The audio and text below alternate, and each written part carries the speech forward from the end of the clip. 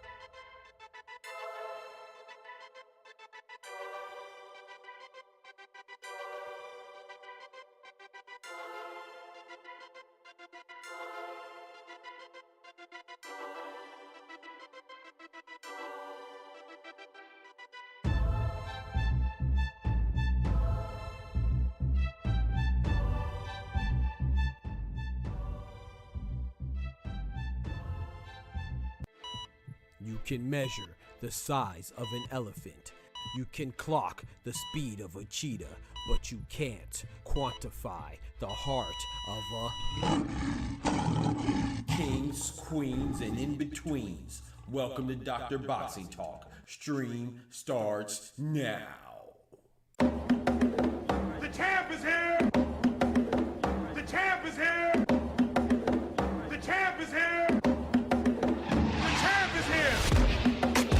The champ is here! The champ is here! The champ is here! The champ is here! If I tell you I'm good, probably you will say I'm boasting. If I tell you I'm no good, you know one line.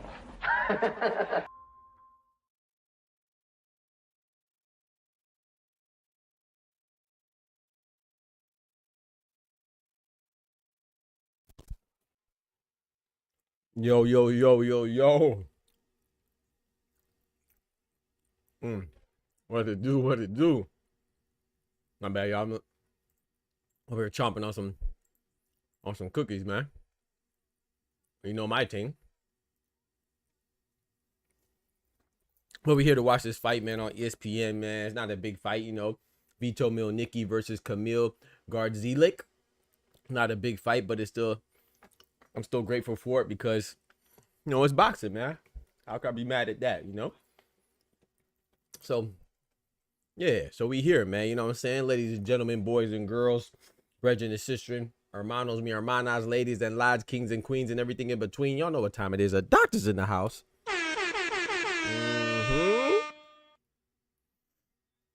We are here, man. We are here. Hit this roll call real quick, man. We got my boy, my brother, Tom Morset in the building. He said, shout out to my YG, Lysandra Contreras. Yeah, man, she's 20 years old. She dropped in the first round. I said, whoa. Dropped in the first round, bro. Big Jersey team. She should have KO'd that old girl. Yeah, man, they got to give him 3 minutes, man. I ain't gonna lie. Like, I don't know, man. I think if there's a petition to be signed, let me know and I'll sign it, man. Because you know, Clarissa Shields has advocated for it. You know, I've seen Amanda Serrano ask for it. I don't know. You know, I mean, I guess every female fighter doesn't want it, you know, but I think 3 minutes is good, man. I think she probably would have got her up out of there if it was 3 minutes for sure. You know, we see that a lot too, like Michaela Mayer. She probably would have never got robbed if it was 3 minute rounds, because she probably would have stopped Natasha Jonas. You know what I'm saying, in their fight that ended in a robbery. You know what I'm saying? So yeah, I think it should be 3 minutes. I never really understood the 2 minutes. You know, I'm sure that people, I don't know. It is what it is, man. Before we get started, though, let's go ahead and say our prayers like we always do. So please join me and bow your heads. Dear Heavenly Father, Lord, thank you for your blessings. Thank you for all that you have done for us. Thank you for leading us into this wonderful weekend, Lord. And let's just be happy and grateful and appreciative of everything that we have, you know, and not focus on what we don't have or focus on our shortcomings, but focus on the times that you led us through, you know, the tough times, the most difficult times, and the times that you allowed us to feel good and had your the bright light of blessings shine upon us, Lord. Because even when we don't feel like we're being blessed, we are blessed, you know, especially if we have another day to live and to breathe and experience and time to spend with our loved ones. We definitely blessed. So we thank you, Lord, for everything. Ask you to forgive us for our sins and take away that spirit of ungratefulness and that spirit of comparing yourself to others and your position and where you're at, Lord. So we have to have faith and strength to know that we will reap what is ours in due season. In Jesus' name, amen. Let's get it, man. He said 2-minute rounds is the reason why you don't see a lot of KOs. Yeah, exactly. Like, I understand that, you know, they probably did it for, you know, biological reasons and stuff like that. I get it, but I think they should revisit that, you know, because at the end of the day, it's not like, even if it's 3 minutes, it's still 3 minutes against another woman. You know what I'm saying? It's not like it's 3 minutes against another species or another gender or something like that, you know? So yeah, I just, but it has to be something that I think should consider the voices of all female boxing experts, aficionados, especially participants. And then, like, of course, everybody's not going to agree, but maybe go with a majority vote. And if the majority votes to keep it 2 minutes, and so be it. But if the majority votes for 3 minutes, let's make that transition. I say 2-minute rounds are in place because women don't have the same physical endurance or durability as men. Yeah, exactly. Yeah. Yep. Which I also agree. I think it is wild. Got a knockdown already for Fernandez versus Flemings. We got an Argentine boxer versus American boxer. We already see a knockdown, man, in the first round. They're going at it, man. Did anybody watch the WBC? That WBC joint was crazy. The Grand Prix joint?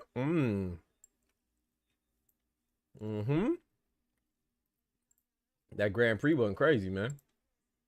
Well, some of the fights weren't the best, but. And then forget all that. That Galal fight doc. I read Harvey Doc. I said Galal fight doc. That Galal fight. A lot of people gonna talk trash about Galal because I know he was the favorite, and he should be the favorite, and he should have won. You know what I'm saying? As far as having the skills to win. But people don't realize that Francisco Rodriguez, because they don't watch boxing, Francisco Rodriguez Jr., you know, he's been in the ring with legendary fighters like Roman Chocolatito Gonzalez. He only has one stoppage. I think he has like 6 losses or 7 losses, but he only has one stoppage, and that's to Roman Gonzalez. There's no shame in that. The fight is over with in the first round. Oh, Fleming's doing his Dougie. Oh.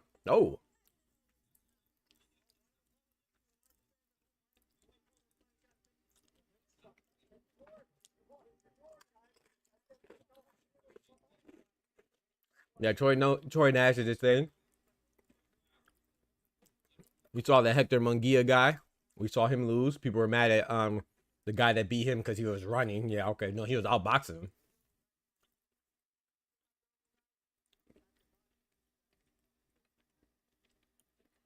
What's his name? Something Lee. I can't remember the dude's name. Lee, the American fighter against the Mexican fighter. And of course, you know, ignorant folks in the chat talking about he was running, you know, he was boxing.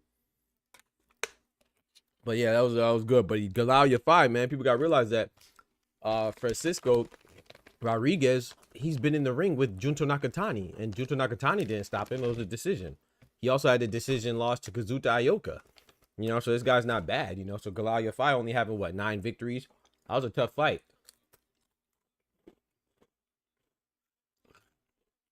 That buddy has got packed up so fast, Doc ain't even get a chance to come to fight. Right. I didn't get to come to fight. Got him up out there. It was over with. Shout out to my guy Canelo. But yeah, I want to say this too, though. Galal 5, I'm not saying karma.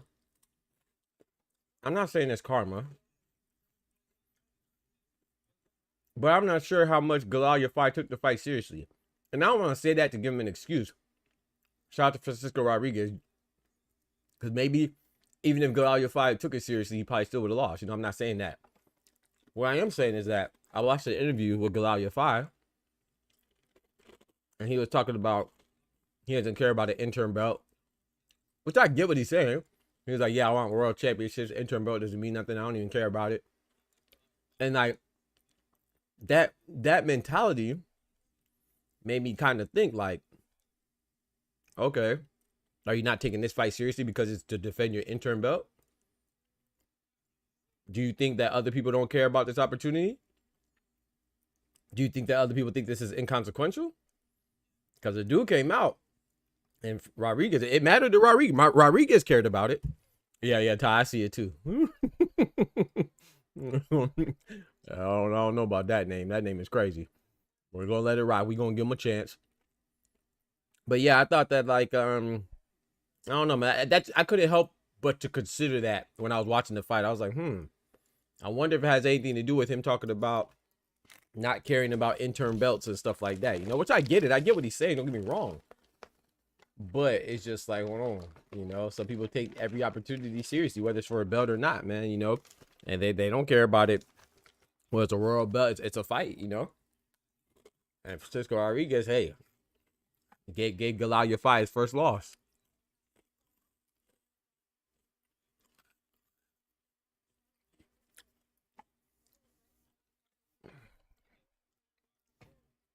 My brother Tufo in the building.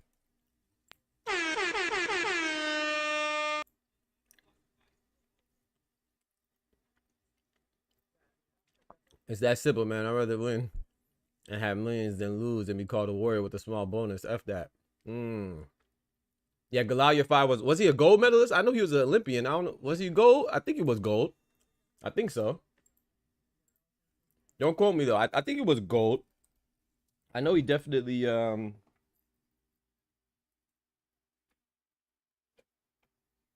he was an Olympian.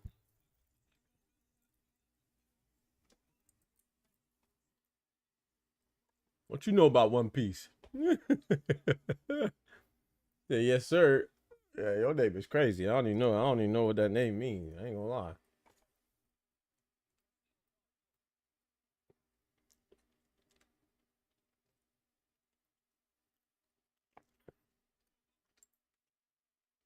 He was a 2020 gold medalist. Okay, yeah, okay. Shout out to you. I know he won like silver as well, and like I want to say some other British games or something like that. I knew he was an Olympian, but I wasn't sure if he was gold or not. Yeah, shout out to Galalia 5, but hey man, it's different.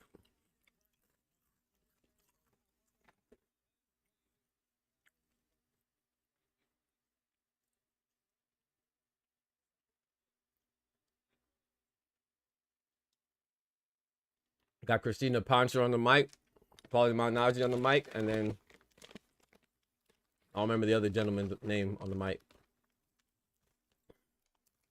Got Brandon Lee coming up, 29-0. Brandon Lee. Let's see what he has, man. I need Brandon Lee to start stepping it up, though. I ain't gonna lie to you. I think it's about time that Brandon Lee, 29-0, starts stepping up competition, man.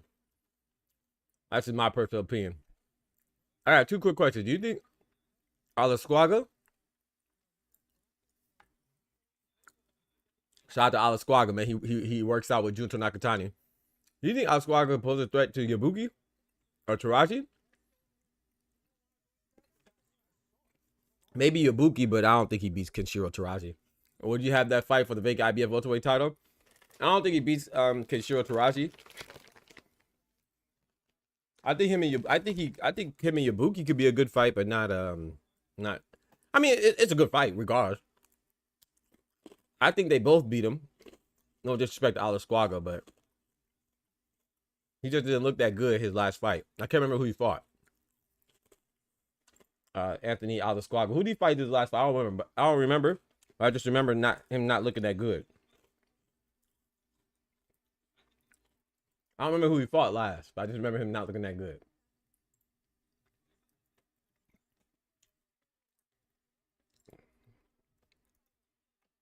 Let me see. I have to look it up. Yo, Kendrick in the building was good. Yeah, he fought Hiroto Kayaguchi. It was a unanimous decision. And the scorecards are crazy. Like scorecard had a 117, 110. Another scorecard had a 114, 113. The other one had a 118, 109. And I have to go back and watch it again. But I remember it not looking that good. So yeah, maybe he could beat Yabuki, but I don't think he beats Kishiro Taraji. What about you? Kendrick, what's good, my brother? Big member in the building.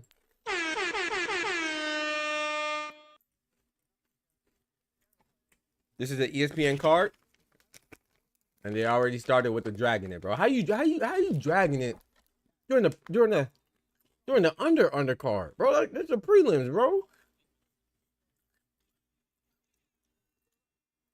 Why aren't they ready to fight the next fight? I'm lying. This might be the main card now. This might be the main card still. Because I think the next fight's Brandon Lee. Yeah, it's the main card now. Still, though, it's the first fight on the main card, bro. What are we doing?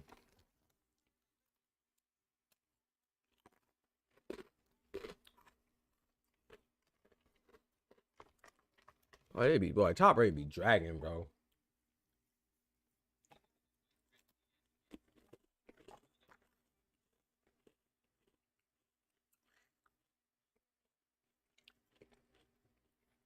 Bro, I can't read.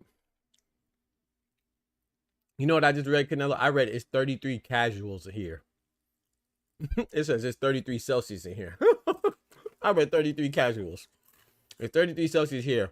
Hot as hell even at night. How can y'all eat? I'm telling you. But I don't know how we do it, man. We built different. It is hot in Florida, bro. You ain't lying.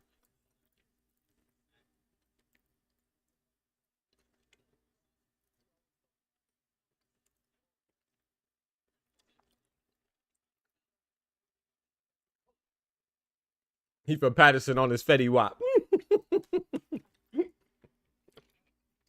My trap queen on the thing though.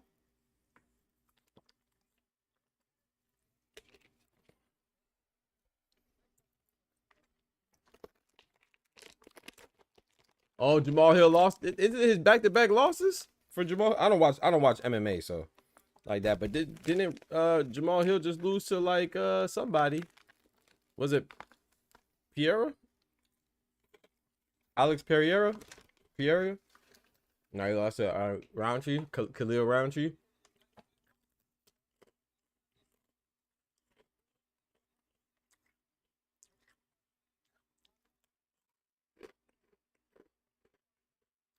Oh, Jamal Hill's a hype dog? Oh, wow. Dang, I didn't know that. Okay, I don't really watch MMA, though. I'm familiar with some guys, though.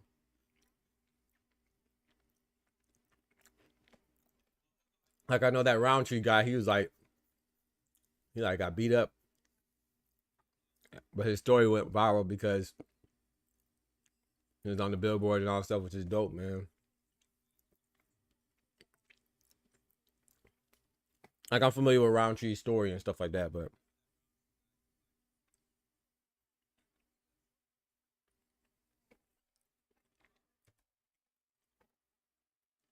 did your bro that Galal fight? That was a pretty good card. I mean, well, a pretty good fight.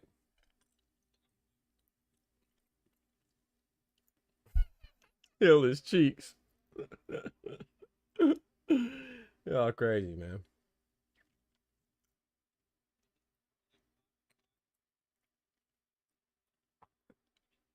Hey, one time for Paulie Malignaggi though, man. Paulie Malignaggi about to have a bare knuckle fight. About to have a bare knuckle fight it's soon, like next month or something, or next week.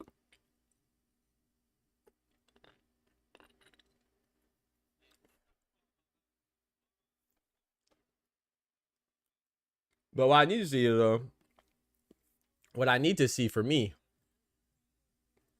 is some gosh dang fights right now, bro. Like what is going on, bro? What's up with Brandon Lee, bro? I really don't understand, bro. Like how the card just start and they ain't ready.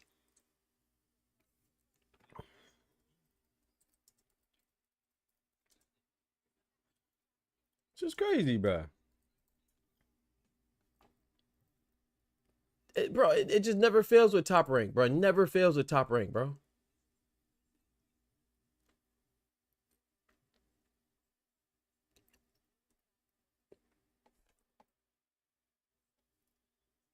So Dwight, what's his name? Dwight? That's how you pronounce his name? Dwight Flemings? Damn. He just beat Damian Fernandez. So now we're waiting on Brandon Lee versus Elias Araujo. Okay, back-to-back American versus Argentinian fighters. Back-to-back. So Flemings was an American fighter versus Fernandez, excuse me, Argentinian fighter.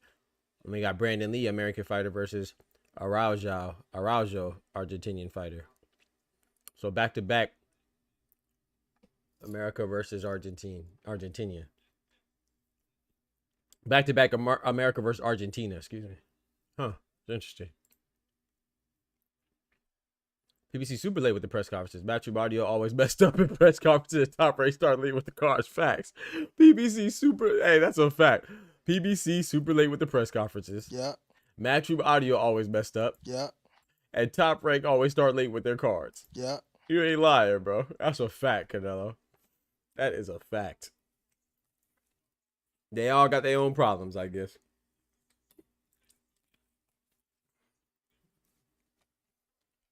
So Matchup audio always messed up. That's a fact. You ain't lying, bro.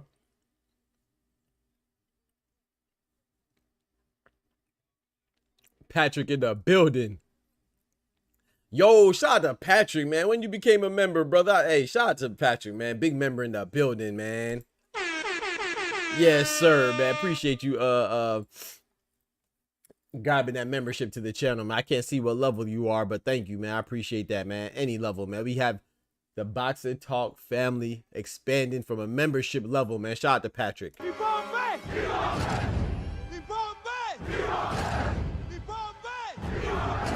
Yes, sir, man. Woo, Boxing Talk family growing. Let's get right, man. Thank you, brother. I appreciate it, man. Shout out to all the members, man. Appreciate you. Shout out to Kendrick. Shout out to Ty. Shout out to Patrick.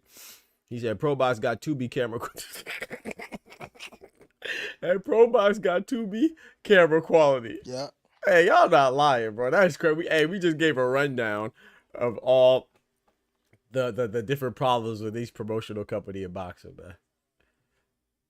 And then that's crazy.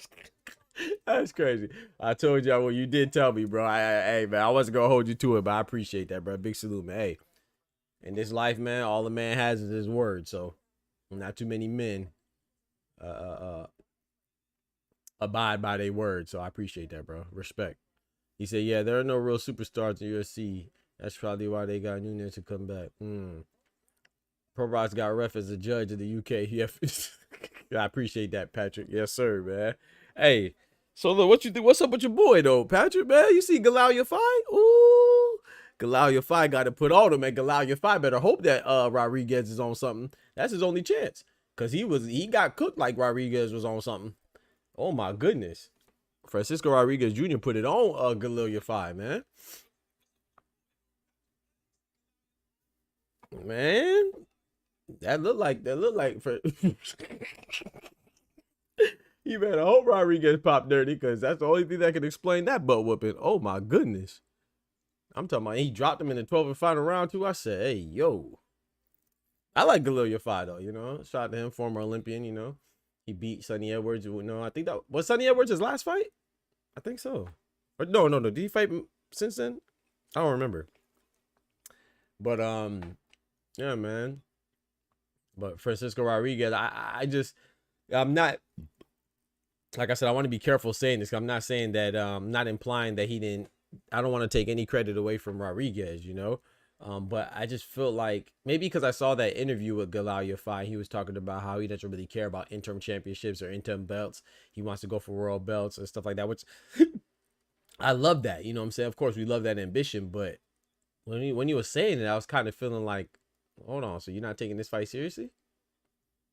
Like, I hope you're not overlooking the opponent. One thing to overlook the belt and be like, okay, I'm not satisfied. But it's another thing to not take the fight in its entirety seriously, you know what I'm saying? Then you make that statement and then you come out and get mollywopped.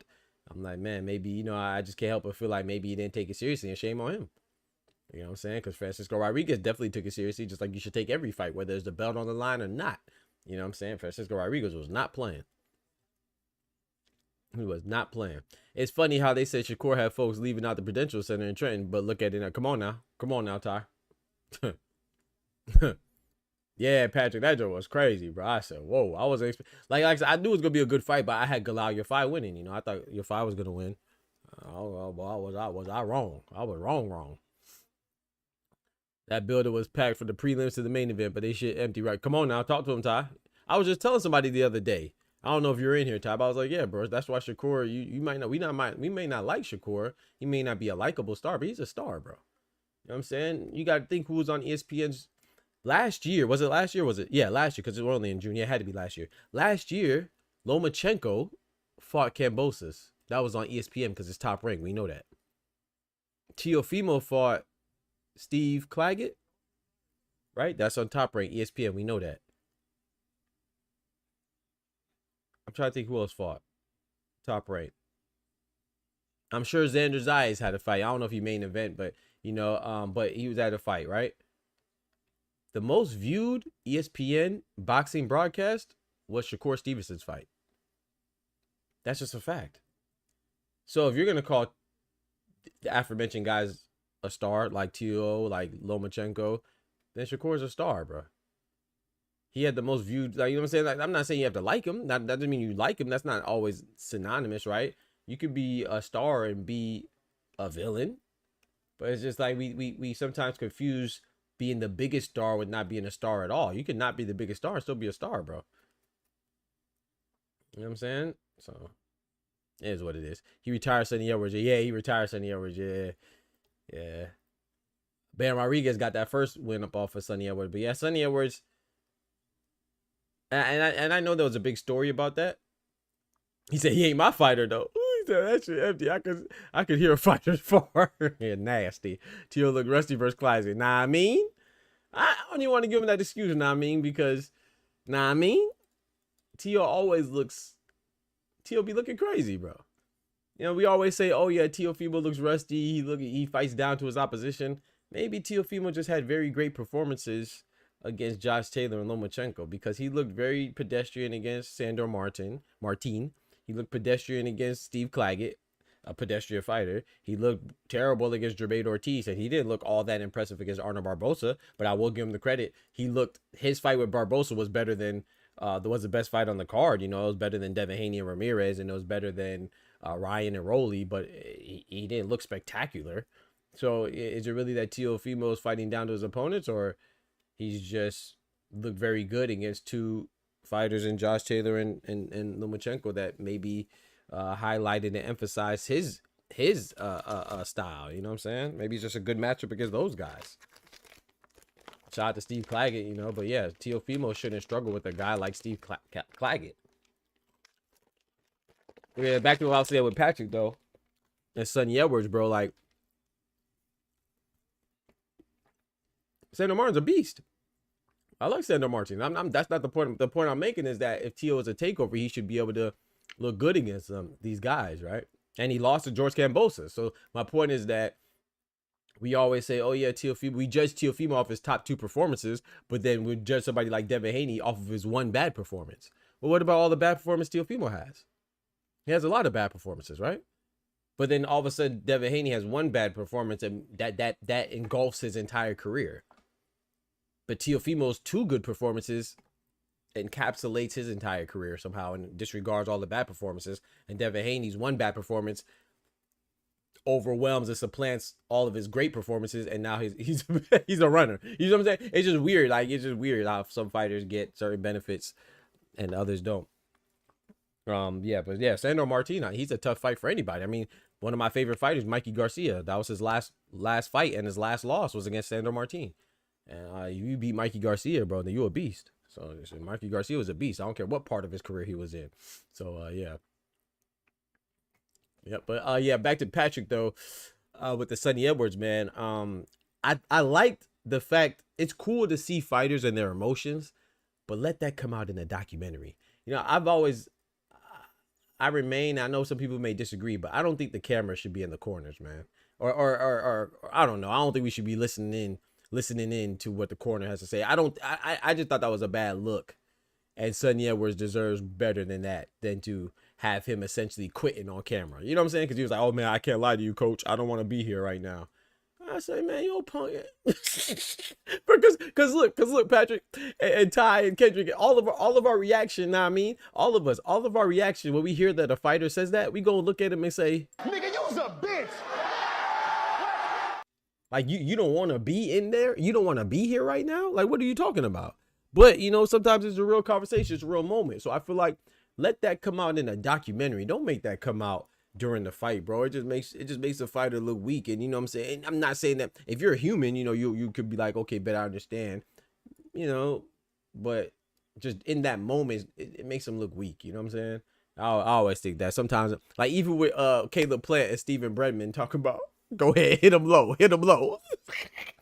Bredman telling Caleb Plant to hit Resendez low. Come on, bro. And we caught that on camera. Come on, bro. Yeah, nah, I mean, it's like a mental breakdown. Like I said, I'm not saying, of course, it's okay. You know, sometimes it is good to be vulnerable. I'm not saying that, but sometimes I think it's just, let them have their moment, bro. Like, get out the corner, bro. Let them have a little bit of privacy, man. That's just my opinion. I don't know. He said, Shakur puso culos and asientos. Talk to him. Puts butts in the seats is what my boy just said. Come on now. You know I know my Spanish now, Ty. You feel me? You know what I'm saying? República de Dominicana. You know what I'm talking about? Shakur puts butts in the seats is what my boy just said. Shakur puso culos and asientos. Excuse me. He said Tank may lose to Roach again. Hey, stop that. I'm not even gonna read that message. Stop it. I'm gonna stop you right there. Don't even say that. Don't you put that in the universe, Canelo. Don't you do that. We ain't even gonna read that. You watched the Grand Prix today? Come on, man. You know I did, Patrick. You know I watched the Grand Prix from 8 a.m. for me all the way to what, like 3, man. That thing went crazy, man. You know, I saw the American fighter beat Hector Munguia, excuse me, the Mexican fighter. Yeah, America did pretty good, man. There was a couple heavyweights in there too. I saw Troy Nash did his thing, you know. Yeah, I watched it. I got Jahai Tucker today. I think that's a Jahi Tucker. I didn't know he was 22. I knew he was young, but I didn't know he's that young. He's only 22. And Lorenzo Simpson's only like 25 or something. I didn't know they were that young. I knew they were young, but I knew they were in their 20s. I didn't know it was that early though. He said only fights that did better numbers on ESPN Plus was Wilder Fury 2 and Haney versus Kambosos 1. Talk to him, Ty. Talk to him. Tio is delusional, but he can squabble. Yeah, he's a decent fighter. He's a decent fighter. He's a good fighter. You know, I can't take away his accomplishments. Lineal champion, unified champion. Yeah. Tio is a butthole. And he's an idiot. He's an ignorant piece of shit, but he's definitely a good fighter. Yeah, I could never say he's not. In my mind, Tio has more than one L, but officially only one. Yeah, you think who else do you think he lost to? Patrick. I thought he lost to Sandor Martin.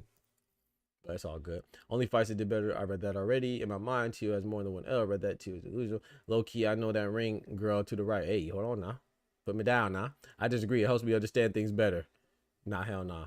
Hell nah. You talking about being in the corner? Nah, man. Some things, nah, man. Hell nah. I mean, look. What is it?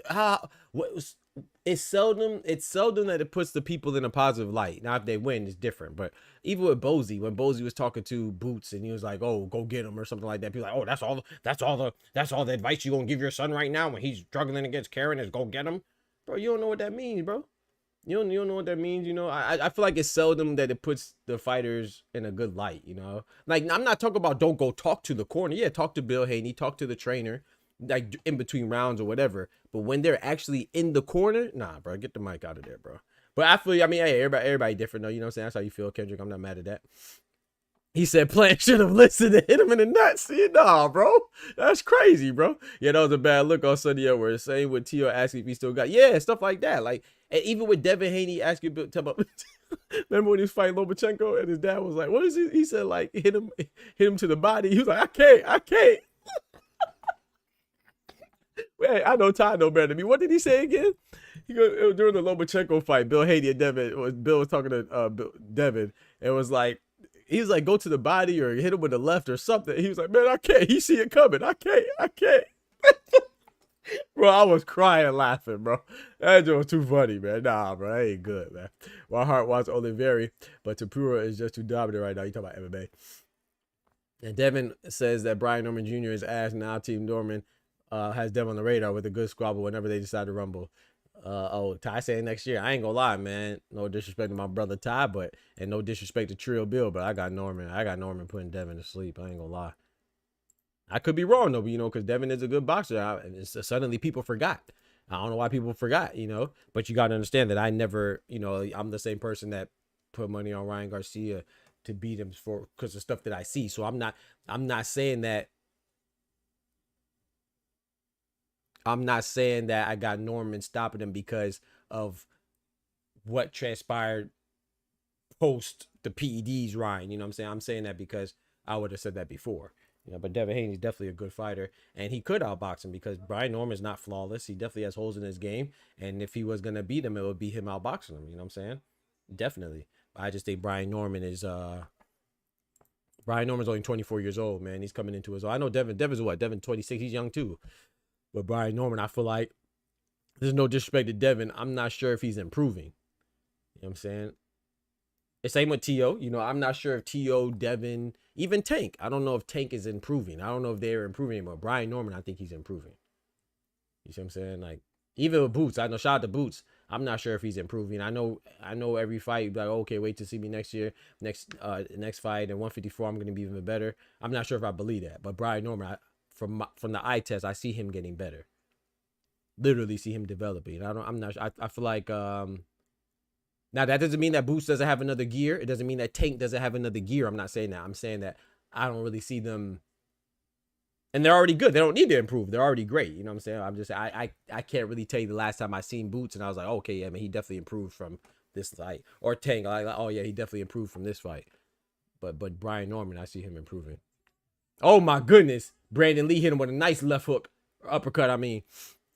No one has to put Devin to sleep yet, though. So I need to see more about Norman. So no one has put Devin. Yeah, and no one has. Hey, first time for everything. Yeah, I agree. No one has ever put him to sleep. That boy got a. Not only does he have he has a lot of heart. That's what he showed us against Ryan, right? The guy was on PEDs and he got up every time.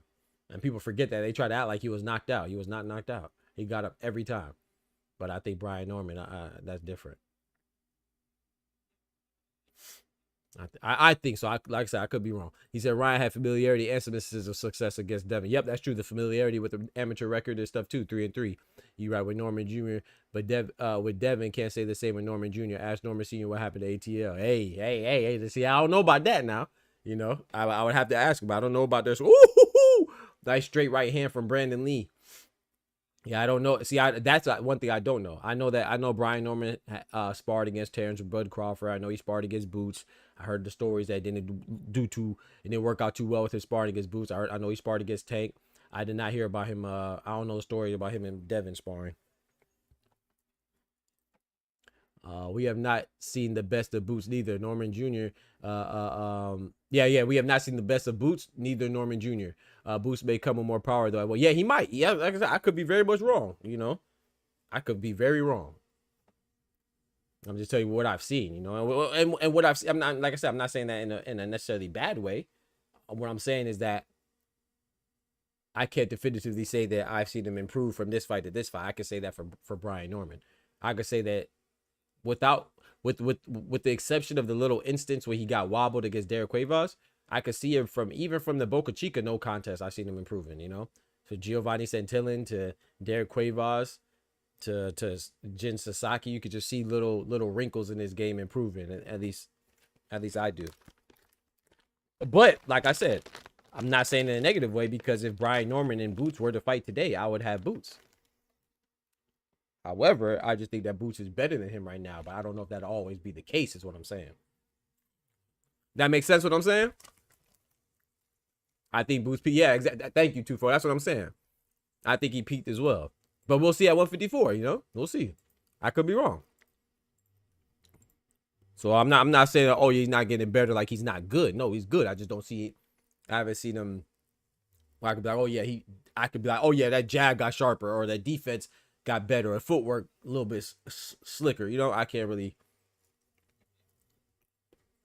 But if they fought today, I would have Boots beating Norman. In a great fight, though. I love that fight. But I would lean towards Boots. He got off on Kid Austin and Tank, but struggled with Devin Shakur and also Hitches. Yo, yeah, I heard about the Shakur one. Yeah, I heard about the Hitches too. I heard about Hitches as well.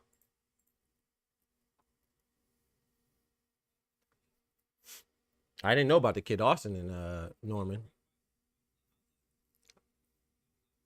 He said, I like Jermell Charlo to let us know that he is active sooner than later. Yeah, man, but I don't know. You think he's coming back at 154 now, I don't know if he's coming back at 154, man. You think so? I hope so, but I don't know, man. I don't know. Yeah, Boots and Charlo will be fire. Yeah, I hear you, Chad. Norman Jr. improved from one fight to another. It's hard to see better with Boots.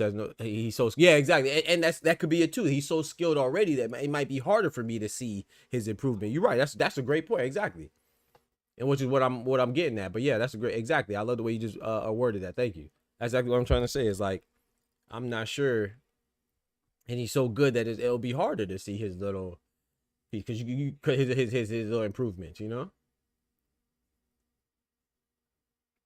But he knows he's getting better. It's like Kobe and Michael, you know, or MJ or something like that. Like, you may not notice it, but you know they can always improve no matter how good you are. You know, was that Danny Garcia in the crowd? I don't know, maybe not. Who's never been pushed to his limit, we may see his best at 154 with the competition. Yeah, I don't know about that.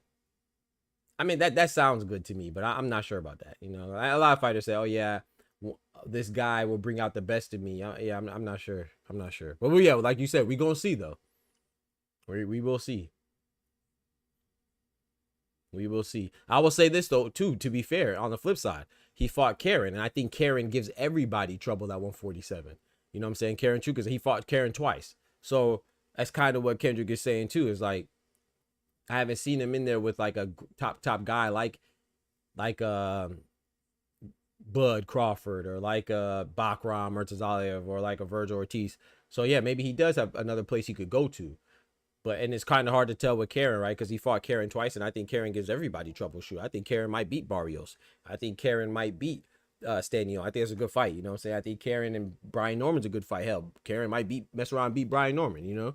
So and he fought him twice. So it is harder to see. He looked damn good against Stanionis for sure. He looked spectacular against Stanionis.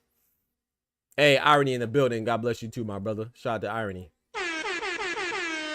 Our guy Ty says that the Kid Austin session only lasted a round, and Norman Sr. got into it with the assistant. Oh, after smacking her. Oh Lord.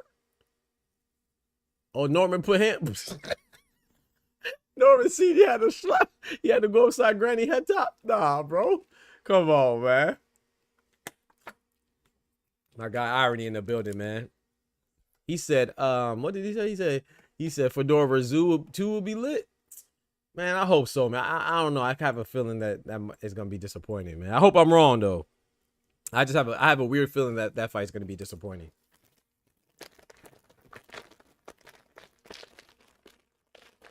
But Norman Jr. did knock out. Ooh, knocked him out. Oh Lord. Oh Lord. Like sleep. Oh Lord. I think Murtazalia probably could bring the best out of Boots. He can move like Karen, but also punch and move. Plus, he's cracky. Yeah. You know what's funny about that though? I see Boots. I see Murtazalia being for Boots what Victor Postal was for Terrence Crawford. That's what I think. What you think about that, Tufo? I think Boots beats Murtazalia, but I don't want that to be the first fight. I want to see Boots at 154 first. But I think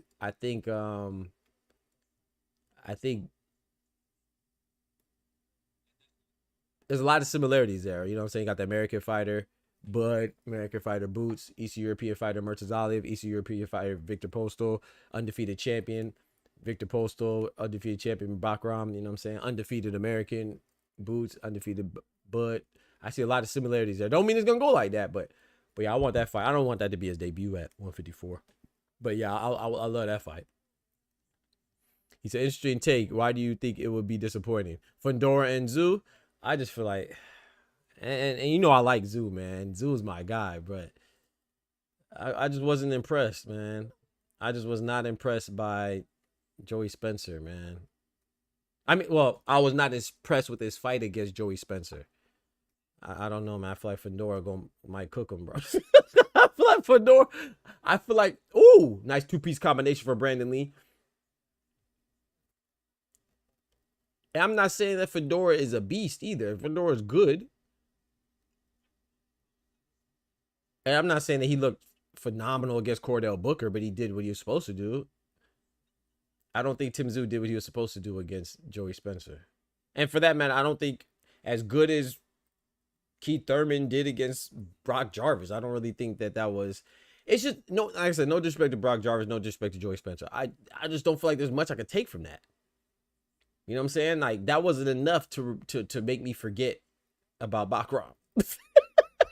It just wasn't enough, bro. Hey, it just wasn't enough, bro. Maybe that's what it is, bro. Maybe that's what it is. Yeah, it just wasn't enough to make me forget about Bakram, bro.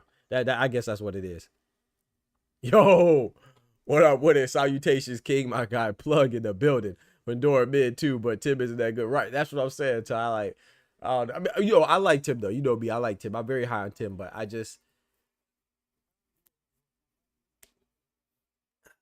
just not sure, man. Tim got to show me, man. I agree, but they were comeback fights. But yeah, a lot remains to be seen. Yeah, they were comeback fights. Yeah, I don't know. I'm just not convinced. He stayed loyal to the home team instead of jumping ship for a bag. Azuvator 2 is all right, but I want to see Thurman versus Tszyu. They did Thurman wrong. How Tszyu coming back for a title after one win, crazy. Yeah, I would like to see Thurman versus Tszyu. I'd have preferred that as well. Doc said it's going to be disappointed because Tim...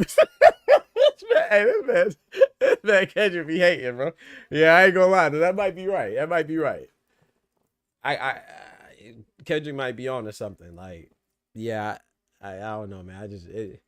I don't know, man. And you know what's crazy? Tim Tszyu's not he ain't no old rooster. He's not a spring chicken, but he definitely no old rooster.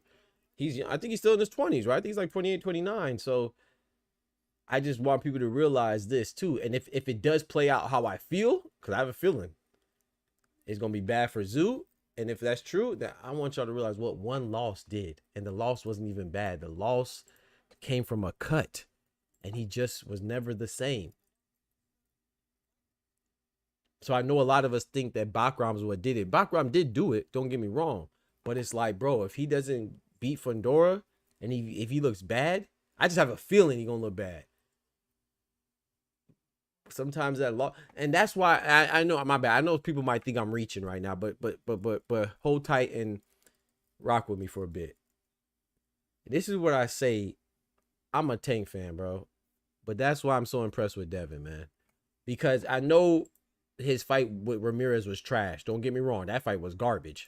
Know your fucking place, trash. The fight with Ramirez was garbage, but if Tim Tszyu is not the same because he lost a fight due to a cut and never bounced back from that, imagine getting punched on, knocked down multiple times from a guy that cheated. It get brutalized, and the man came back and did what he did against Ramirez. Now it wasn't entertaining, but he's still able. That takes some mental fortitude, bro.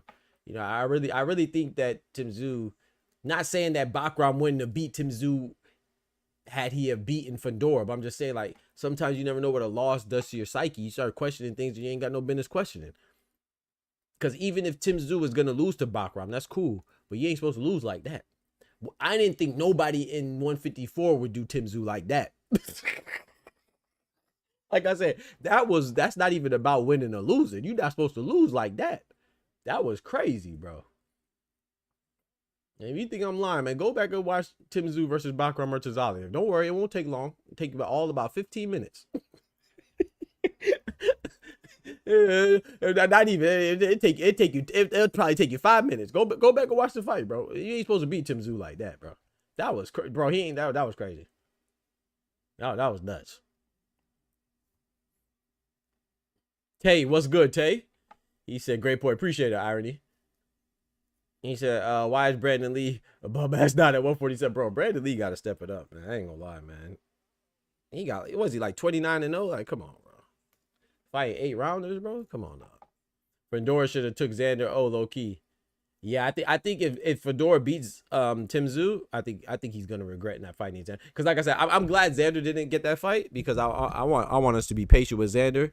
You know what I'm saying? Same with Abdullah Mason, same with Kid Austin. But Kid Austin, my patience ran thin with him because of his father and the way he called out Shakur and then ducked out of it. But, you know, I think we should be patient with the young fighters. So I'm glad Xander didn't get that fight with Fedora, but I think Xander's just going to get better. And Fedora, if he beats Zoo, he might regret not fighting Xander at the time he did. Because I don't think I thought Fedora would beat Xander now. But I said, like, in a year, man, Xander going to be hard to deal with, in my personal opinion. Tay, what's good? He says, that Robert Garcia. Oh, I wasn't even paying attention, bro. My bad. I ain't even look. In Araujo's corner, in the Argentinians' corner, in the Argentines' corner, I don't know. I was impressed with Keith Thurman being off for 2 years just to pull out the fight with the best Aussie in boxing. Nah, I don't hold that against. I think we had this discussion before, I mean, but I disagree with you there. He tore his bicep, man. It's like when Archer Beterbiev tore his knee, his meniscus. I don't hold injury. I mean, like I said, you do your thing. I ain't knocking it, but I don't hold injuries against. I mean, it's like Virgil Ortiz right now. You know, it's like, did he duck boots because of his hand? I mean, I don't think so. But if you think Keith Thurman did, then we have to keep the same energy, in my personal opinion, just for the sake of consistency, right? If Keith Thurman ducked Zoo because he tore his bicep, then that means Beterbiev ducked Bivol the first time because he tore his knee, and Virgil Ortiz just ducked John Boots-Ennis because he hurt his hand, and everybody else that gets injured is, I don't know. I'm not saying that fighters don't have phantom injuries now, but did Subra Matias duck Teofimo because they were supposed to fight because he hurt his hand? I don't know. Did Lomachenko just duck Tank because his neck and his back was hurt? My neck and my back. I mean, I don't know. I don't know. I give him the benefit of the doubt. Thurman already had 2 years off before he was set to fight Zoo. What's it got to do with it? You got 5 years off. That don't mean you can't get injured. You're not impervious to injury because you have time off. What does that mean? I mean, I think that's all the more reason for you to get injured, because he probably wasn't training in those 2 years. Then he came back trying to ramp up his training, and his body wasn't adjusted or accustomed to training with such rigor, you know what I'm saying, at that moment. So that rigorous training, that overexertion is probably what, you know, facilitated the injury, you know, because like you said, he was off for 2 years. So probably more prone to injury because he was gone for so long. He said Baccarat made Tim Zulu like he was like he did something wrong at school. I'm telling you, bro. What my boy Ty say? BTA, belt to ass, boy. Gosh dang. Just like I know Brandon Lee is ass because I dropped him off in Vegas. Ooh, put that pressure on him. That pressure. Condition is paramount even for an opportunity just like Thurman. So wait, hold on. Let me get this right. So you're saying that him fighting Tim Zhu, he's an opportunist and he's a duck at the same time? Who was he taking advantage of as an opportunist? I think he tried to be opportunist against Manny Pacquiao in some sort of a way. I agree with that part, but other than that, who else was he opportunist on? Brandon Lee is 5'10" and walks around at 170 plus, hasn't made 140 however long, but fights mad catch. Yep, but folks talk about them. Yeah, facts. I agree with you on that, Ty. And Brandon Lee's 29-0. This is crazy, bro. He needs to step up. Bro, you gotta understand. He's 29-0. Like, what are we doing, bro? Andy Cruz is about to have a title shot. He's what, 7-0? 6-0? This man's 29-0. He's still fighting 8-rounders. Brian Norman Jr. is his whole champion right now. Had 2 defenses. He got more fights than him. Man, it's so funny. Whatever. I ain't, Brandon Lee. I like Brandon Lee, but you got to step up, man. This is getting ridiculous now. 29-0 is crazy, and an 8-rounder is crazy. 29-0 and an 8-rounder is crazy, bro.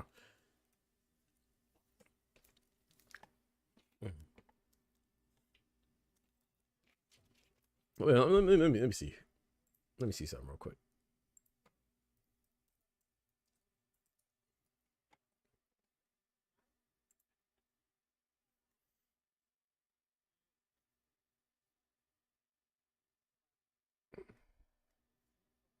Yeah, man. Yeah. 26 years old. Nah, man, stop it, bro.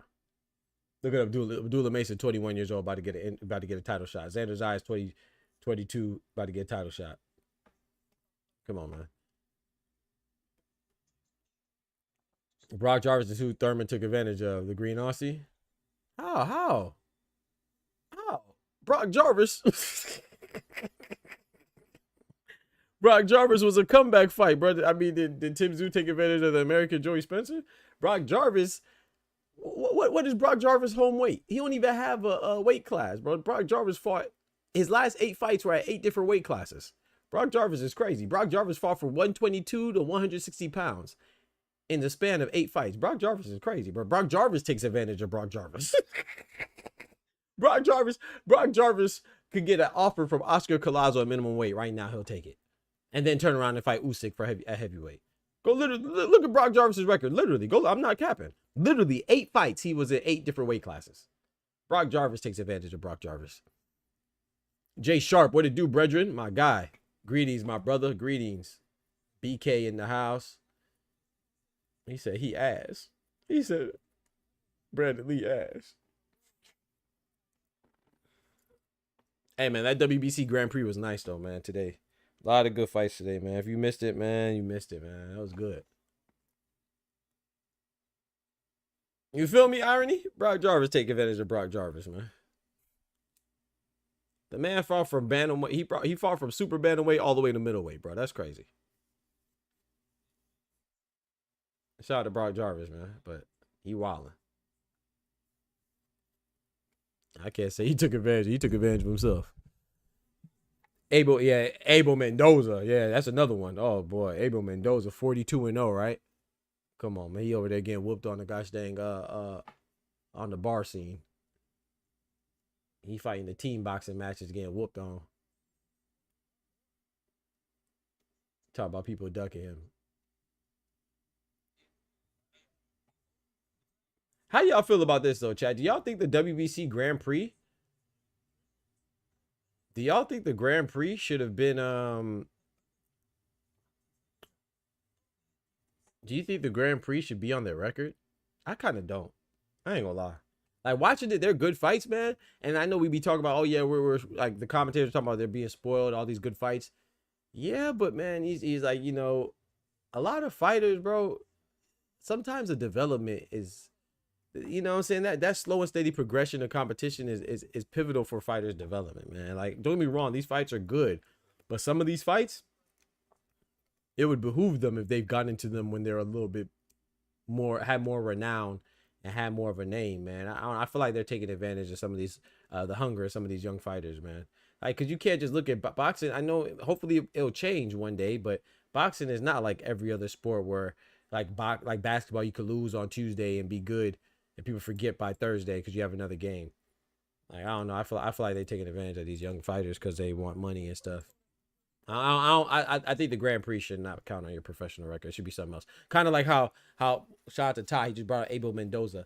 That little team boxing stuff, you know, where they got like Team Atlanta versus Team Los Angeles. That doesn't count on their professional boxing record. You know what I'm saying? It's something else. That's how I think the Grand Prix should be. I think it should be something else, bro. Because some of these guys that are losing, man, these are some good fights, man. And it's like, bro, like they're encountering each other too early. I know that might sound soft, but it's just like, it's a reality. The reality is that fighters' stock goes down dramatically if they take a L early, bro. It is what it is. You know what I'm saying? Now, if you're a Mexican fighter, not so much. If you're a Filipino fighter, not so much. But if you're an American fighter, you have a, man, that's detrimental. TCL, thank you, Ted. Yeah, the Team Combat League. Thank you, TCL, Team Combat League. Thank you. Exactly. Team Combat League, that doesn't count on your professional record. It's something else. You know what I'm saying? So that's why I think it should be treated like the Team Combat League, the TCL. Some fights are mismatches indeed and career ruining. Yeah, bro. Like, don't get me wrong, I like it. I love it. I like it. But like, for example, like if they were on the Grand Prix, we could see Carmel Moulton versus Zaquin Moses. Nah, bro, that's too early, bro. I know some people saying, "Oh, let them fight now because they could bounce back." No, bro, not American fighters. I mean, but to each, you know what I'm saying? I ain't gonna complain too much. You know, I'll watch it. They quit Moses, and I'm not saying that they don't. I'm not saying for them not to fight each other till they're 30. But what I'm saying is like let them get a belt. Let that be a unification fight or something like that. Something be at stakes. There's no let the stakes be high and raised. In my personal opinion, is this ring 16 by 6? It does look small. That's a pay to ring. That's a pay to ring. Like even the Hector Munguia guy. You know, he just lost to the American Lee. I can't remember his first name, something Lee. Iman Lee, I believe his name was, or is. Like Hector Munguia, like he ain't need to take that L right now.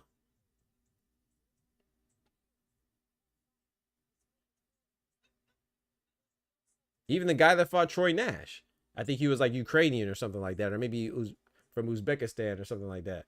He didn't have to take that L right now. I like there. I appreciate that, bro. Thank you. I be trying to make sense a little bit. Brandon Lee, biggest fuck, and didn't get Buddy little ass up out of there. He came from 135. Meanwhile, he fight him at 143. Yeah, Brandon Lee does look big. But and that's what I was watching that too. You know, with the Hector Munguia Jr. stuff versus that American Lee. And a lot of people are talking about, oh, he's a weight bully. Brandon Lee look like a weight bully right here. People ain't saying nothing. Ja Patai looked like a weight bully against Claudio Squelo. Nobody said nothing. Kind of like what Ty was saying about Devin Haney. It's like we call out certain people for being bigger and not saying nothing. You know, Gustavo Limos came in 6 pounds heavy against Keyshawn Davis. We ain't say nothing. Ryan Garcia literally came in 3 pounds heavy against Haney. Nobody said nothing. You know, Keyshawn Davis tried to come in 8 pounds heavy. I mean 8 pounds. 4 pounds heavier against De Los Santos. So it's like, not saying it's right, but just because someone's taller does not equate to them being bigger. And if you make the weight, it doesn't matter. You know, put that in your contract, bitch. My bad if I missed a message. I'm trying not to miss anybody messages. If I do, I apologize. 154 division is crazy. Yeah, I think that's the best division in boxing for me. Especially when you add Boots to that mix. Oh man, it just got better. It was already lit. Now that fire even bigger now. If it was a forest fire, that thing sweeping the globe.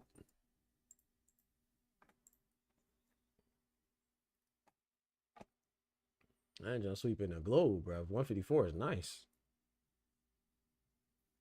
I hope I don't know, man. If I could pick, if y'all could pick anybody to become undisputed at 154, who do you think it would be?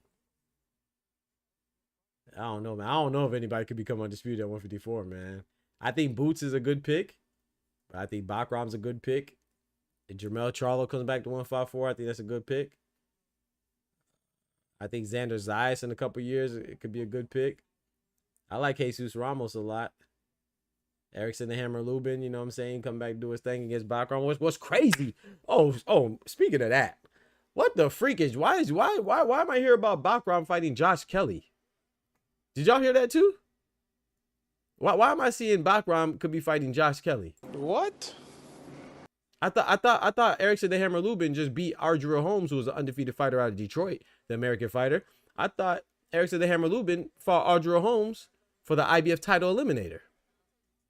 So why are we talking about Bakram fighting Josh Kelly? And remember I said this now. Remember when I said that don't be surprised if the IBF, if Andy Cruz doesn't get a title shot against Raymond Morataya immediately? Because guess what? That's another IBF title eliminator. I tell y'all, IBF title eliminators does not mean that you're going to get a title shot immediately. It means that you are going to get it eventually, but it doesn't mean that it's imminent. You know what I'm saying? So right now we know Erickson the Hammer Lubin versus Ardrew Holmes. That was an IBF title eliminator 154.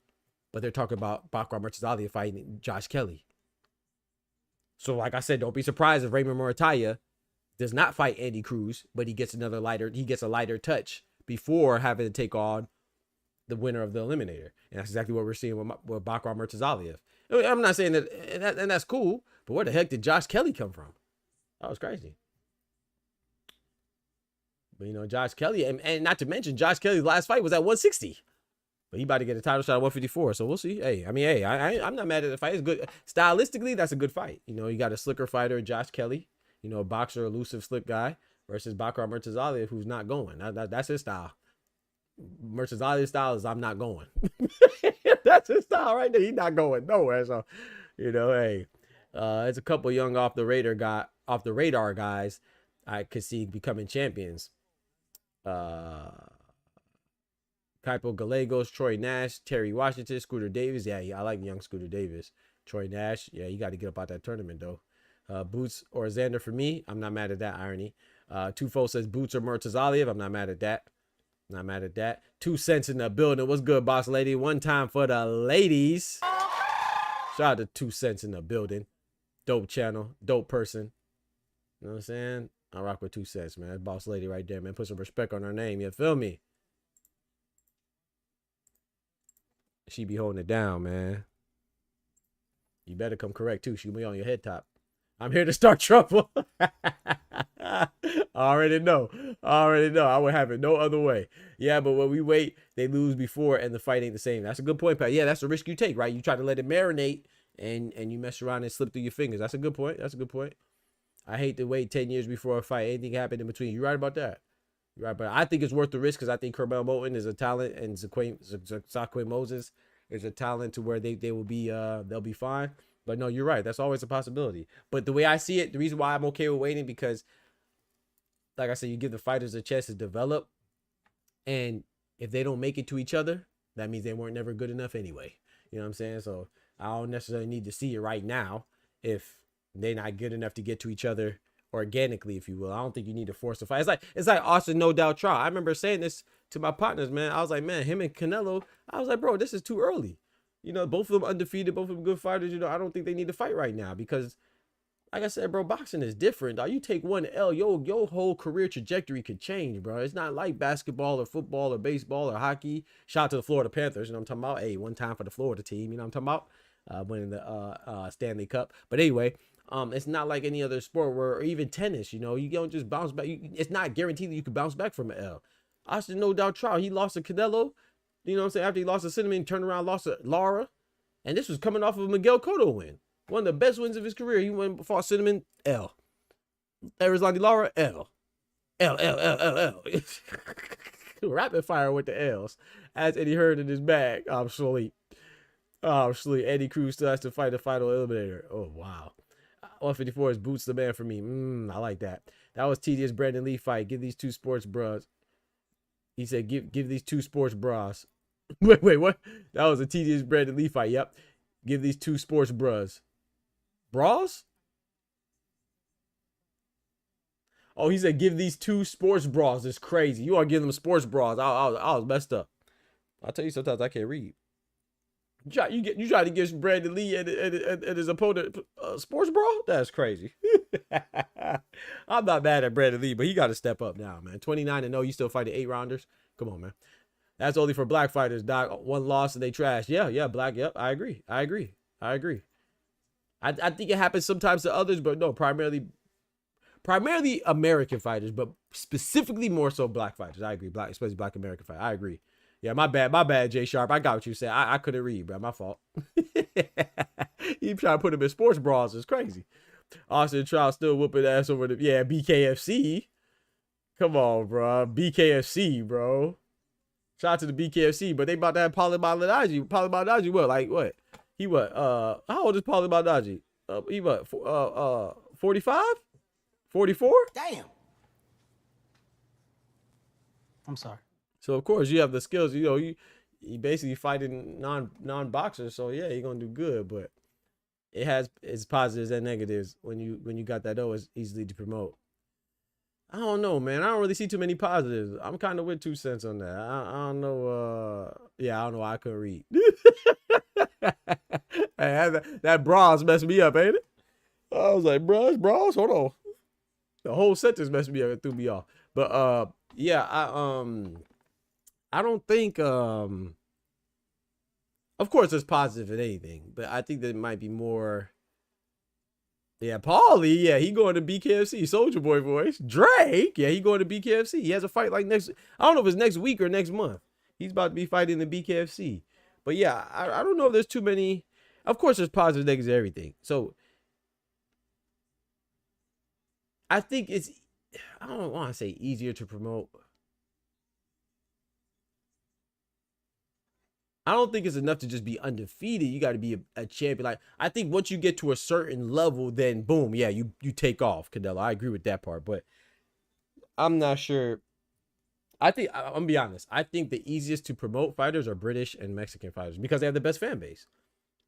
You know what I'm saying? To me, they have the strongest fan base, you know, in boxing. So they're the easiest to promote. I mean, look at the guys like, you know, I like Jaime Munguia, I like Zurdo Ramirez, but let's face it, right? A lot of their records were padded and they had a lot of hype without really beating anybody, you know? I don't think that you could get away with that in America. I'll give you another example too. Can you imagine 2 heavyweights, essentially the same age, coming up in the same division and both being from America and not fighting each other? You can't imagine that, right? They would have been fought each other, right? But not in England. I mean, how the hell did AJ and Tyson Fury get away for all these years and not fighting each other? If they're American, bro, they would have fought each other in the gosh dang they would have fought each other in the third fight of their career. But people don't care as much because, you know, they don't try to predicate one's career off of fighting one person or rival. Like, you could be good or considered to be good with losses, without losses, with big fights, without big fights. So I don't know. I think people just change things. He said IBF rules. Raymond won't have a mandatory until 9 months from being. Yeah, that's what I told people. Yeah. IBF rules. Yeah, you know, not even just 9 months minimum. It's not a 9 months or earliest, I should say. He has 9 to 12 months. So 9 months to a year before he has to fight his mandatory. Yep, I agree. Yeah, so we might not even get that fight for a little minute. But I think with the public demand and with Eddie Hearn promoting Andy Cruz, I don't think he's going to be able to dip and dodge that fight for that long. What you think, Ty? I think the public demand is going to be there, so I don't know if he'll be able to avoid it for that long. Facts, 2 cents. He got 5 losses. It's crazy. I agree. Yeah, look, that's a good example. Like Lomachenko, like, you know, it's like he's 18-3. He has a loss every 7 fights. And I know irony about to get on my head top, but you know, it's just a harsh reality. You know, it's like, can you imagine if Tank had 3 losses, even Shakur had 3 losses, or give me another American. I don't know. Give me another American. Terrence Crawford had 3 losses. Spence had 3 losses. Yeah, we saw what Deontay Wilder had with 1. Deontay Wilder was trash. He lost to Deontay Wilder was part of a fight to name the best heavyweight in the world. And how is one person losing trash? No one says Tyson Fury's trash because he lost to Usyk. But when Deontay Wilder lost to Tyson Fury, he was trash. You know what I'm saying? No one said Tyson Fury was trash when he took his first L to Usyk. Nobody said, you know what I'm saying? Look at Errol Spence. Errol Spence, I know that's a little different because of car accident. He was a little deteriorated, dehydrated, and stuff like that. Staying at 147 for too long. But he lost to Terrence Crawford. They're both on the pound for pound list. All of a sudden, Errol Spence is trash. It's 1 loss. Devin Haney, the dude cheated. He was on PEDs. He's trash. And he didn't even lose. There was no contest. Now he's trash. Youngest undisputed champion in the 4-belt era as a male. He lost to a guy that cheated, so he didn't even lose, but he's trash.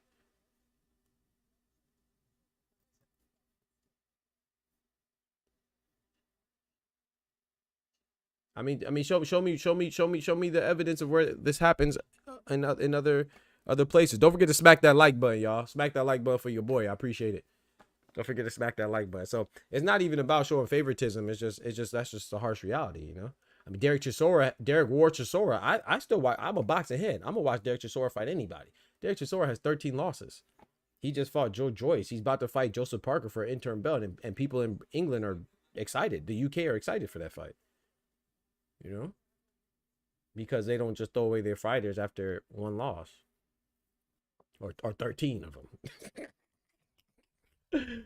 Oh man, that's why the U.S. boxing fan base is a joke. I agree, but it's not even just you. But it's also us as Americans, but also the other worlds, other nations in the world, their outlook on us as well. You see what I'm saying? Like, they lose once and, oh, we lose once. It comes from within, but it also comes from outside as well. Look at Tank. Tank has a draw with Lamont Roach. He didn't even have an L. Now all of a sudden everybody questioning Tank. Tank is trash. He's overrated. He's overhyped. He's cherry picks. What? Gervonta Tank Davis has a win on his record, and that guy is a champion right now at 147, Mario Barrios. But then you'll tell me he hasn't fought anybody. Isa Pitbull Cruz, after he lost to Tank, he went on and became a champion at a higher division at 140. But then you tell me he hasn't fought anybody. Has he fought the fights that we want to see, that I want to see? No, he didn't fight Shakur Stevenson. He hasn't been involved in unification. He let Lomachenko unfortunately slip through his fingers. But to say he hasn't fought nobody is crazy. I mean, his first title came from undefeated Jose Pedraza. It's so funny that we give Ernesto Tito Mercado credit for beating Pedraza as a good name on his resume. He beat him like 10 years and 1,500 losses later than after Tank. You know what I'm saying? So what are we talking about, bro? People just told me that Pedraza was a good win for Keyshawn Davis and Tito Mercado, and a good win for Lomachenko. Tank beat him first.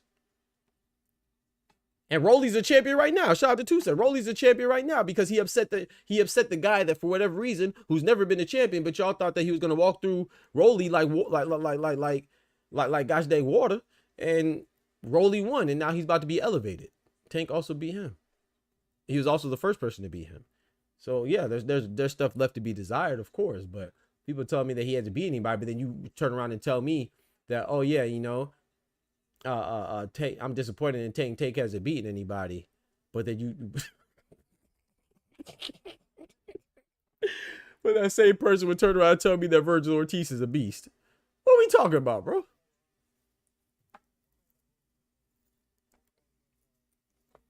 Same people, bro. Same people, bro. Even the undefeated ones get hammered with unfair criticism. Bud boost. Yeah, especially Bud. Bud get a lot of hate. Gold member, what it do? What's good, gold member? Has Norman Neely fought yet? I don't think so. Let me look. Norman Neely. No, that was on the undercard. Yeah, they fought already. He fought James Willis, right? Yeah, they fought already.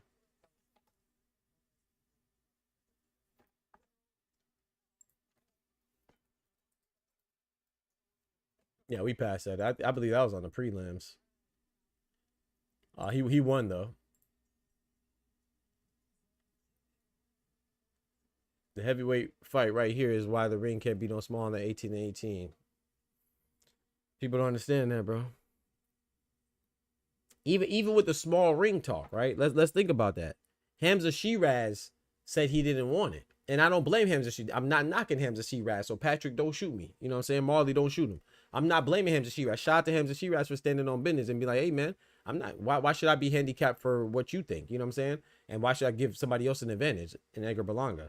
But it's so funny that, can you imagine if Shakur Stevenson was the one that came out and said he didn't want the 18-by-18 ring? Can you imagine if Shakur Stevenson was the one that objected to the suggestion or the implementation of the 18-by-18 ring? They would have killed him. Oh, but Hamza Shiraz says he doesn't want it. All of a sudden now, Turkey, who doesn't like the Tom and Jerry style, who doesn't like boxing and, you know what I'm saying, chasing somebody cat and mouse, oh, he didn't object when his ring ambassador said that he doesn't want the 18-by-18 ring. He didn't object then. But if Shakur had said that, forget Turkey objecting. Can you imagine what the fans would have said? It's crazy, bro. I mean, it's like, whether you like it or not, fairness is impartial. And the partiality shown by fans and event planners and commentators and expert analysis is crazy. And you can't get a smaller ring than that, depending on site location, who sanctioned the fight. Exactly. See, that's why I got to handle folks the way I do sometimes, trying to tell me PBC unorganized because you waiting on the fight announcement. I ain't gonna lie. Truthful, you had me crying. You had me cry. I wanted to hop in there, but you had it. You was cooking. Sorry, 2 cents. 2 cents had me crying. Yeah, Buddy was wilding though. That's just a lot of untruths, man. I can't even. My head start to hurt once I hear so much nonsense. Like I said, it's okay to believe what you want, but don't try to act like what you're saying is true. You know, it's like if PBC was rumored to lose their ESPN deal, oh my gosh, people would say all types of stuff. PBC been dying for the last 1,300 years, and they're still popping.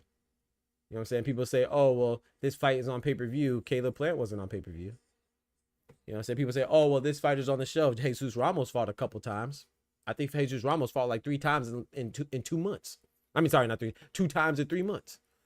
You know what I'm saying? So they like to pick and choose. You know what I'm saying? There's fighters that I could point out to that we haven't seen in a while on other platforms or other promotions. Liam Paro, we haven't seen Liam Paro since he got since he lost to Richardson Hitchens.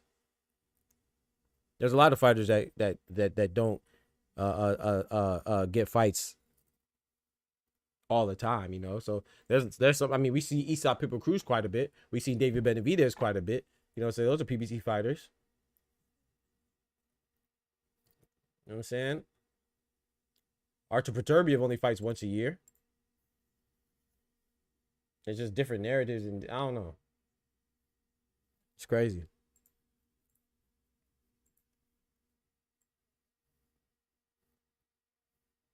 Not saying I wouldn't like to see fighters more often, of course, but you don't know why. There are pages on Twitter still blaming Shakur. Of course, Kendrick. And you can't get a small. I read that already. Shout out to my guy, Ty. Facts. Nah, I wish they would announce the fight though. You know, I wish they would announce a Tank fight, but you know what I'm saying. I don't know the reasoning, man. I don't know the reason. I mean, we just saw Barrios fight too. Barrios fought pretty often. He's about to fight to get Pacquiao again. So we seen Rolly Romero pretty often. There was a time when Stephen Coolboy Fulton was a fighting that you know, so we didn't see him for a little bit. You know, he's PBC, but I could point out fighters that I don't see often on any promotional company, and I can point out fighters that I do see pretty often on any promotional company. Take it's a real deal. It's just we slept on Roach because he had an L before with Harry. Yeah, Jamel Harry. What's a shame in that? It was early, but see that. Thank you, Patrick. You just proved my point. We slept on Lamont Roach because he had an L from Jamel Herring early in his career. I think he was like, what, 23, 24 when that L happened. One L. We didn't. He's a champion right now. I know it's at a lower weight class. That's why I don't get mad. I don't really challenge anybody who says that was a cherry pick. That's cool. If you want to say it's a cherry pick, fine. Whatever. They have a familiarity with each other. But Nick Ball, our British brethren, Nick Ball just brought up TJ Doheny coming off of a loss at a lower weight class. No one said he cherry picked. Where's all the noise about cherry picking?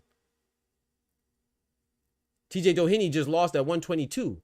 Got stopped by Nai Inoue. Nick Ball brought him up and fought him at 126 for his defense. Oh, and by the way, that same Nick Ball is about to fight Sam Goodman, another guy from 122 that he's bringing up. These guys aren't champions. In fact, one of them was 38 years old and has 5 losses prior to and got stopped the fight before. Oh, but Tank brings up a champion. It's a problem. I just think it's funny. Now, I'm not saying it can't be a problem. I'm just saying just be consistent, man. Just be consistent, man. Not gonna lie, PBC out of line for this Pac fight. I don't like the Pacquiao Barrios fight, but the way I look at it like this 2 cents is that if anybody's gonna get some love and some concessions, it's a legend, you know.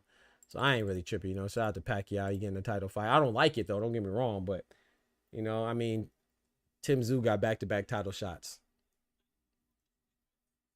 Losing to Bakram, Sebastian Fedora losing to Bakram, comes back, fights Joey Spencer, gets another title shot with Fedora. Like I said, TJ Doheny got back-to-back title shots. You know what I'm saying? These guys are nowhere near the level of Pacquiao or the iconic image or iconic status of Pacquiao. You know, Daigo Higa at 118. I know we don't really appreciate pay attention to smaller weights, but he's having 3 back-to-back like a three-peat of the Bulls. You know what I'm saying? Title shots. He fought Yoshiki Takei for the WBO belt, lost. He fought Seiya Susubi for the WBA belt, had a draw, and he's about to have a fight Antonio Vargas for another WBA belt. Back to back. So, like I said, I don't like the Pacquiao fight. I'm not defending it. I'm just saying that, you know, legend, man. If anybody deserves a little bit extra love or concessions, it is Pacquiao. Like Errol Spence. Like I said, with Errol Spence, people were mad at Errol Spence coming back and get a title shot immediately. It's Errol Spence, man. That's big boy heat right there, man. You know what I'm saying? The star should get a little extra love. Anybody gonna get extra love? Shit. All this extra love going around, you're a star. You can't get extra love.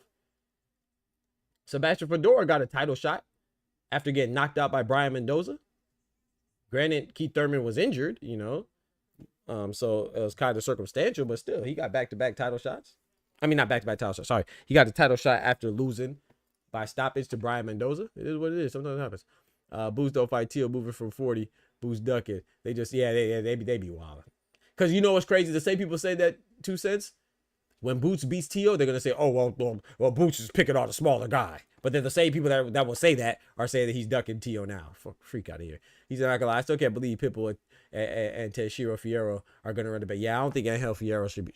Angel Fierro and Pitbull should have that rematch, bro. I ain't gonna lie. I think that's a mistake.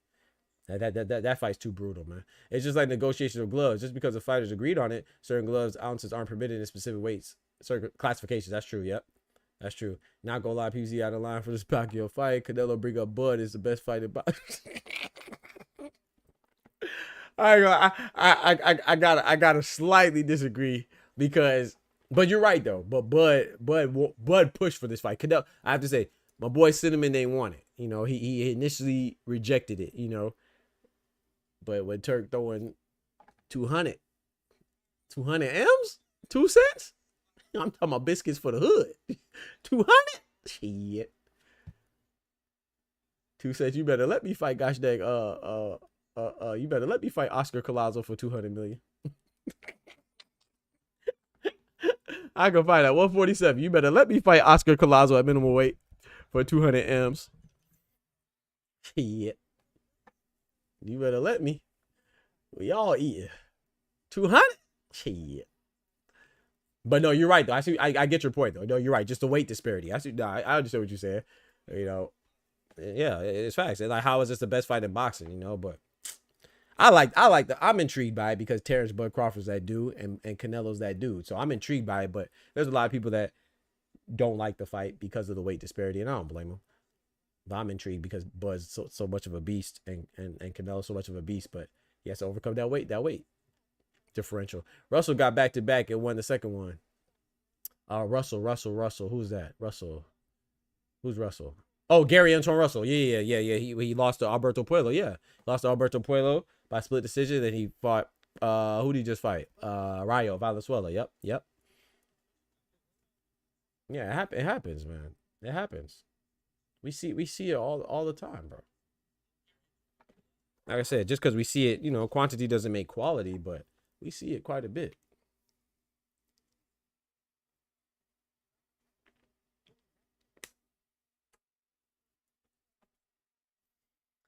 Tio should have fought Brian Mormon Jr. He could have beaten him, but he's scared. Exactly. Talk to him, Ty. Exactly. Hold on, bro. My boy preaching. He said Tio should have fought Brian Norman Jr. Yeah. He could have beaten him. Yeah. But he's scared. Yeah. Facts. Well, I don't think he would. I think Brian Norman would have whooped him. Gary Russell is a prime example of why an L ain't really that big a deal, in my opinion. Yeah, I think he should be. I think he should be the prime example. I agree. Pitbull also, yeah. That's how it should be. He said, take it to real D. He said, nothing defining fighter. People can improve their game. Yep. So don't get me wrong. I'm not saying that it should be like that for everybody. I'm saying it shouldn't be like that for anybody. You know what I'm saying? People should be able to bounce back from their L's. People shouldn't be tossed in the garbage or tossed out the crib because they have an L. You know what I'm saying is that some fighters are, and the majority of them are from America, and the larger majority of that are black and from America.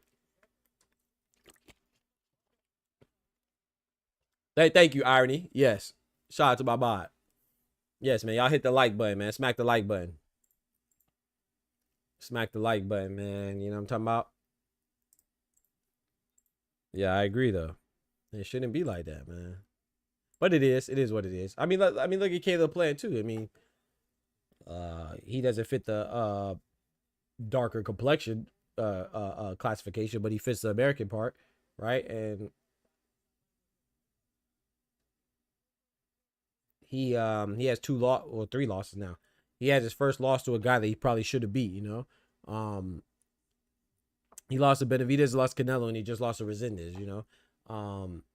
And I think that his road back was a little difficult, was more difficult than, let's say, like a Callum Smith, right? Callum Smith lost to Canelo and Beterbiev. You know, it's about even, right? No one tossed out Callum Smith. Callum Smith just said he wanted to retire. But Caleb Plant, some people are like, oh, he could have win at the top level. He could win at the highest level, you know? And now he lost to Resendez. First of all, I think if he was, look at Bubu Andre. Bubu Andre only has 1 L to David Benavidez. And some of it, he might be a bad example because some of it's with his bad relationships and stuff like that. But it's like people just throw you away when you have 1 L. So even though Caleb Plant had a more difficult time coming back than, let's say, somebody like Callum Smith, but even Bubu Andre was even harder than Caleb Plant's difficult road. So it just goes to show you that, yeah, man, when you're American, and especially when you're Black American, it's going to be harder. It's going to be a little harder, man. It's going to be a little harder to bounce back. U.S. fans back in the day weren't like that. Pitbull is good, but not elite. See, folks overrated him like they did Tip Zoo. Yeah. Yeah, no, I don't think he's elite. I still like him though, but yeah, I think I was probably one of the ones that overrated him slightly. I still like Pitbull though. But I definitely don't think he's elite. However, I don't think he's bad though. I still like him, but he's definitely not elite though. That loss to Ryo, yeah. Shout out to Ryo. I like Ryo too though. But you can't be elite. No disrespect to my guy Lightning, but you can't be elite and lose to Ryo. So I agree with that. But I like Ryo though, you know.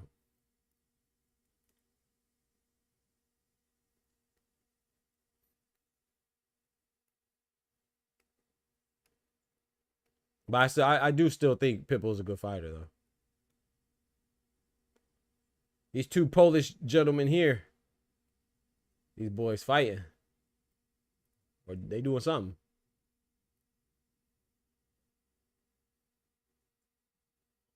I agree with that irony. Yeah, he had like it was. Yeah, he was wilding. Like he didn't lose. He definitely lost that.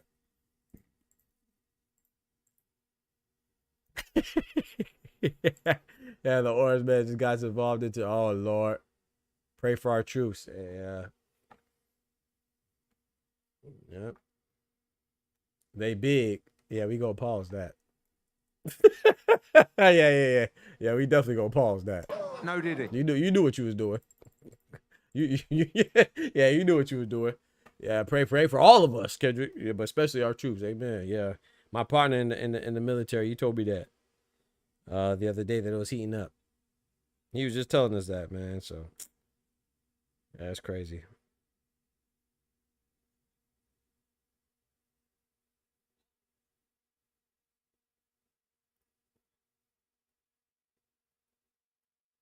Yeah, that's crazy. Yeah. These dudes are large and in charge. I'll tell you that.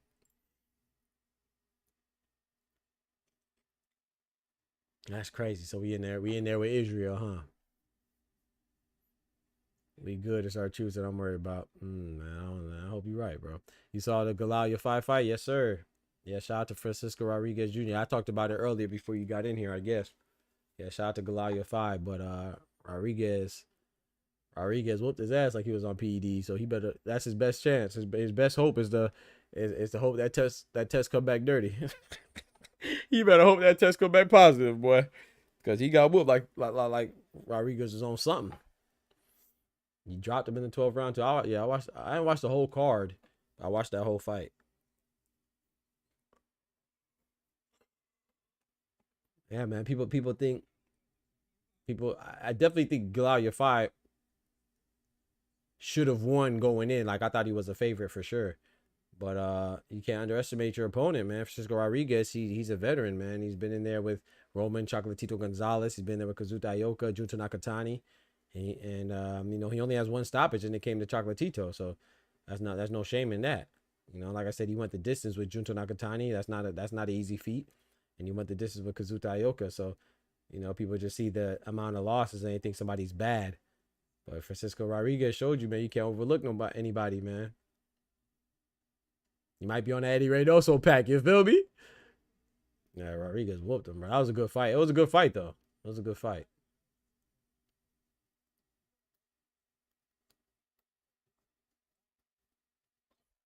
Yeah, I didn't see the dimensions of it. It looks small, though. That thing a phone booth. You mess around and stretch your arms out and touch rope to rope.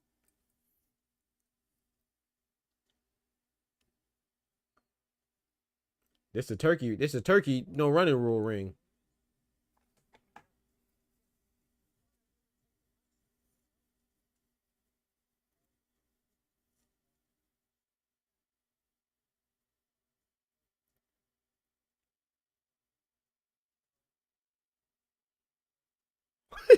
Hey, Two Cents, hey man, y'all funny, man.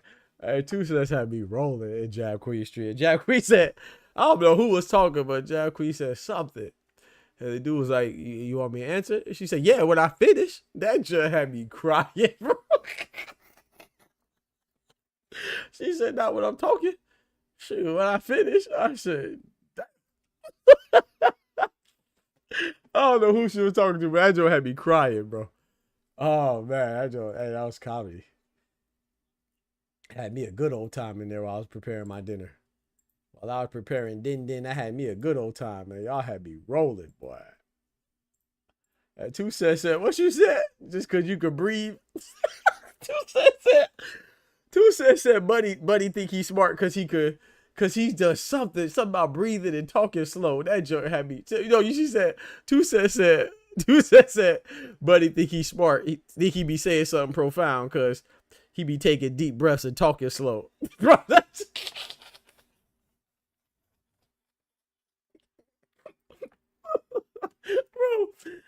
bro. Oh man, bro. I tell you, bro. When I tell you I was laughing out loud, like literally, I was literally laughing out loud. That just had me crying, bro. Said, buddy think he's smart because he take deep breaths and talk slow. I said, what the bullshit is that? The man he be exhaling. He be exhaling and talking slow, dog. That's messed up, man. Y'all cold as ice, man. That just had me crying, bro. I said, nah, man. Y'all too cold with it, man. But you got to check him sometimes. Let me say some crazy stuff. I don't even remember what he was saying. But he was saying something wild, though. Which I understand you having your opinion, but... Oh, yeah, he was talking about because they're on pay-per-view. That means they're going out of business. I'm like, bro, everybody has pay-per-view. Turkey had pay-per-view. That means he's going out of business? Like, what are we talking about, man? Pay-per-view is... And every fight is not pay-per-view on PBZ. I mean, the last fight wasn't pay-per-view. It was on Amazon. Just like this is on ESPN. You know what I'm saying? If you have Amazon, you good. I got Amazon Prime. I was good. Dave Benavidez was on pay-per-view. But that was a good fight, right? Good card, too. Was Galal Yafai, who fought today, was there? That wasn't necessarily a good card. Not from a profile, not as far as a status goes, you know what I'm saying? As far as, you know what I'm saying, the high profile fighters, you know, PBC, they have less cards, but they have usually more stacked, you know, have more notable faces, recognizable faces, you know. That's the difference. It's just a different business model. I don't know why that's so hard to understand. I don't see either one of their books, you know. I don't see Top Rank's books. I don't see Matchroom's books or PBC's books, so I can't say for sure, but I just find it very odd and almost disturbing why it's like people are trying to force this narrative that PBC is going out of business. I don't know why.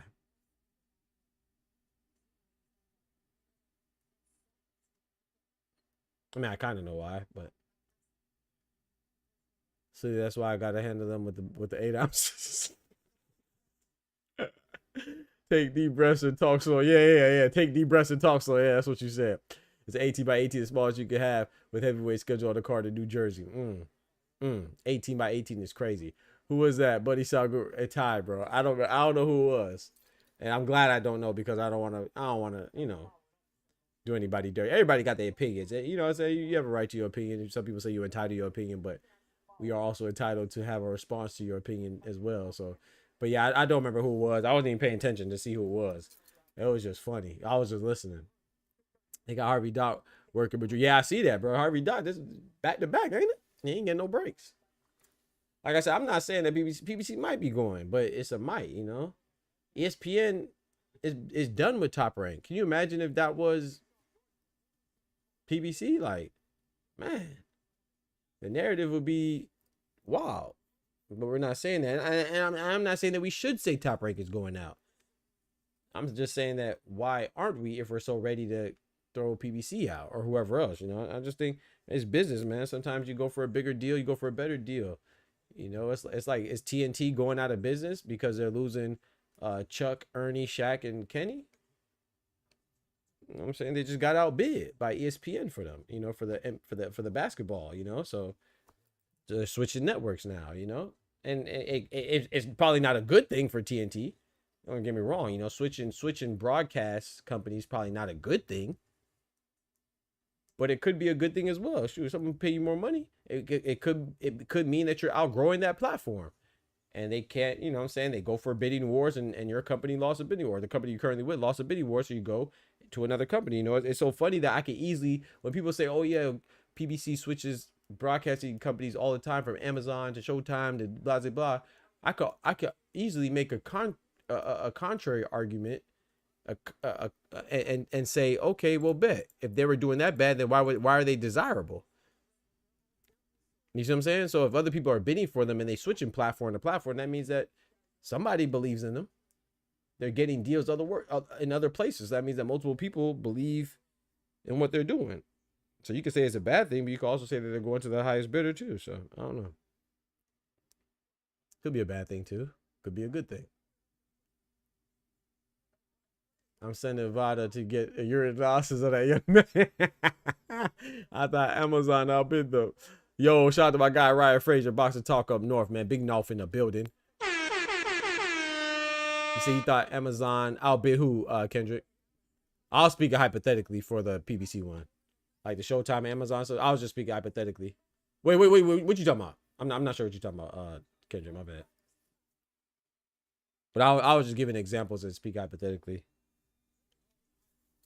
about the platforms that PBC worked with in the past.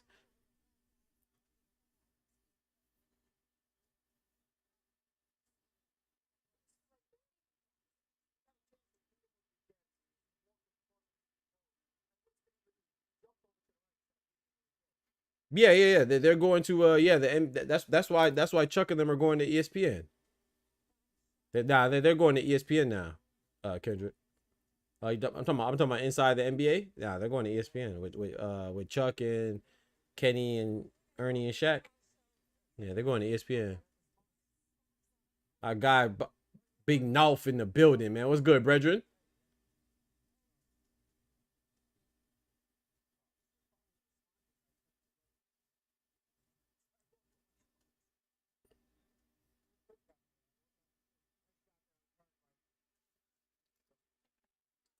Jahai Tucker, he's Jamaican?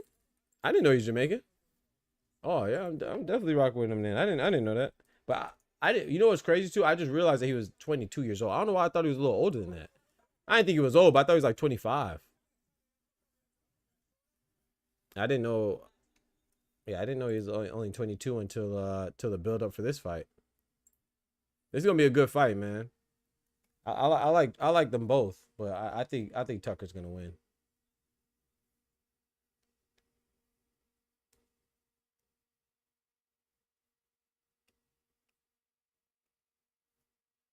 He said, Buddy had 50 burner accounts on standby. He had a fake bill, fake showbiz, and a fake two-tone account. Well, why they be doing? Like, I ain't gonna lie, man. Anybody that has, I don't know that.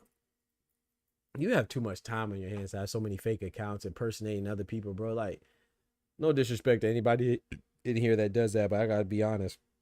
That's some whole ass shit, bro. I ain't gonna lie. Like, you got too much time, bro. Especially if you're a content creator yourself. Like, you should be ashamed of yourself, bro. You over there, you know what it is. You know what it is to put in work. Just focus on making good content. Why are you trying to disrupt other people, bro? Because you scared. That means it just shows a weakness in your own work, in your own ability, bro. You trying to disrupt other people's channel and trying to start beef and drama, or if it's real beef or drama, that's cool. But if you over there just making up stuff, conjuring up, being messy, some petty ass shit, bro. A bunch of boy bitches on the internet, bro. You making multiple accounts, trying to call it trolling. You're not trolling, bro. It's just bitch assness. That's what it is. It's weird that you got that much. Yeah, bro. And then they wonder why they ain't successful. Because you spending too much time watching other folk. Whole ass shit, bro.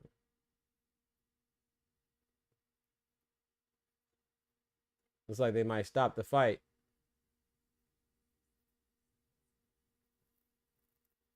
The doctor checking them out. Hold on, let me stop the clock. Then spun back with a fake meat. Yeah, somebody made a fake me before too. Doctor, they call themselves Doctor something, trying to troll me. Like, that don't bother me, bro. That's a compliment, bro. If you worry about that much about what I'm doing something right. Because the only time I think about you is when you're on my channel trying to troll me or whatever.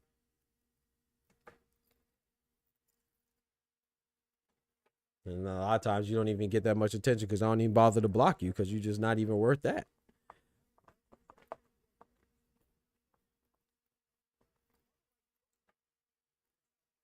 Buddy ass found my freshman photo. What?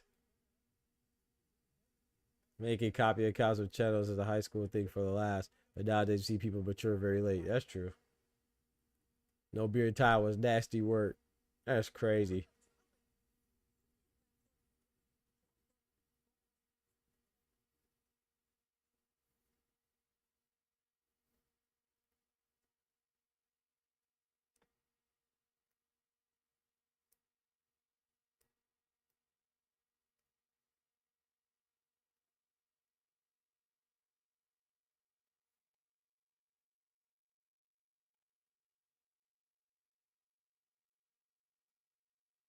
Nice one too. Oh, yeah, he is punching on the back of the head, but Buddy keep ducking down. So like, that was a nice left hook to the body. He is getting him on the back of the head, but the guy is like he's hunching over, man. So I'm not sure if he's doing it intentionally. I will say that the red and white shorts, he's not trying to avoid the back of his head, but black shorts keeps bending down and hunching over. So you kind of making the back of your head you're exposing the back of your head, man, making yourself vulnerable.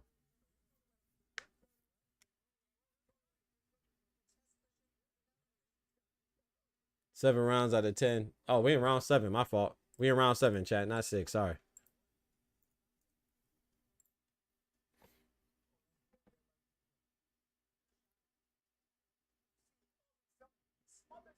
Like it's wild, bro.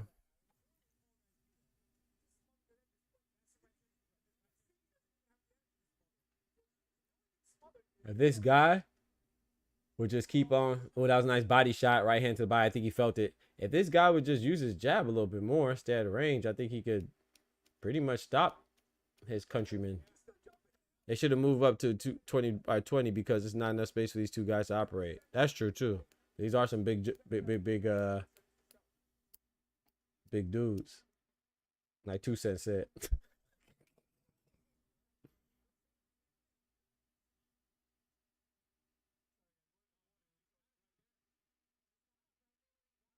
I don't really understand. Like, oh, nice right hand. They just coming out the corner, but I don't really understand why did he let him out the corner.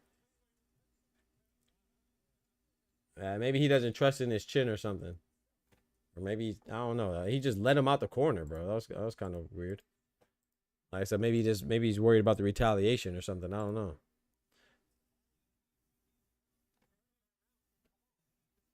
But I'm not gonna lie though. I just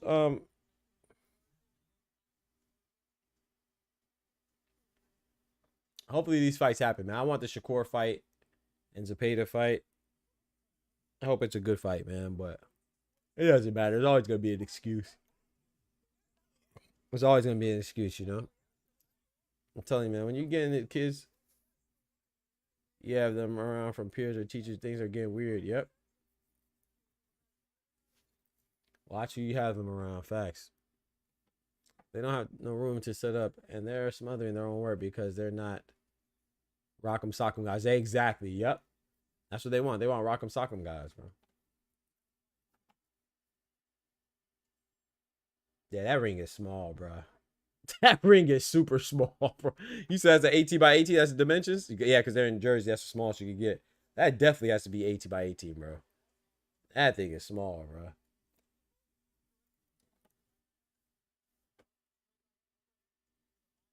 But hey, this is what people want to see, right? They want to see small rings because they think that good fighters can't maneuver in these small rings. I disagree. I think they can still maneuver effectively when you have skills. But hey, we'll see. Nice 3-punch combination, 4-punch combination. He's letting his hands go right now.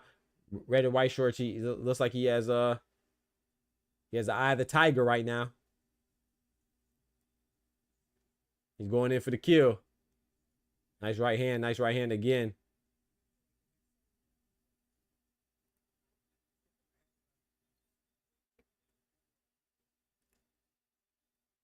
See, right now he has against the rope. Jab to the body, bro.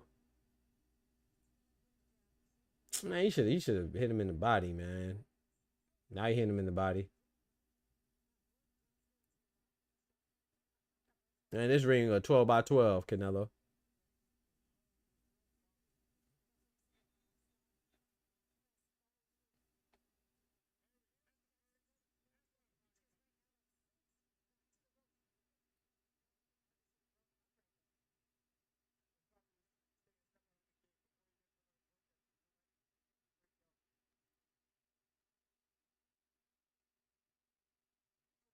I just feel like this guy,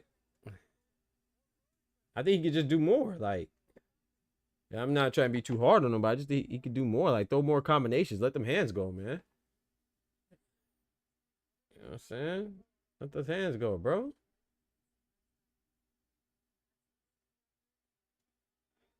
The guy in front of you is not really, no disrespect to him, but he's not really too skilled. He's just a tough man.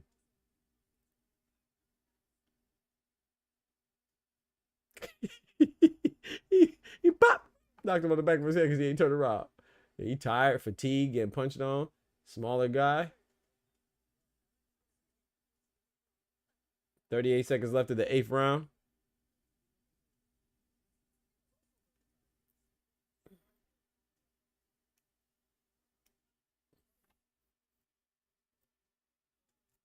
I want to say this too, though. You know, I applaud Hamza Shiraz. I don't think Hamza Shiraz should give that up. I'm glad he didn't concede. No, bro, we're fighting a regular fight. I don't care what people like or they don't like. You know what I'm saying? No, you're not gonna change. This is my game plan. You know, but I just don't like the reaction that other people would have had if it was Shakur who said that. You know what I'm saying? Like, even Turkey himself, you know, it's like, oh, okay, we're cool with somebody else not wanting a small ring. You know, what I'm saying, wanting the box. But if other people say that, you try to make it seem like, oh, they're scared or they're Tom and Jerry, try to shit on their style. That's not right. And if you don't want those type of fighters, then don't put them on your card. You know, if you don't want to put that, that's cool that you don't like that type of fighting style. That's cool, but don't put fighters on your card that use a certain style that you don't like, and then try to tell them retroactively to change their style. No, just don't put them on your card. That's cool with me. You're the one that's coming up with the money, so put who you want on your card. But don't put a guy who has a running style on your card and then try to handicap them or compromise their game plan and tell them not to do what they normally do. That's the part that I object to. He said, do I think he could win? Yeah, I think I don't really know much about Gardzielik though, Seared. So I'm not gonna act like I know a lot about that guy. But do I think he can win? Yeah, to me, VITO is, no disrespect to VITO, but I don't think VITO is that. VITO has some holes in his game. VITO looks good sometimes. He'll start off nicely, and then he'll stop. Oh, the fight got stopped. Looks like the fight got stopped. What do you think, Seared? I think he can win, but I'm going with VITO though. But I do think that Gardzielik can win though. Yeah. Well, the fight is over with. Thank God. Yo, Oster in the building. What's good, brethren? Big member in the building. My guy. Turkey knew he was wrong. That's why he didn't want to name she. Exactly. Thank you, Ty. Thank you. Because if it was Shakur who said that, he definitely would have named him. And that's what I'm talking about right there. That's wrong, bro. He didn't want to name Shiraz because Shiraz is his ambassador. You know, and I think that's terrible. That's my point right there. Don't forget to smack that like button if you're new here. If you're true here. If you ran or you flew here, don't forget to hit that like button for your boy. You know what I'm talking about? Smack that gosh dang like button. That's free support now.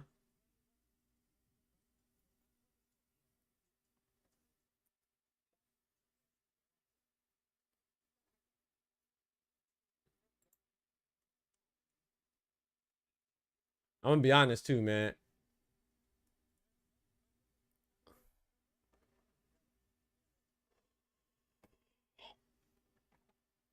I probably dislike Top Rank cards the most.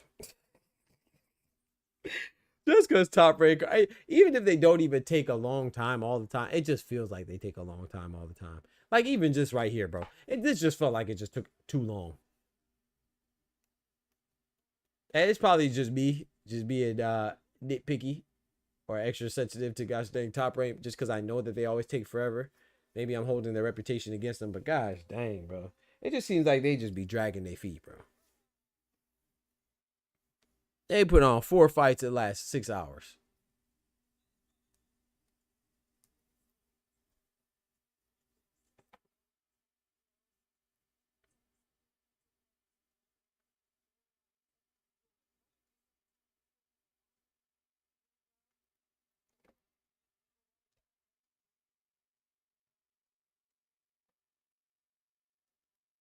Did y'all hear that Canelo shit? He losing sound like Berlanga. No, I didn't hear. I didn't hear Canelo sound nothing like Berlanga. So, nah, I don't know.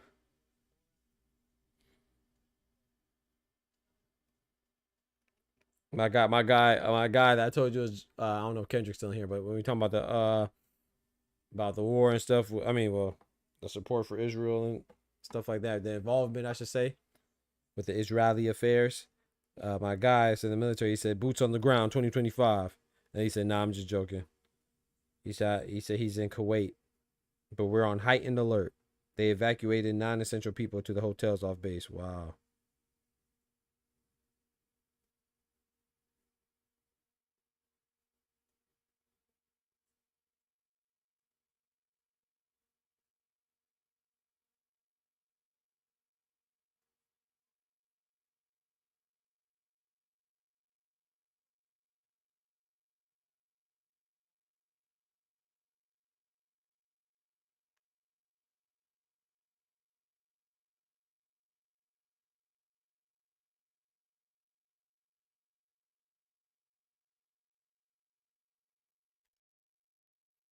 I heard Bud and Nella ready to pack up, old boy. And then, bro, I ain't gonna lie, man. Shout out to Piers Morgan.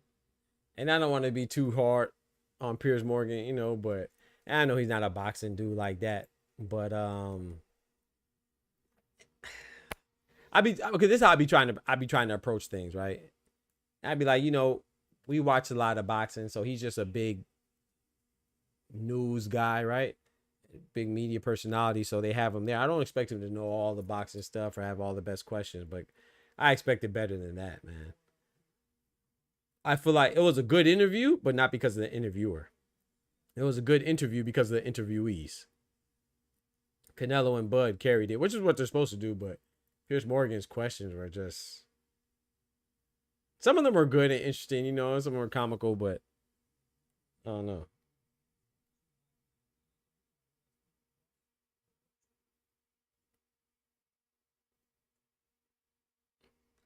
Like even with I even tell you this, even when he was like,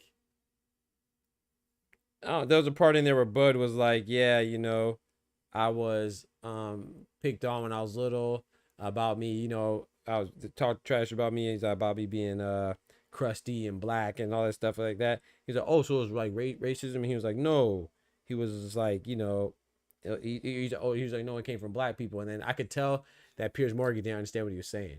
But then when Canelo said it, I think he kind of understood what Canelo was saying. How Canelo was like, oh, I got picked on because I look different. That's basically what Terrence Crawford was trying to say. He's like, it's not like something that's like, I think Piers Morgan received it like, oh, it's blacks hating on blacks, or Americans hating on Americans, as Mexicans hating on Mexicans with Canelo. It's like, no, Canelo was like, yeah, I look different than the typical Mexican, so they made fun of me because I look different. That's basically what Terrence Crawford was saying. It's like, you have classism and discrimination in any country, and amongst any people, like some people think you could be white folks, and if you have blonde hair, they think that they're better than, what I'm saying. I'm just saying, hypothetically, situationally speaking, so there's always conflicts, it's like South Korea, North Korea, both Korean. So I just don't think Piers Morgan understood what he was saying. Anyway,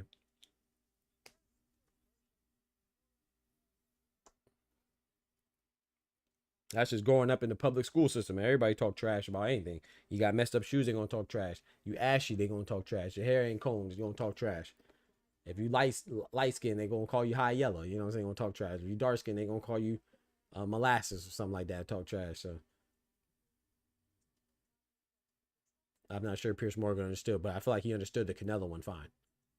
He knows what the he understood. He not stupid. He was being funny. I don't know, man. I don't know if he does, bro. You give him more credit than me. I think some people are just really just dumb, man. And they're just, what's the word? They're just very uncultured. Very uncultured. When someone don't like you, bro, they don't need too many reasons to hate on you. Trust, that's a fact. You're right about that, Irony. Piers Morgan did Eubank Jr. a little dirty in that interview with Conor Ben. He probably did. Yep, I believe it. I don't think. Did I see that one? I don't remember if I saw that one. He was acting like Mark Kriegel dad. Facts. Facts. Canelo whole ass said people think I could move and only have power. I'll show y'all. Show us, you idiot. You only been watching for like 30, 40 fights and bitch talk Canelo ho. I don't even know what you. Wait, what? Oh man, people think I can only move. I'll show y'all. What's he supposed to say, bro? You're a complete fighter, man. Even Bud said, I thought the interview was dope, man. I like when they was talking about the kids. He said, I got 4. He said, you got 4. He said, no, I got 3. And he said, I got 7. He said, 7? He said, oh. And go, okay, you see him out of Baltimore. Oh, Lorenzo's Truck Simpson coming up right now. Let's go. You see Coach Calvin Ford, Coach Kenny Ellis.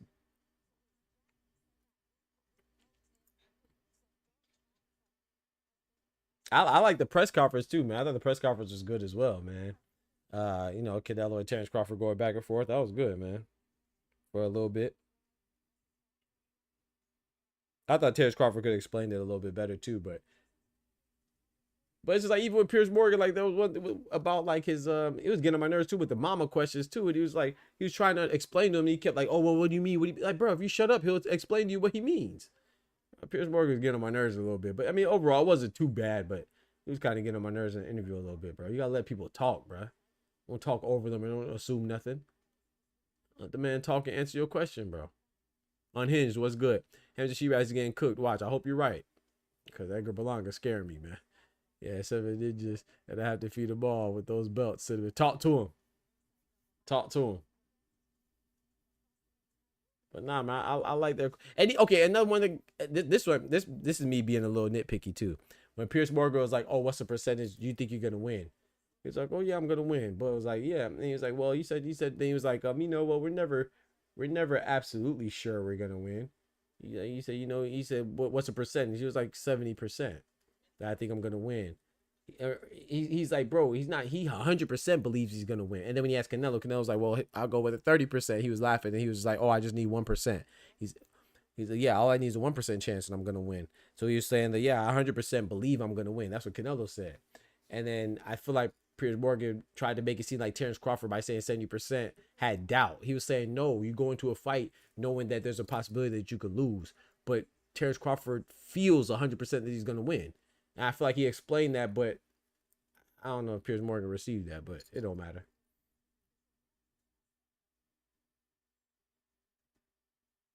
Like, there's always an opportunity for you to lose. That's a potential outcome. Bitches know that. What the hell? Nothing's 100% is what he's saying.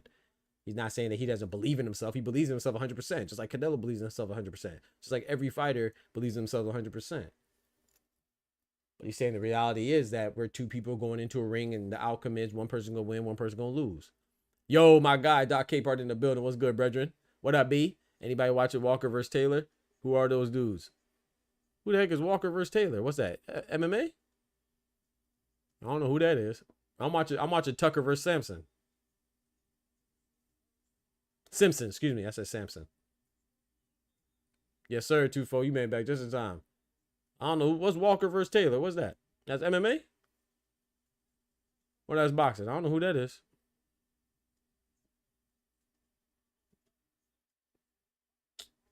I got Tucker, man. I got Jahai Tucker, man.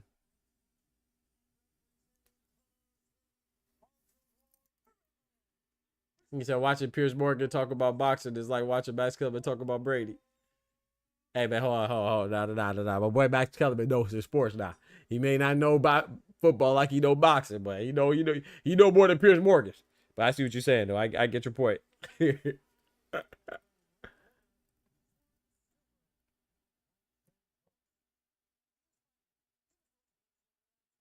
I ain't gonna lie, I wouldn't be mad if Truck Simpson wins though.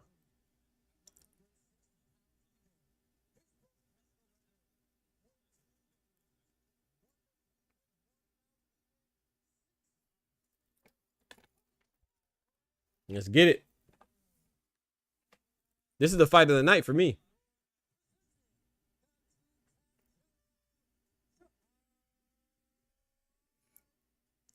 Unhinged. I think it's 18 by 18 unhinged. It's definitely a small ring. We know that. This the ring that Turkey want for his events. I'm not sure of the precise dimensions, but it looks like an 18 by 18 and it complements a tie in the state of New Jersey, apparently, when heavyweights are involved. The smallest the ring could be is 18 by 18. Shout out to Ty. So if that's the case, I would assume this ring is 18 by 18 because it's definitely a small joint. This ring's small, bro. I don't know what size it is for sure, but whatever's the smallest size it could be, it definitely looks like it's that. And you know this. All right, let's get it, man. This fight's gonna be good. This is the fight of the night for me. No disrespect to Mielnicki and Gardzielik, but hey, dang, Jahai Tucker just ran to him. Hey, hey, bro, he better do his thing. The way he just ran out, he trying to make a statement. Mess around, and get tied. That boy sprinted out there, didn't it? Nice right hand for Jahai Tucker. We about to call this one, chat. It's gonna be a good one. They got some animosity with this one. Got some history with this one. Oh, what they doing? Hold on now, y'all ballroom dancing? What we doing?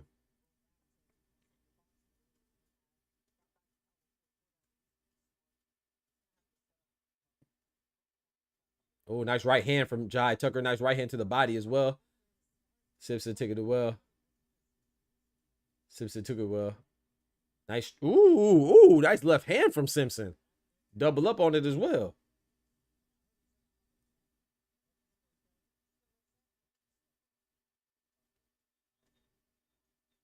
It's a good fight right here.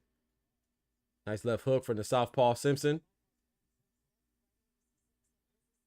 1-2 from the orthodox fighter Jahai Tucker. Two American contenders going at it right now.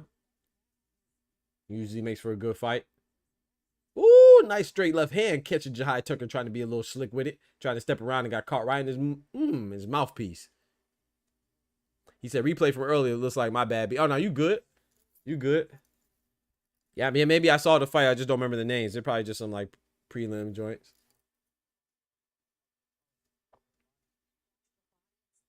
I probably watched them. I don't remember.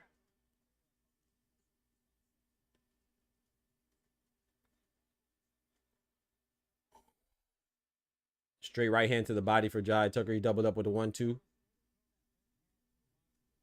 I ain't gonna lie, this is a close round. I'm leaning towards Truck right now, man.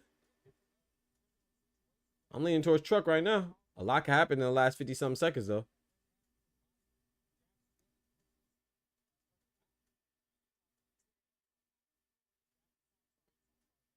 Nice body shot from Simpson. It was blocked, though, from Jahai Tucker.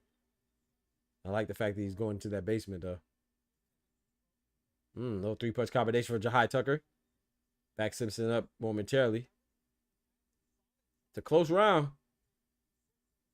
Close little round right here, man. Go either way. 1-1-2, 1-1-2 from Lorenzo Simpson. Tucker picking his shots. I don't know, man. It's a tough round to score right here. I have Tucker slightly behind, but any one big shot could go for it. Could push the momentum either way.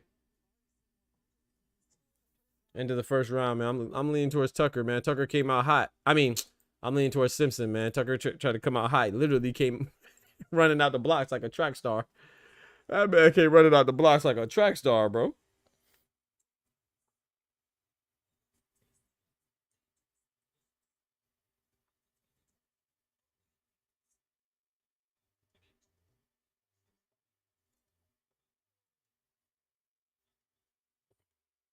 Let me go ahead and mark. I definitely got to score this fight, bro. Ray B, what it do? Yeah, I gave that first round a truck, man.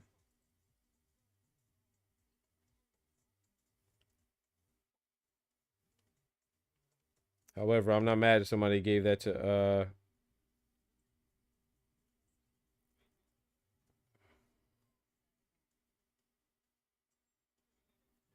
I'm not mad if anybody gave that to Tucker, but I gave that to Truck. Lorenzo Simpson.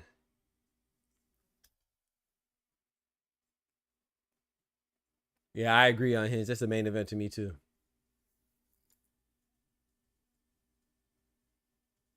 Look, the referee told him to stop, but he ain't stop it.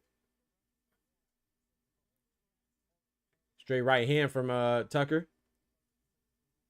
Caught Simpson overreaching a bit. You could tell they have a familiarity with each other though.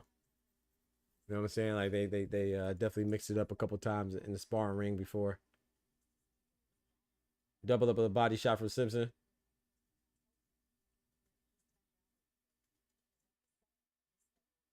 Be careful with that right hand. Tucker looked a little bit low, but it was right on the belt line on the Simpson.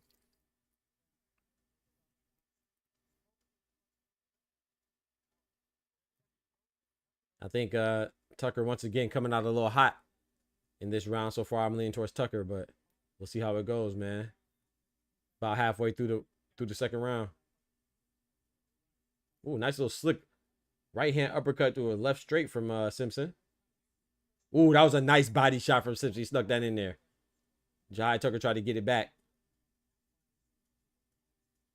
Ooh, nice straight right hand from Tucker.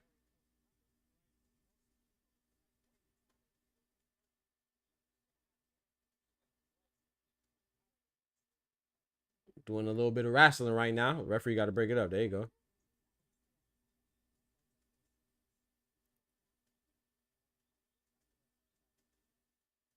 Ooh, that was a little low right there for Jai Tucker on the right side. I don't think the ref couldn't see it from his angle, though.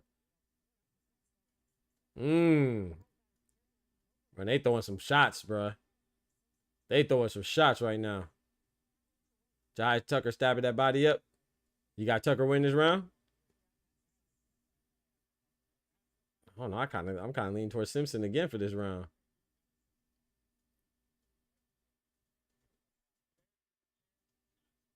Nice 1-1-2 from Tucker.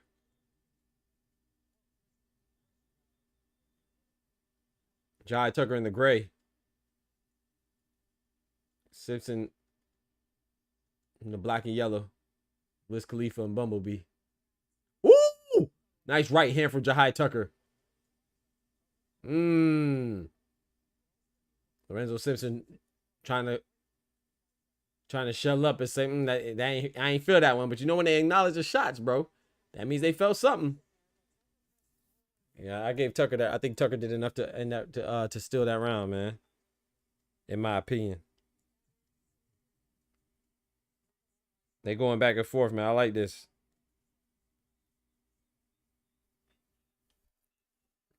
You got bread on Simpson? That's what I'm talking about. That's what I'm talking about. Dog fight. Yep. 1-1. Yeah, me too. I gave Simpson the first. I gave Tucker the second. You got a 1-1 I got a 1-1. I got a 1-1. 2-4. Yes, sir. I got a 1-1, bruh. What you got? A 2-0 for Tucker?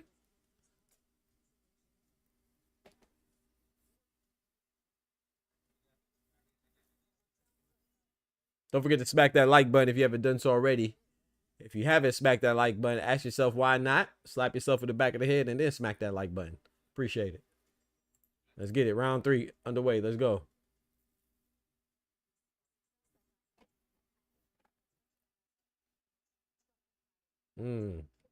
Right uppercut to a left hook for Jai Tucker.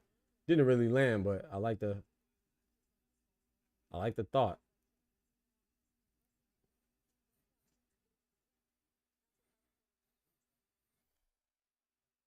Nice body shot from Jai Tucker right there. Looked like he countered to the body when Simpson tried to go to a body himself. I think Tucker can sweep Simpson just using in and out and use the angles of the speed. Yeah, I would think Jai Tucker's if I think that it's pretty even as far as, you know, this fight goes and the characteristics. But I would say if I had to pick who's a little bit more skilled, I would say Jai Tucker's a bit more skilled. I think he throws, you know, his combinations more fluid. Footwork's a little better in my opinion. But not by much to where this fight is, you know what I'm saying, going to be overwhelmingly in anybody's favor. Oh, right uppercut, double up on the uppercut for Simpson. And Tucker came back with a 1-2. Now, nice right hook from Simpson. Tucker trying to get off, but Simpson's catching him in between shots. Nice body shot from Tucker. Simpson went to the body with a left hand. Looked like it was kind of low, but once again, it was on the opposite side the ref was, so I think he missed it. But these shots that are slightly low, they're not intentional by either fighter though. They just throwing. Jai Tucker with a 4-5 punch combination right there. They talking to each other too.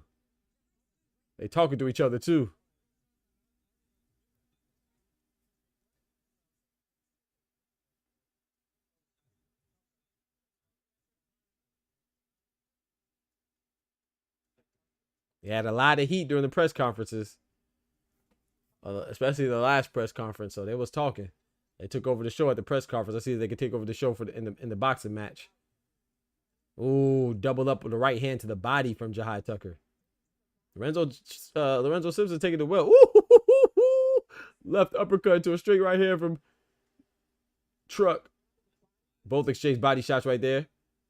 They both digging right now, man. Two young men going at it, man. I think Truck is 25 years old. Jai Tucker's 22, 23, something like that. Both young.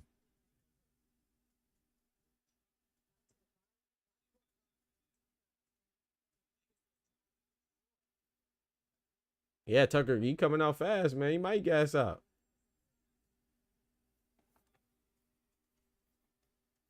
End of the third round. That was a close round, man. I don't even know who I'm giving that one to, but I'm going to give it to Truck.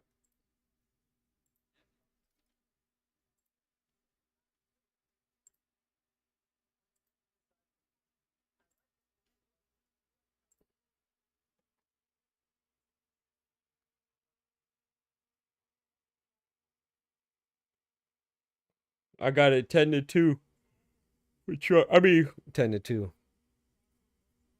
I got 2 rounds to 1 in favor of Truck. The third round was very close though. That could have went either way. I'm going with Truck.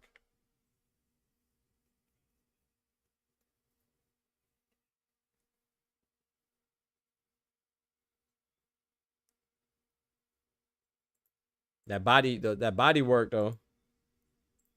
That body work from Tucker might start adding up, man. Investing in that basement. Let's see if Tucker can keep up this pace.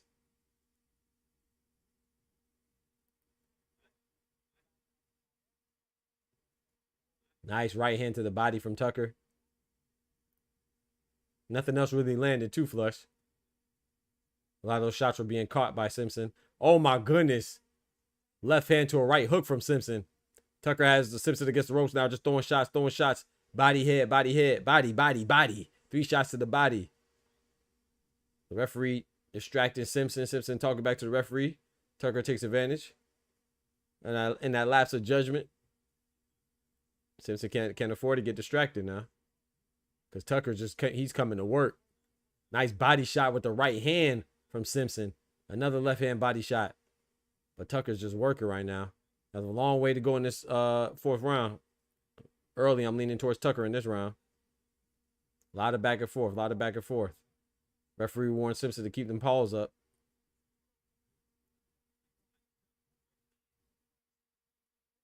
Oh, you see it the same way I see it? That's shout out to 2-4, man. I I wasn't sure. Yeah, that's how I see it too. 2-1 Simpson. They are getting a little sloppy, but the ref getting on my nerves a little bit. But they are getting a little sloppy too, so he has to do his thing. I don't think he's I don't think he's trying to be in the way, but guys, dang, get out of the way.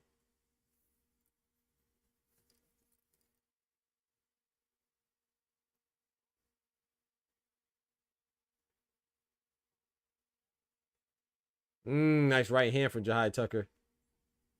I'm leaning towards Tucker in this round, man. We have a third of the way. We have 1/3 of the round still left to go. 55 seconds to be exact. Let's get it. Nice 2-punch combination. Double up on the 2-punch combination for Jahai Tucker. Ooh, little 3-punch combination right there. Simpson shakes his head no in disapproval. But you ain't taking all them shots. You feeling the referee warns Jahai Tucker to keep the paws up a little bit. They both hitting on that waistline. They both hitting on that waistline.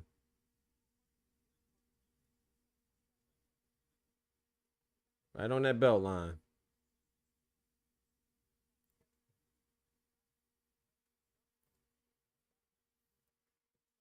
Excuse me. Oh, behind the head. That was a little bit behind the head from Tucker. Yeah, you can't do that. Yeah, you can't do that. Lock in. You can't do that. Ooh. I'm leaning towards Tucker on this round just for the activity. Yeah, I just like the higher frequency of activity in that round in favor of Tucker, but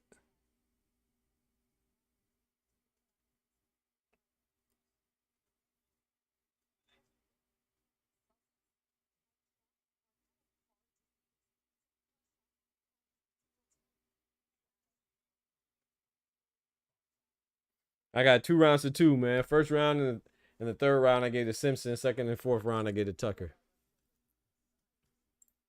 He is answering well. That's a fact. I still think Simpson did enough. I mean, I still think Tucker did enough. Quanisha.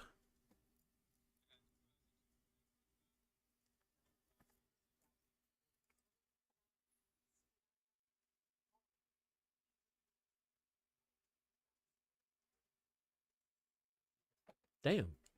That was a quick ass minute. Sheesh.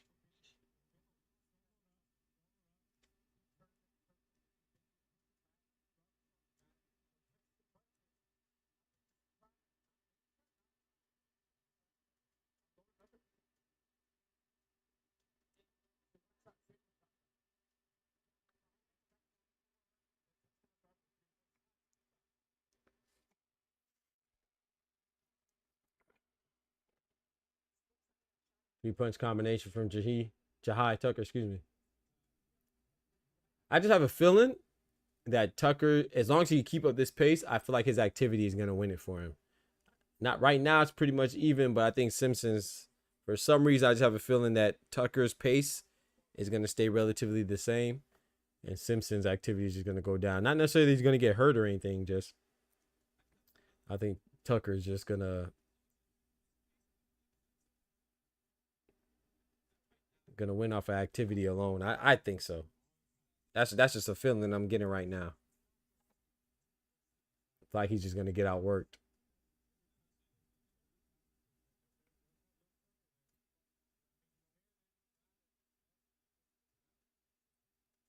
Nice body shot from Tucker. Simpson, I mean.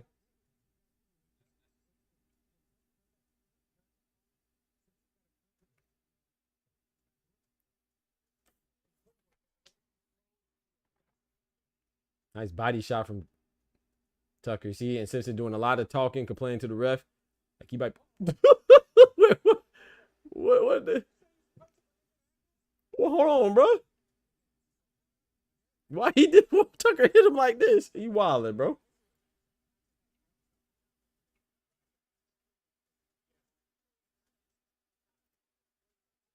Me either, 2 cents.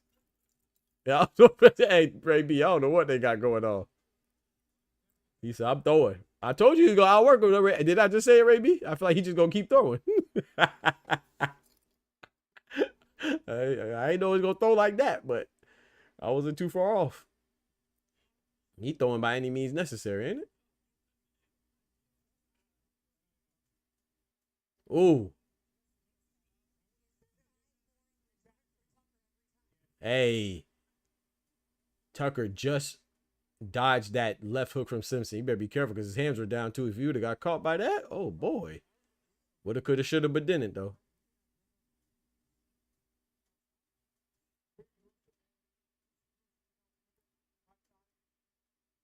Yo, 2 cents. Bob Aarons was trying to get his fighters ready to go fight on the Riyadh cards. You trying to prepare him for the small rings on the Riyadh season. Oh my goodness. Jahai Tucker throwing. Simpson saying I'm not feeling that. They ain't doing nothing. It's doing something. Ooh. Nice left hand, okay? Nice left hand at the end from Simpson, man. You keep that hand down, Tucker. You gonna I'm giving that round to Tucker. But you keep playing around with that hand down, brother. You keep playing around with that hand down, brother.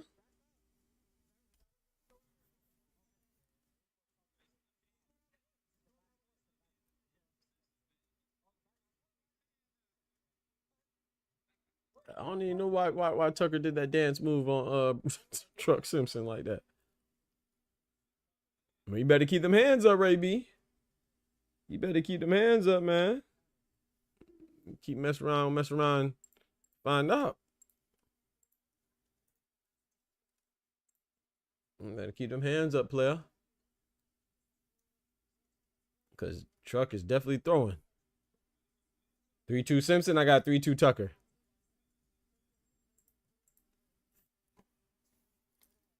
I'm not mad at 3-2 in favor of Simpson, though.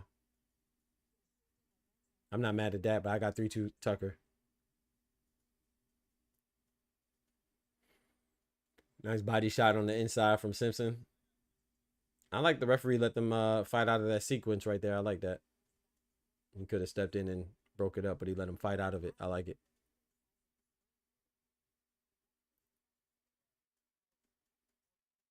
Oh, yeah, 2 cents. They fighting.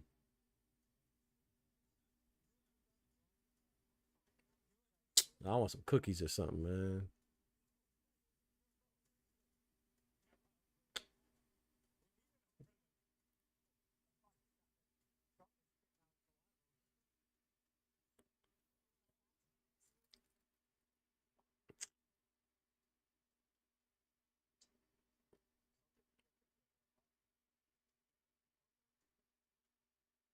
Ooh, nice little uppercut on the inside from Tucker. Snap Simpson's head up. Like I said, Simpson's taking it well, but that was a nice uppercut there. Got a minute and 45 seconds left in the 6th round.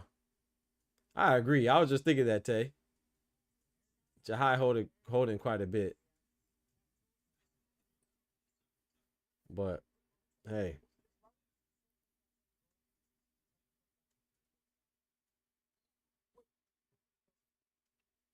That was a slick right hand from Jahai Tucker as he ducked up out of there.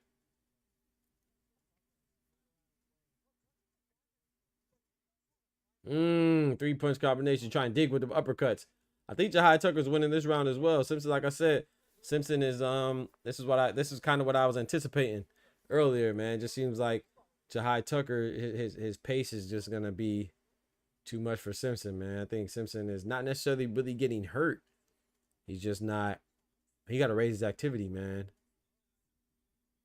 Throwing 1 or 2 shots at a time. And Jahai Tucker's just outboxing him right now. You can tell he's trying to get his win back right now.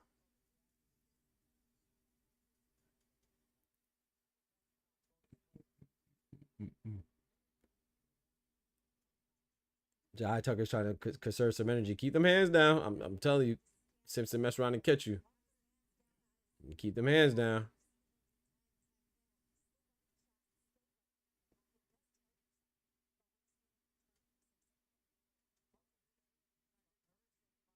Right hands. Jahai Tucker keeping his hands down, getting comfortable, dancing now. I think this is his round too.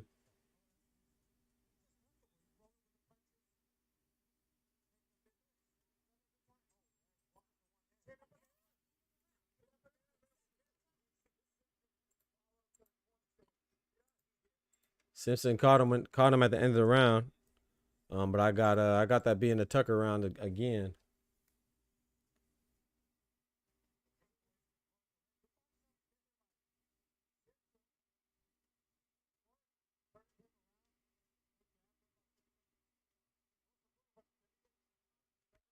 Four two Tucker. 4-2 Tucker. Exactly how I see it. 2-4.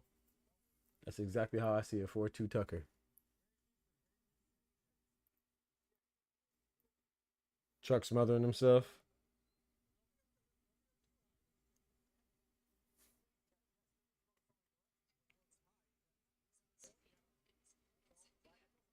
Hit that like button for your boy. Appreciate it.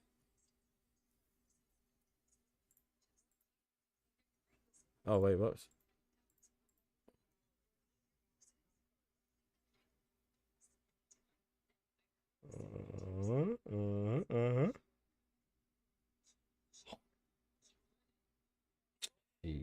Some wings might go crazy right now, too. Hell. Mess around, order some wings and fight you over. I don't want the wings no more.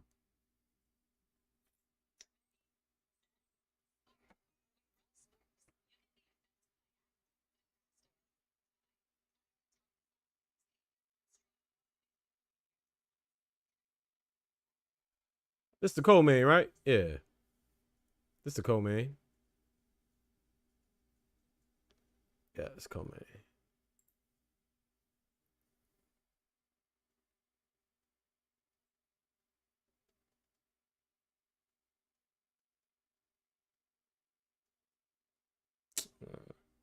I don't know that shit.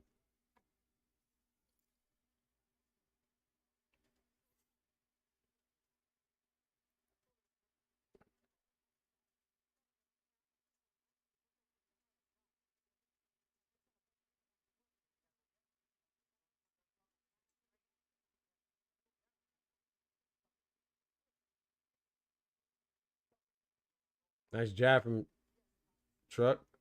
Ooh, nice right hand from Truck. Ooh, nice right hand of his own from Jahai.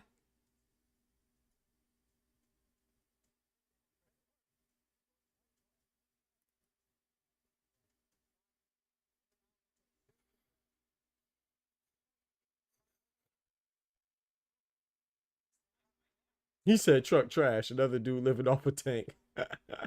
Oh boy, nice 3-punch combination from Tucker. Now that was nice. That was nice. Simpson can make all the faces he wants to. That was nice from Tucker. Ooh, that was nice from Tucker right there. I don't think Truck trash. I think he's pretty good. He just might be outmatched tonight.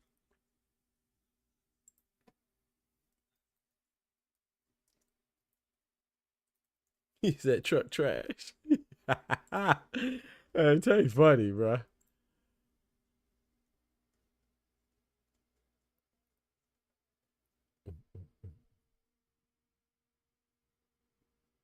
Ooh, that was a nice left hand from Truck fighting off the ropes.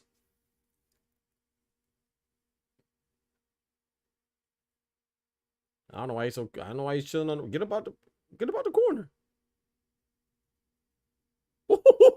Nice left hand caught Truck right up. Snapped his head back, man. This is another round for. Like I said, man. The activity, man, or the lack of activity is what's killing Simpson, and the activity is what's winning it for Tucker, in my opinion. It's not like it's a close fight, you know what I'm saying? It's not like it's, oh yeah, he getting smoked. It's just, hey, it's not like he's getting smoked. It's just he's just doing enough to win every round, in my opinion, which is what boxing comes down to.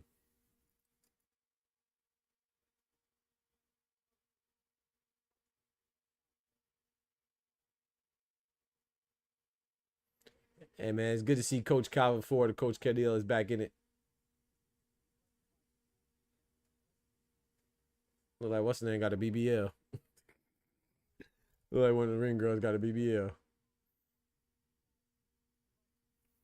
Tighten up.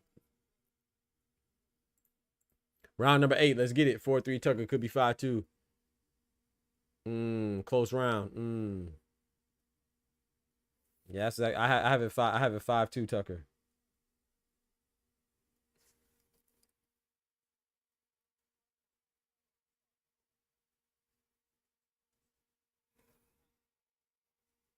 They're mixing it up though. I can't really complain about that. It's just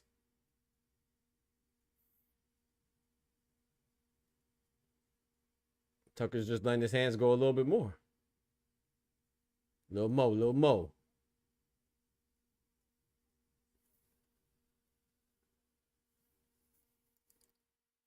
Nice body shot from Tucker.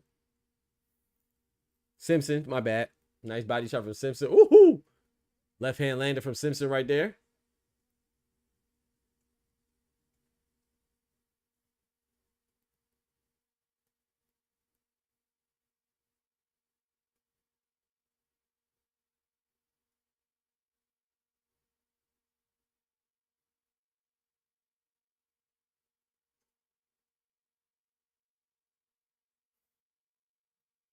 Yeah, they both clinching a little bit excessively, man. At this point, I don't even know who to blame it more on. Oh, that was a nice right hand to the body from Simpson, right in the middle of Tucker trying to unleash a little combination. I do like whenever one lands a body shot, the other one tries to get it back. I like that.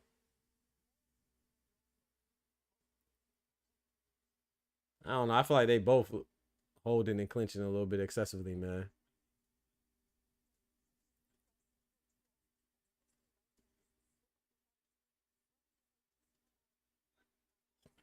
Nice jab from Tucker.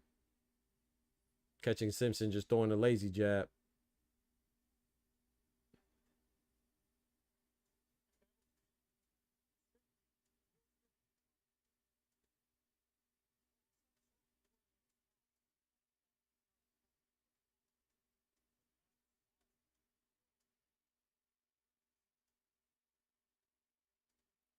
Ooh, nice right hand from Jahai, man. Caught Lorenzo right in the mouth.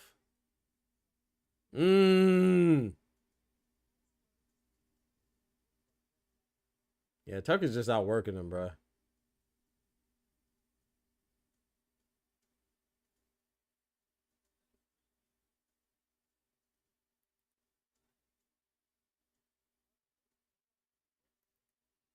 Ten seconds left in the 8th round. I know Simpson getting frustrated, but you gotta let your hands go, bro. You outworking you, bro. Ooh, nice right hook at the end of the round from Simpson. Just still wasn't enough, man. I gave that round to Tucker again.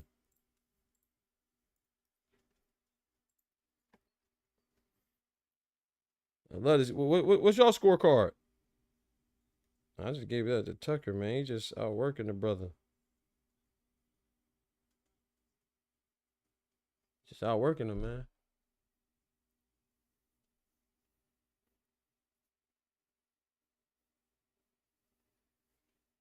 He had 2 losses. Only had 2 losses in amateurs. Yeah, he only got 2 losses in the pros too, ain't it? To something Ryko, what's the name? And then the other guy was Hernandez or something. If I remember right, I have to go look.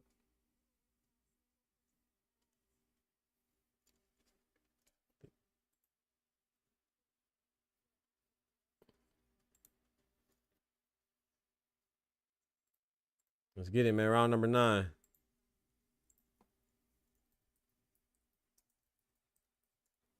My boy Ty got it 4-3. 4 rounds to 3 in favor of who?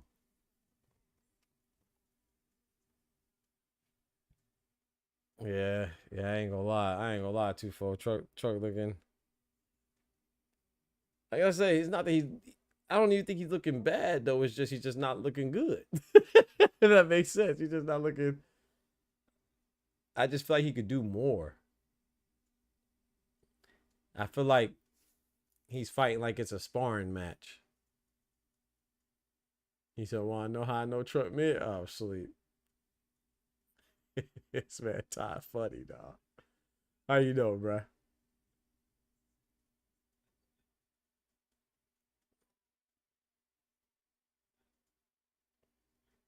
He's just not imposing his will right now, you know? It just feels like Jahai Tucker is. Not saying he, like I said, it's not even that he's just doing. He's not doing exceptionally well either. He's just doing better than Simpson. That's how it feels to me, at least.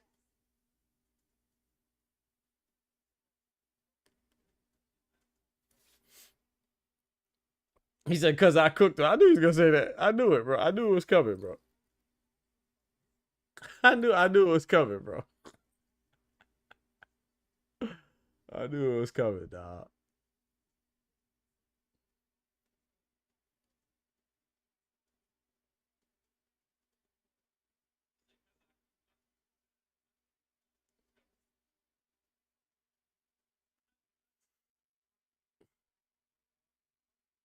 Mm.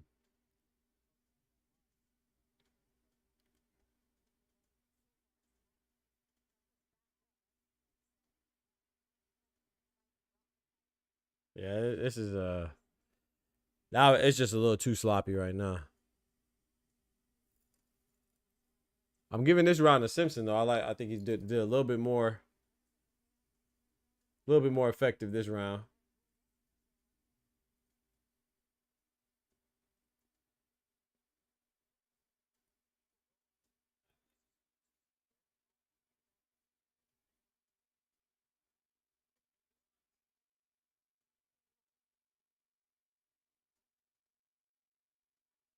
And it was worth every penny I didn't get. Every penny. 10 seconds left in the ninth round. Yeah, I'm giving this round to Simpson.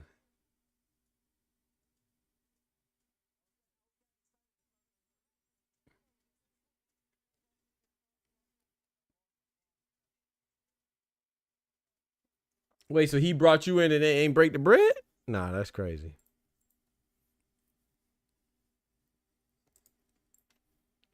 He asked you to come spar and he ain't compensate my brother?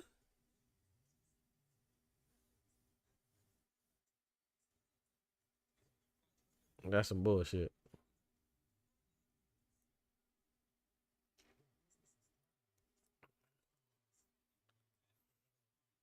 Green girl got a BBL. I knew it tell you. That's what I said earlier. I said I look like she got a BBL. Mm-mm-mm.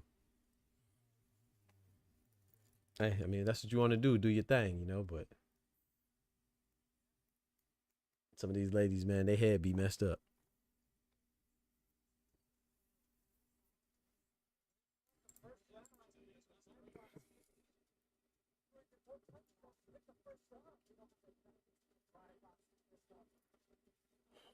Hey, make it happy. Make it happy. Hey. Tell Coach Calvin I respect him, but don't call me unless you want to pack him in. Don't call me unless you want to pick your mans up. They cover my travel, but trying to skip on the back. Yeah, wow. That's crazy.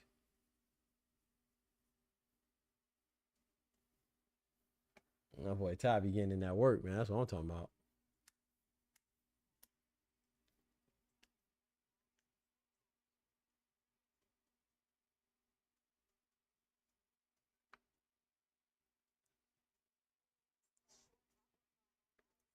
That was a nice shot right there. Nice shot right there. Need to do more. Need to do more. Why they want to wait till the last round to fight with urgency is beyond me.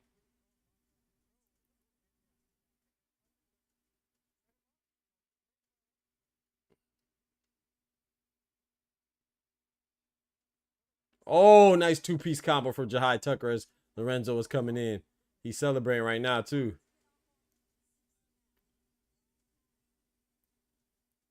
10 gold, the brother actually gave me the rest of the bread. That's what's up, bro.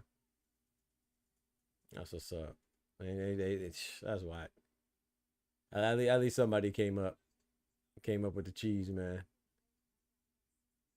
You gotta do what's right by people, man.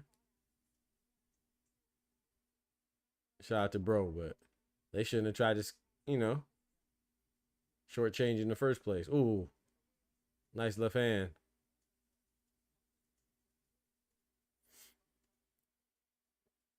That's why I don't go to Maryland no more. I don't blame you.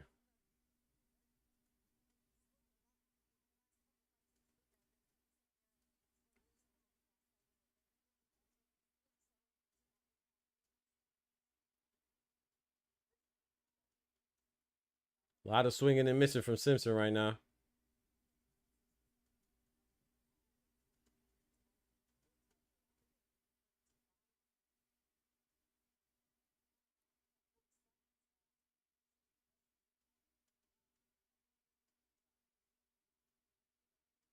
Them boys in DC pay though. Boys in Maryland trying to, you know what I'm saying? Stingy with the cheese. Yeah, this fight was kind of disappointing, but it's all good.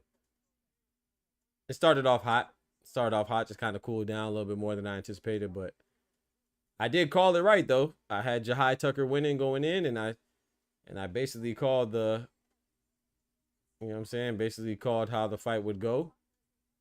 Was the fact that Jahai Tucker would maintain the pace and Lorenzo Simpson would just, I don't even want to say gas out. It's just he just didn't throw enough.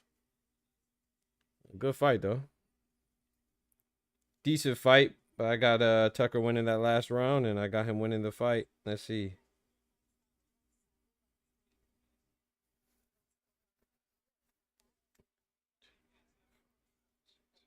Have it 7 rounds to 3 in favor of Tucker, man.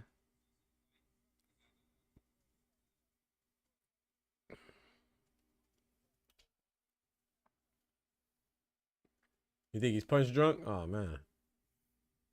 Jay Sharp said a good lesson. Good lesson. That's a good lesson. Shout out to Jahai Tucker. Shout out to Lorenzo Simpson, man. Shout out to both combatants, man. They did their thing. It just wasn't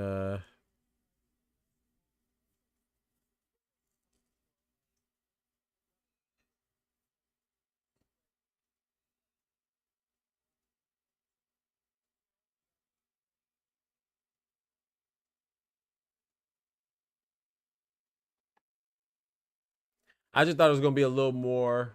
What's the run for?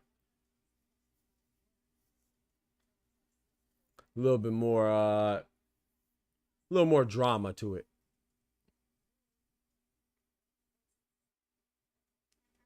A little bit more hair raising than that.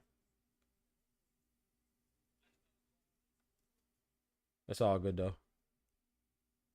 Jahai is alright, but he not being Janabek. I agree.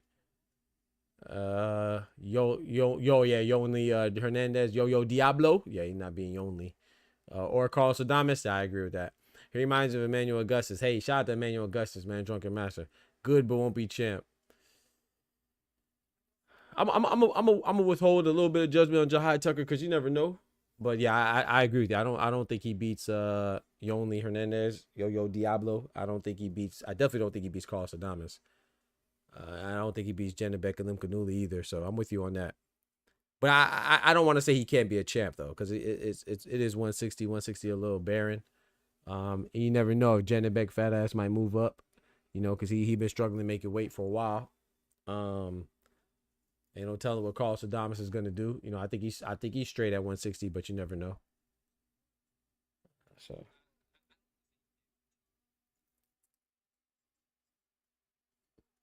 he only at 160 because they don't want him near Xander.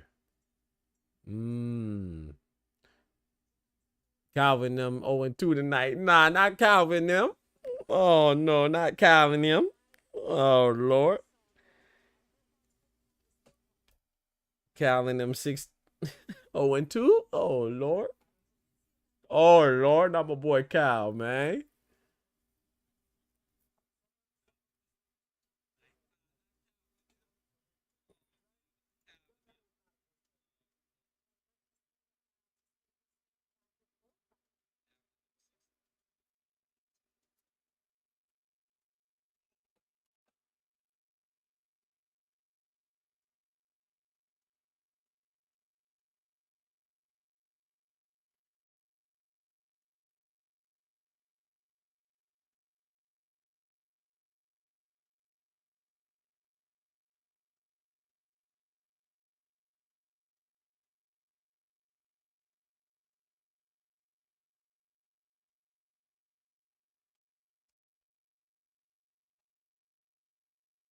Other than Tank, Baltimore ain't got nobody else.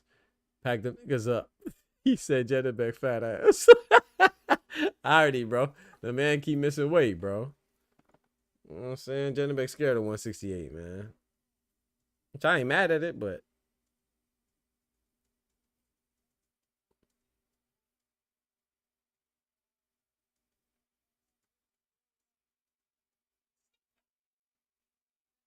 Is Tucker versus a TV version of what we thought was gonna happen in Bud versus Spence? Maybe, I don't know. I definitely thought Bud and Spence was gonna be closer than what it was, so yeah.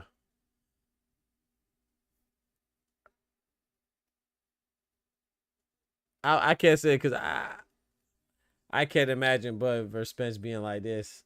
You know, I thought that I was hoping this was gonna be more interesting than what it was. And if Bud and Spence would have ended up like this, I'd have been disappointed. So I didn't think Bud was gonna whoop Spence like that, but I thought it was gonna be a close, intriguing, entertaining, and interesting fight. He said, "Do you think Tucker beats Aaron McKenna?" Ooh, that's a good one. Aaron McKenna tall too, ain't it, Patrick? That's a tall UK brethren right there, man. Aaron McKenna tall. I don't know. That's a good. I have to think about that, Patrick. That's a good one. Cause Aaron McKenna, you know, no disrespect to him, but he's young too, so you know, still got to see what he does. Didn't he just beat who did he just beat? Liam Smith, right? I think he just beat Liam Smith for his last fight. Was that Liam Smith on that one card? Shoot. Just fought because Liam Smith was a favorite, but he beat I told people he was gonna beat Liam Smith. Two people thought I was tripping. But he beat Liam Smith. It was on that one card. What card did they just fight on? It was the undercard of somebody. I can't remember who was the undercard of, but yeah. That's a good win. You know, Liam Smith, of course, been in there with Canelo and some other folks. So I don't know, man. That's a good fight, bro. I don't know. It was, yeah, Liam Smith. Okay, bet. Appreciate it. Yeah.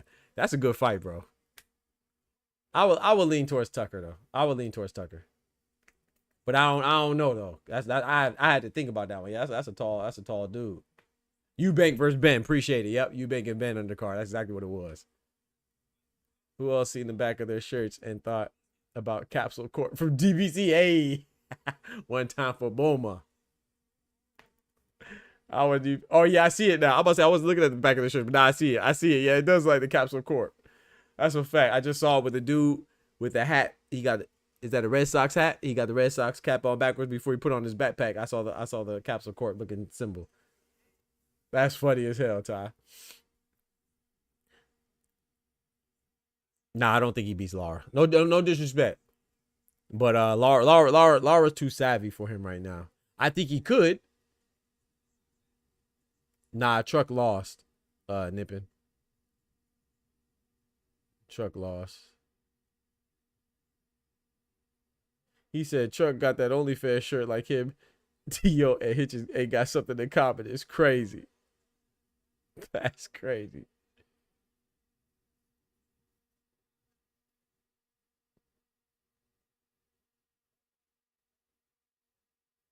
I was too busy looking at the Ring Girls Yams. It's wild. Yeah, I think Lara's too savvy. Now that doesn't mean that he'll always be able to beat him, but right now I would pick Lara. What about you? What you think? Who asked me if I think he'll beat Lara? Who asked me that? Patrick, who you think wins, Lara or Tucker? You can tell ESPN done with boxing. This event trash. You can tell ESPN done with boxing. This event is trash. That's crazy, bro. Know your fucking place, trash. Where my boy Oster at, man? Where my dog Oster at, man? Where my man Oster at, man? Hey, I'll be right back, child. Let me go see if I can find something in the kitchen to snack on. I'll be right back. Let me run this ad on y'all real quick.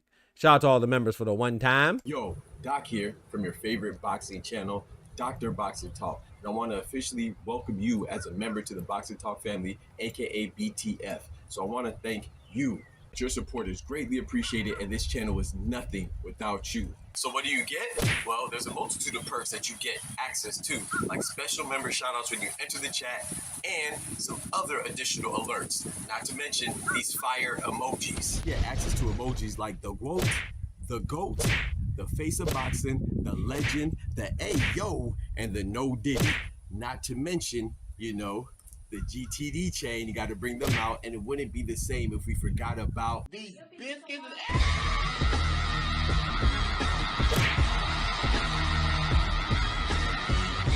and so many more.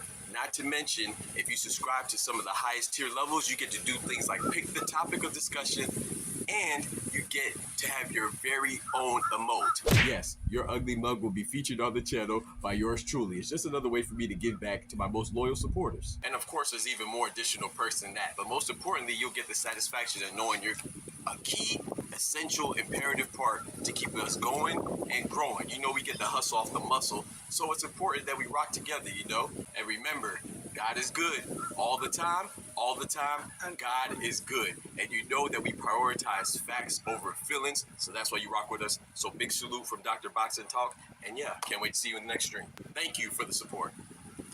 If I tell you I'm good, probably you will say I'm boasting. If I tell you I'm no good, you know one line.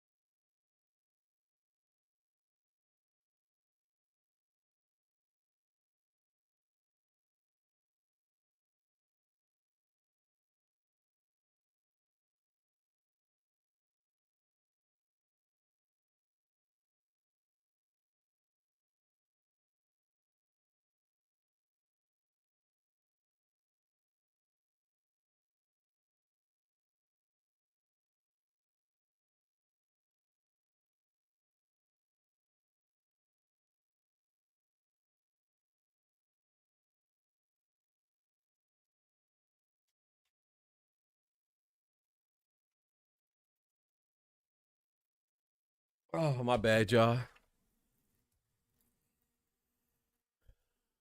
What y'all know about Jamaican hard-o bread, man? Had to give me some hard-o bread. You feel me?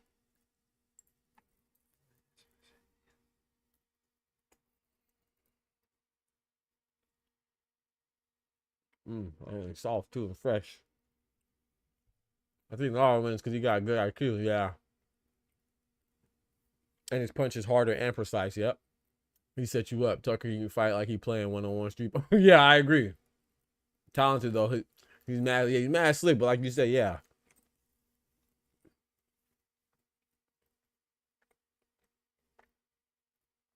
That pop shot and stuff works against Lorenzo Truck Simpson, but would that work against a wily vet like Arizona Lara, like you said, who hits hard and he's elusive too? He's older, but he's still he's slick enough. And he says traps in Jahai Tucker. He keeps his hand so low.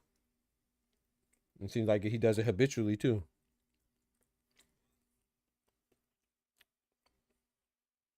Joaquin Arizola, what's good, brethren?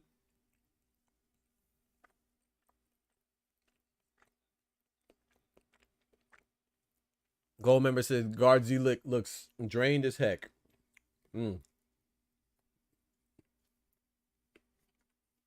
If he drained, he in trouble. We got Vito with Ronnie Shields representing Jersey. Big Jersey, you heard?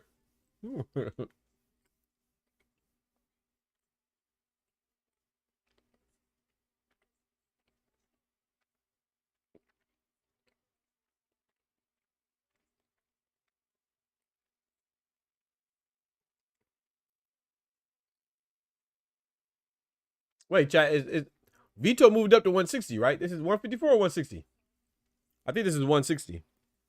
Yeah, because Vito, that was wise of him to go to 160 because he was going to be food for gosh dang Xander. That's 160, yeah. No disrespect to Vito Magic, but he on top rank, he would have been food. He would have been food eventual. He would have eventually been food for Xander. Gosh dang, somebody else too. 154. Who is it? Somebody else on top rank. Can't remember. But still, 160, he ain't out the hot water yet. No one's looking at him for Janabek, but Janabek on top rank too, so. Yeah, it has to be 160. Yeah, Vito, because I think his last fight was at 154, right? This is his first fight at 160, right? I think this is his debut at 160, if I'm not mistaken. Yeah, it's to get in line for Janabek. Yeah, he better stay out that line. Oh, hey, Vito better stay out that line. Don't go in that line. You gonna get lined up. He said he food for everybody at 154. That's a fact. That's a fact. 160 division is trash. Nobody want to fight nobody, and Janabek just hold the belts hostage. Yeah, I want to see Janabek and Carlos Adames, man. We need to see that, man. I'm not gonna accuse either one of them of ducking each other, but they got to get it popping, man. Bronco Adames and Janabek, Kalim Kanuli got to get it popping, man.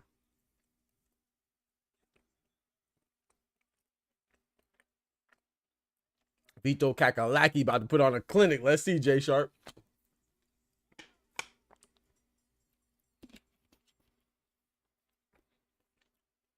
He said, wild head in the back, all in the BBL. Hey, that's what she wanted, man. I guess. Dirty old man. He said, I'd accidentally grab a. That's crazy, Goldman. Now you out here violating in the chat. That's crazy. You're going to accidentally end up in jail, too. Somebody going to be grabbing your BBL. You know what I'm talking about?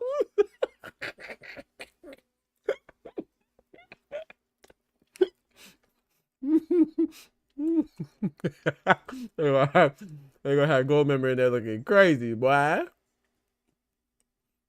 Have you in there looking crazy. I'm gay. I'm not sending no gay goon. With me, I'm sending some real niggas. Ain't no one of them gay.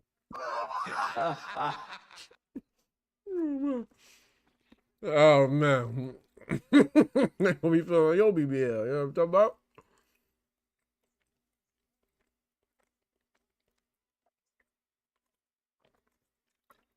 I said, it ain't too bad. I heard allegedly. Yo, want her IG? Oh, I'm sweet. No, I'm good, man.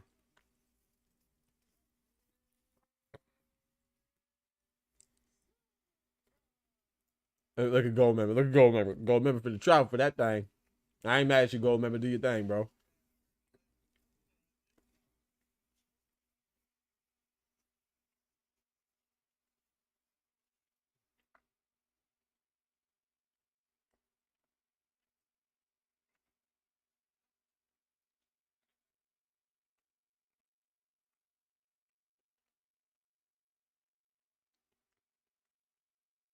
I'll be like, oops, I thought it was a roast. That's a damn shame. He said, think Diamond's going to move to 168 for rumors because there's no money. Yeah. And you heard him call out Canelo, Patrick. Who's the last guy he beat? I can't remember the dudes he beat, the gentleman that he beat last fight. He knocked him smooth out. That was a movie knockout. Because it was after he beat Andre Mikhailovich, his next opponent. I can't remember his name. And he calling out Canelo. Boy, stop.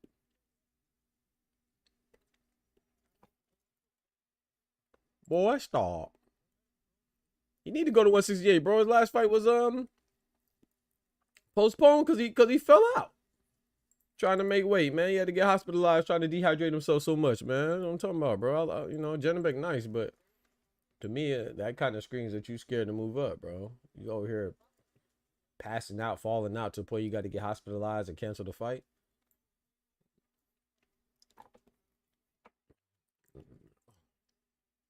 Now I say he good, so y'all got to DM me.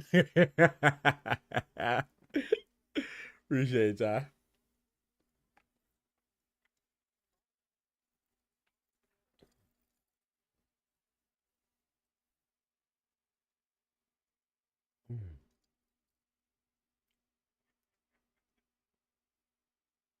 Gardzielik from Poland. This is what, the third Polish fighter we see on this card, right? Because there was the two heavyweights were from Poland. They were on the main joint, and then Gardzielik's from Poland fighting against the American contender, VITO Mielnicki. VITO Magic. Kind of like Ortiz. Yeah, kind of like Ortiz. Yes, with the hospital. But shout out to Ortiz, he finally moved up. Yeah, exactly like that, Arizona. Exactly, Joaquin. Exactly like that. I thought dude was drained. He fooled me with his sunken eyes, but his shoulders broad as hell. That was a nice left hook to the body, followed by a left uppercut.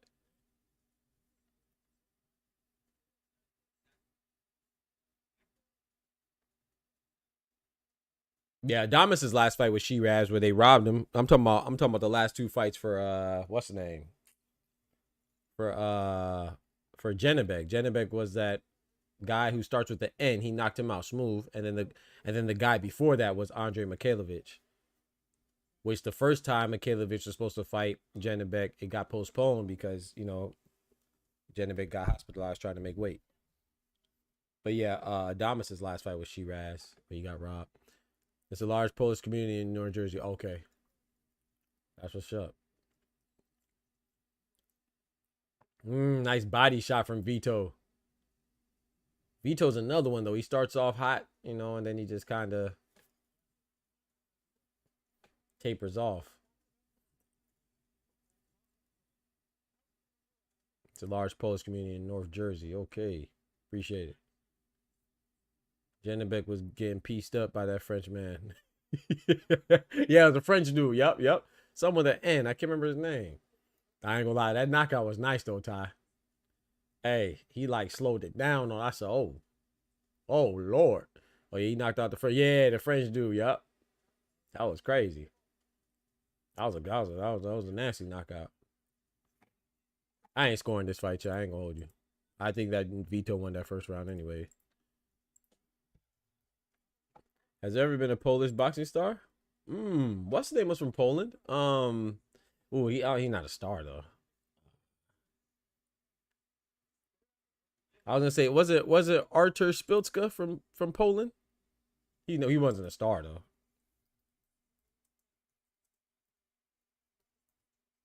So I don't know if there's ever a Polish. Bro, hey, chat, I'm a beast, chat. I ain't gonna lie, chat. Bro, how the heck, bro, come on, chat. What, yeah. Naga Misenge. Oh, yeah, Misenge. Thank you, gold member. Come on, bro. What other boxing channel gonna bring up Artur Szpilka as a Polish boxer, bro? Who else is gonna recall Artur Szpilka, chat? Come on, man. I gotta pat myself on the back. You know what I'm talking about? What other boxing a YouTube channel will reference Artur Szpilka? Come on, bro. And he is Polish too. I think the Polish are known for. Hey, get out, bro. I think the Polish are known for their sausage, bro. Come on, man. Come on, man. Put some respect on our Polish brethren and sister, man. That's crazy. That's crazy, gold member. You was right. Appreciate it, Ty. Appreciate it, Ty. The hammer.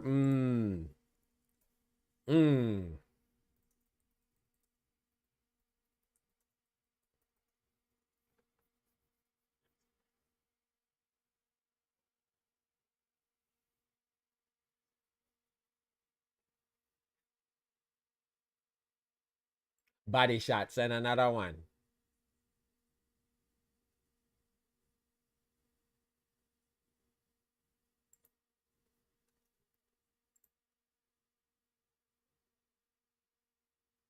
Sitting on his high horse, you feel me? Giddy up.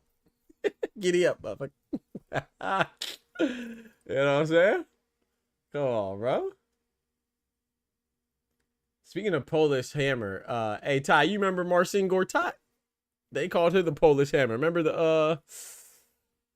he played for the Magic and some other teams? Y'all remember Marcin Gortat? The Polish hammer.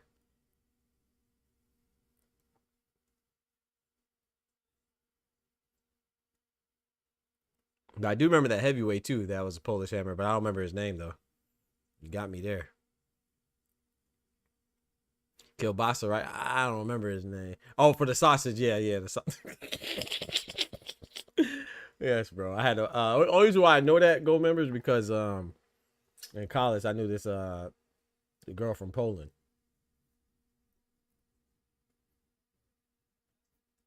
She made me some sausage. I gave her some sausage. You know what I'm talking about? Pause. But we gonna pause that. We definitely gonna pause that. What do you mean by that? But you feel me? You feel me?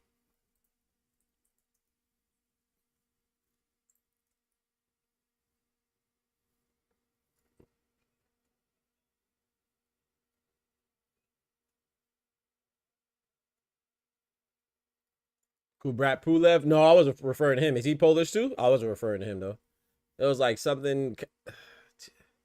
I can't even guess his name, bro. Some with a T.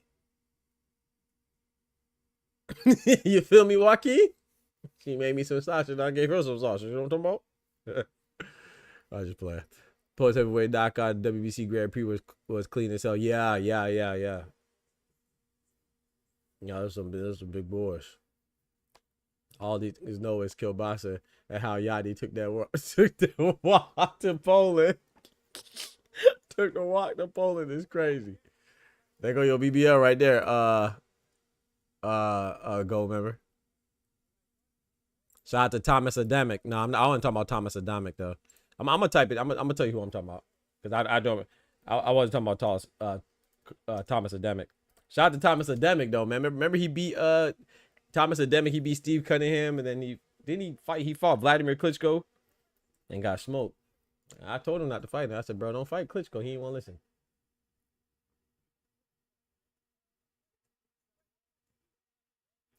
Yeah, Tomas Bonin. Tomas Bonin, I think is the guy's name. I just Googled it though. I remember as a heavyweight boxer.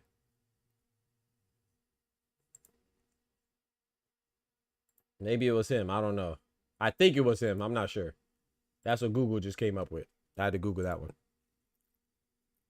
Yeah, Thomas Adamic was pretty good. Absolutely. I like Thomas Adamic, but I just knew Klitschko was too big for him, man. Had to hey yo, that's crazy. Nah. Yeah, you wildin'. What? Yeah, you wildin', go member. Ukrainian heavyweights is different. Yeah. Vladimir Vitaly. Yeah, you wildin'.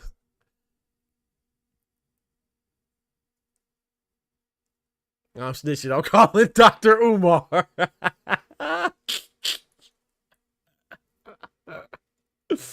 Hey, bro. Hey, I had a good time in college. You feel me, Ty? Yeah. Oh, boy. Vito dropped a bomb on him. Hey, man, I had fun in college, man. You know what I'm saying? One time for my, Haitians, Venezuelans, Germans, Koreans. You feel me? Jamaicans, Japanese. Of course, Americans. Brazilians. Oh, yeah, man, I got it in college, boy.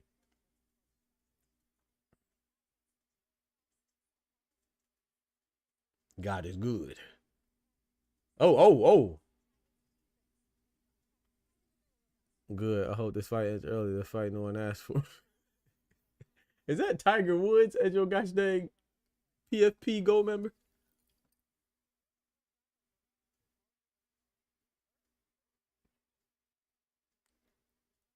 Body shot. Vito's digging to the body.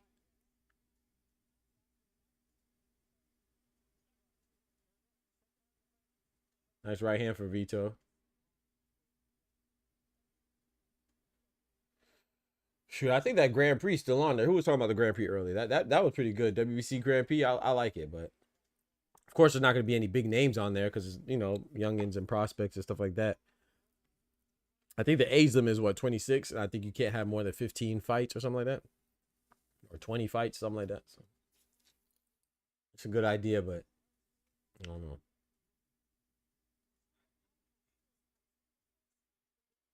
So I thought it was me. Is it you? It's so smart. Oh. That go baby funny, bro.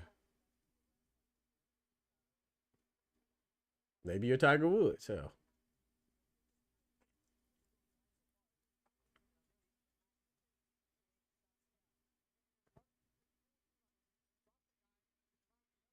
Okay, Vito.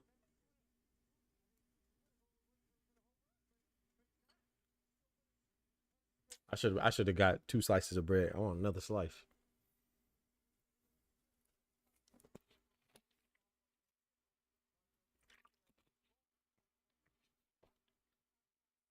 Oh, that might have been a slip too, chat.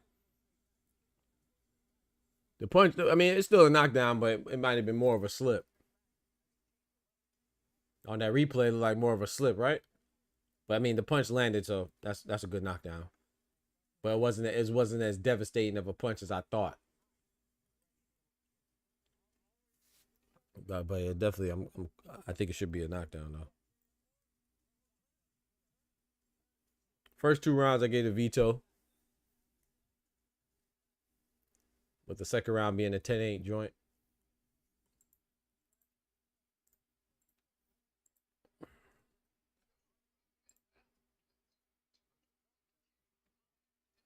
Oh, we're in the 4th round. Excuse me. We're in the 4th round. Sorry. So the 3rd round I gave the 3rd round should be a 10-8. So all I know is Troy Nash is going to win the 126 tournament with his jab, run, and clinch. I was surprised when they said he works with Stevenson and Andre Ward. True. Yeah, Troy Nash is good. I don't know who's going to win. I like Troy Nash, though. I ain't going to hold you. Pretty good. Pretty good. I don't really have a winner for it. I just really just watch it just to see like up and comers and stuff like that. I don't really have like a favorite to win. A lot of people riding with Troy Nash though. A lot of people think he's gonna win.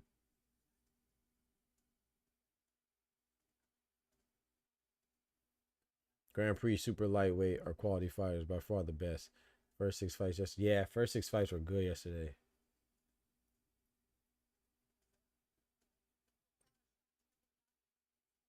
Cause I be, I don't watch it like I'm not like, because like what, like 6, 7, 8 hours, right, Patrick? So I'm not like watching it the whole time intently, but I'm watching it, have it on while I'm doing stuff around the house, and you know what I'm saying, I definitely have it on the whole time, man. It's crazy.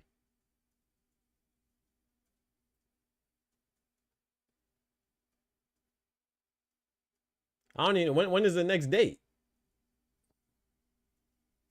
Does anybody know when the next date is? Vito kind of mid. Yeah, I agree, Ty. Utria is fine. He's from like, is Utrias? Oh boy, nice right hand. Is Utrias from like Colombia? Was that the guy that's from like Colombia, right?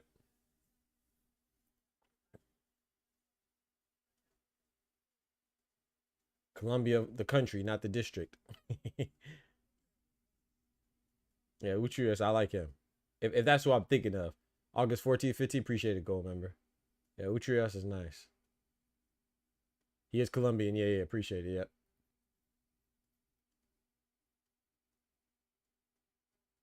Yeah, I like him. Like I said, I don't really be. I just be watching just to watch. I ain't really, no disrespect to anybody. I just don't really. I ain't really rooting for anybody. I just want to see good fights, and they're definitely giving good fights. So nah, that's not a knockdown. That's a slip. I think it'll come down to Troy Nash versus Iman Lee. Yeah, and high level. Yeah, Iman Lee. That's the guy who just beat Hector Munguia, right? Hector Munguia Jr.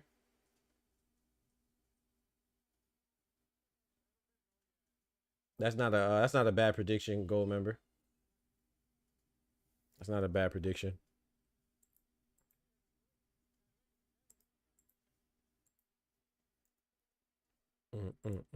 Vito got hella endorsements on his trunks. He getting there. You feel me? I seen OnlyFans on there. I seen guys dang look like F1 something. He got everything on his shorts, boy.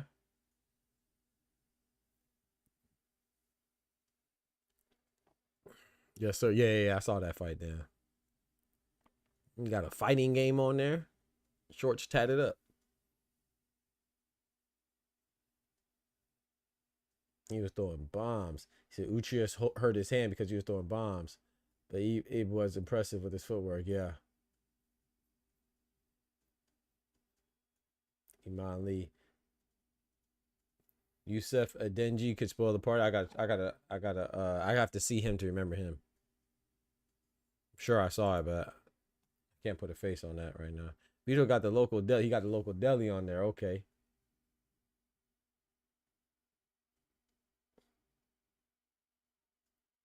Hey, the Polish fighter got, you know, he got some endorsements too now. You see him, he probably got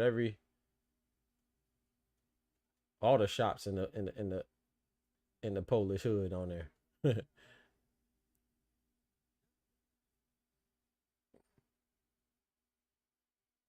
Round number 5, man. Round number 5.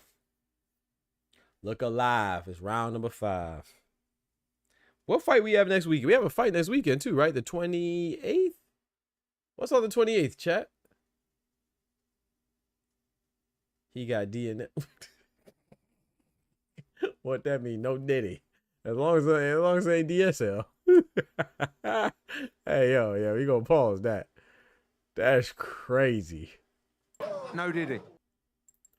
Yeah, we gonna pause that. Who's fights next week? Somebody fights next week. June 28th, chat. Who fights next week? June 28th. July 19th, that's like Usyk and Dubois, Shakur and Zepeda, Pacquiao Barrios, Bam and freaking, what's the name too? Bam and Fumalela Cafu. Jake Paul. That's what it was. Jake Paul and Chavez. Thank you. Lance Meyer says, send that weird man back to Indonesia. What you talking about? What weird man, bro? Hey, yo. I actually thought he was going to lose to Holy Yeah, man. Yeah, bruh. Oh, that's who that was. Yeah, the dog better guy. Yeah. Yeah, dog better. He didn't look good, though, man. He looked like, I don't know what he was doing. Yeah, that guy looked good, bro. I think I'm confusing him with Camille. Yeah, Camille. Yeah, that guy looked good, man. He looked good. I'm not gonna lie. Camille. Well, I don't remember where he was from. I don't remember from I don't know if he's Albanian or Italian. I don't remember, but he against Dog Bitter. Yeah, man, that guy looked good. I ain't gonna lie. That was nice.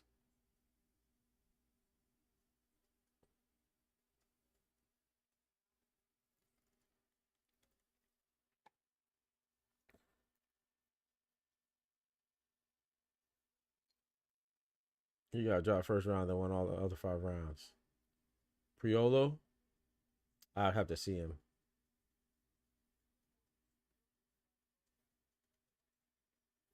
That was a nice right hand to end the round from Gardzielik.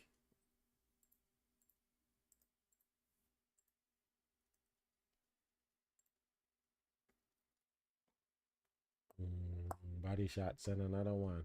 I be trying to talk boxing in there sometimes, but man, you can't talk boxing in there, man. They be going to straight ignorance and hatred in this, bro. It's like, gosh, Lee, you can't talk boxing in those chats, bro. You try to talk boxing, it's like you the minority, bro. Everybody else trying to talk about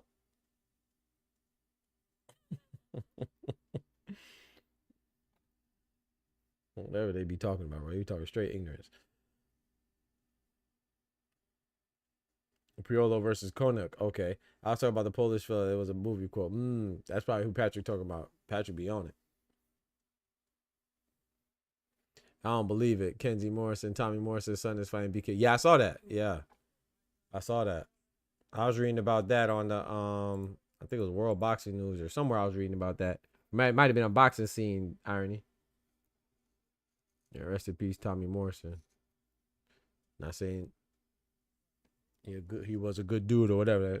I was just saying because he passed. Rest in peace. But these days, you say rest in peace, you know, people are like, oh, he wasn't a good dude. It ain't got nothing to do with me, man. I'm just saying because he passed away. Rest in peace.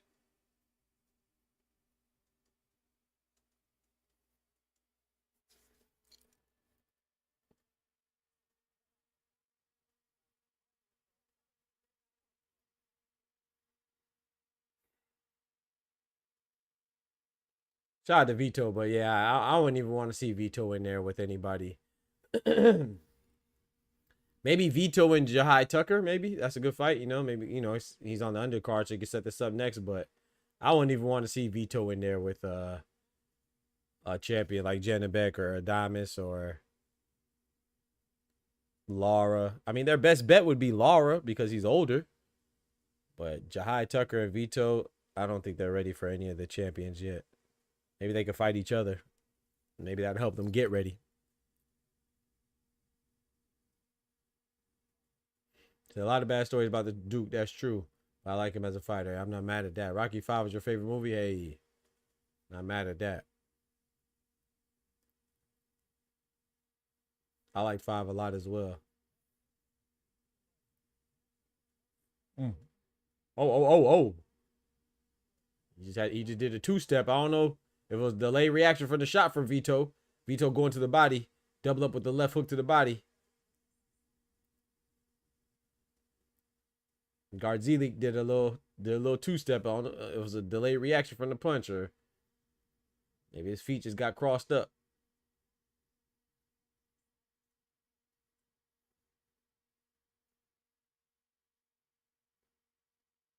Oh, it's already over with. Oh, okay, he won by KO round 1. Okay, shout out to him. It already happened. Okay. You thought that was the worst? Rocky 5 was the worst one? With Tommy?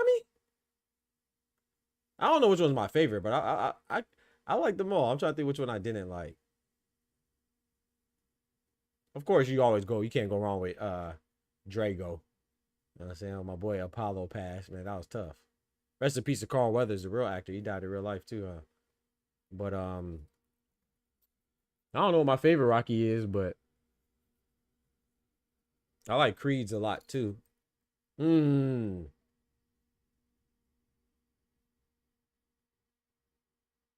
Yeah, I like Yonli Hernandez, man. I like him too, Patrick. We got my brother Oscar in the building. Big member in the building. Yeah, I like that was a good win against Tyrone Davis, his last win, but I don't know. I don't know, man. It's still hard for me to gauge him right now. Like, do I think he beats Janibek? I'm not sure. Do I think he beats Carlos Adames? I'm not sure.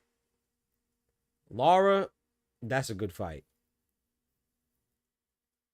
I'm still not sure though. But you know, with Kyron Davis upsetting the young and coming up, starting Elijah Garcia, Kyron Davis also faring okay against David Benavidez until while it lasted, you know. That was a good win because Diablo, he smoked Kyron Davis. So that was a good win, but I can't put him over Janibek yet. That's a damn good fight though, bro. I'm with you, Patrick. I definitely like Yonli Hernandez for sure.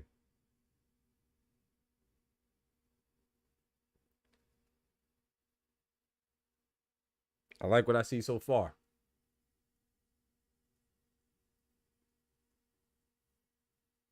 Elijah Garcia looks like Mexican OT. I've been hearing about this Mexican OT guy. I don't know him though. I don't know them. But I've been hearing about him lately. I don't know if he did something bad or something. I don't know nothing about him though.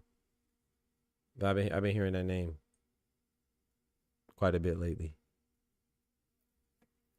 I couldn't tell you what he looks like though. I know what Elijah Garcia looks like. I don't know what he looks like though. Come on, Rock. Touch me in our suit. If he dies, he dies. Yeah, Rocky IV was different, yeah. Does anyone think Kyron Davis is like Sean Porter? I can see the similarities a little bit. I can see the resemblance a little bit, but nah, not to me. I never thought about that.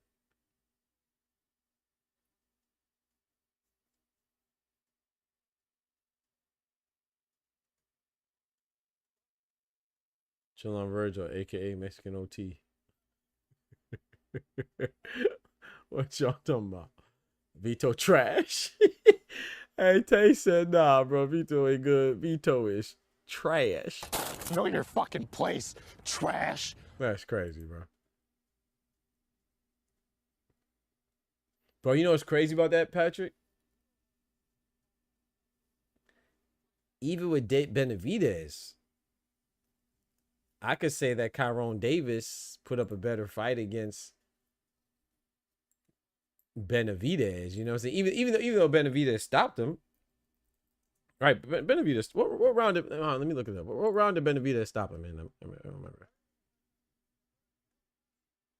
Stopped him in the 7th round. Yeah. So even though Benavidez stopped him, I feel like in spots that was more competitive than Yonli Hernandez. I mean, Yonli Hernandez just. I know they went the distance, but that wasn't close in any round. Like he washed him. So that's why I'm impressed. Now, of course, Dave Benavidez stopped him, but there was some times in the Benavidez fight where Kyron Davis, I could say he won a round. I don't think I gave Kyron Davis 1 round against Yonli Hernandez. But in the Benavidez fight, I gave him a round. I don't remember what round. That was a long time ago, but who's gonna walk out bum line when Fat Joe in jail? What Fat Joe do? I heard something about Fat Joe too. Something about him messing with minors or something like that. What's wrong with these people with money, bro? You got money, bro. I mean, I'm not saying that having money excuses you from doing wicked stuff, but like, I never understood that, bro. Like you got money, bro. All the girls your age want you, bro, and you still mess with kids. I don't know if that's true, but that's what I heard. So that's what Fat Joe's going through right now, right? Some allegations of him messing with kids or something like that. Like I said, I don't be paying attention to pop culture like that. But I saw that pop up on my screen, but I ain't click on it. But I saw the allegation of a 16-year-old or something like that.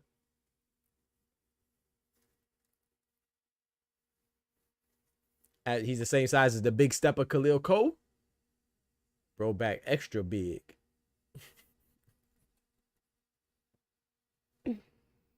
Got a big back, ain't it?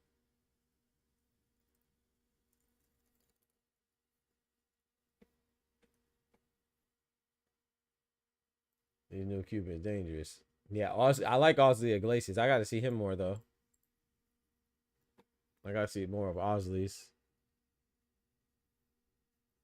That's what I mean. Kyron Davis is a good measuring stick. If you dominate Kyron Davis, yeah, I'm on the same page as you. I agree with you.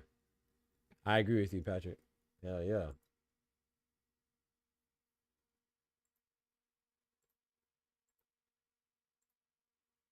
My boy Ty said Tyrone Davis ass though. Ain't that right, Ty? Ty said Tyrone Davis ass. That's crazy, bro. I like Tyrone Davis, man. Boy, Ty said, hey, man, that boy ass, what?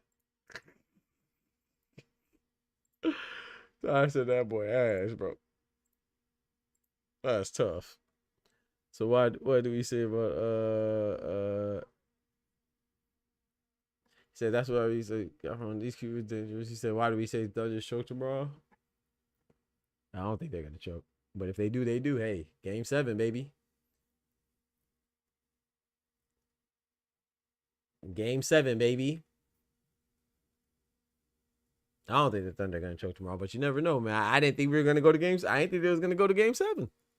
I'm happy though. You know me, I like more basketball, so shit, go to game 8. That boy cheeks, because I cooked him too. I'm still upset about Boo Boo Andre though. In what way? In what way?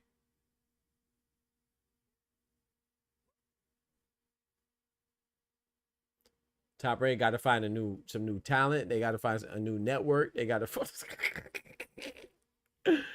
they got to find a lot, bro. A new champion. You know what I'm talking about with Keyshawn. Oscar, who you got tomorrow? Oscar, you got the Thunder or what? You got the Pacers? But he said, yeah, them boys cheese because I cooked them too. Oh, they're tired. They're cooking.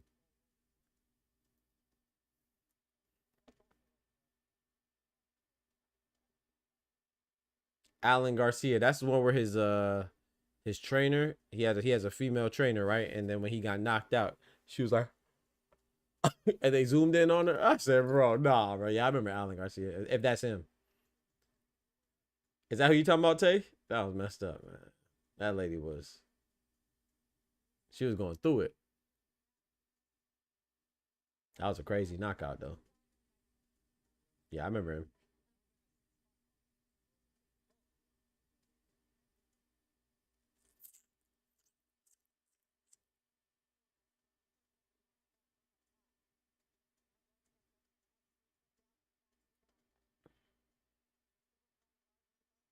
He calling for a tank fight. Oh, okay. Yeah, you know what time it is. He trying to get that bag before you get up out of there. He trying to get that bag before he has to get up out of there. That's all that is. He said, lost to a bum, literally. He said, Starbreak is falling. Yeah, bro. He said, that's what I'm saying. I really thought he had more than what he showed. Boo Boo is a tragic career dude. What could have been? I don't know, man. You know, I'm not really too. I mean, yeah, I agree with the career part. I think it's just a lot of bad relationships. You know what I'm saying maybe, but as far as him losing to Benavidez, I didn't think that was too bad. He was severely undersized, you know. So I do consider that when I look at that fight.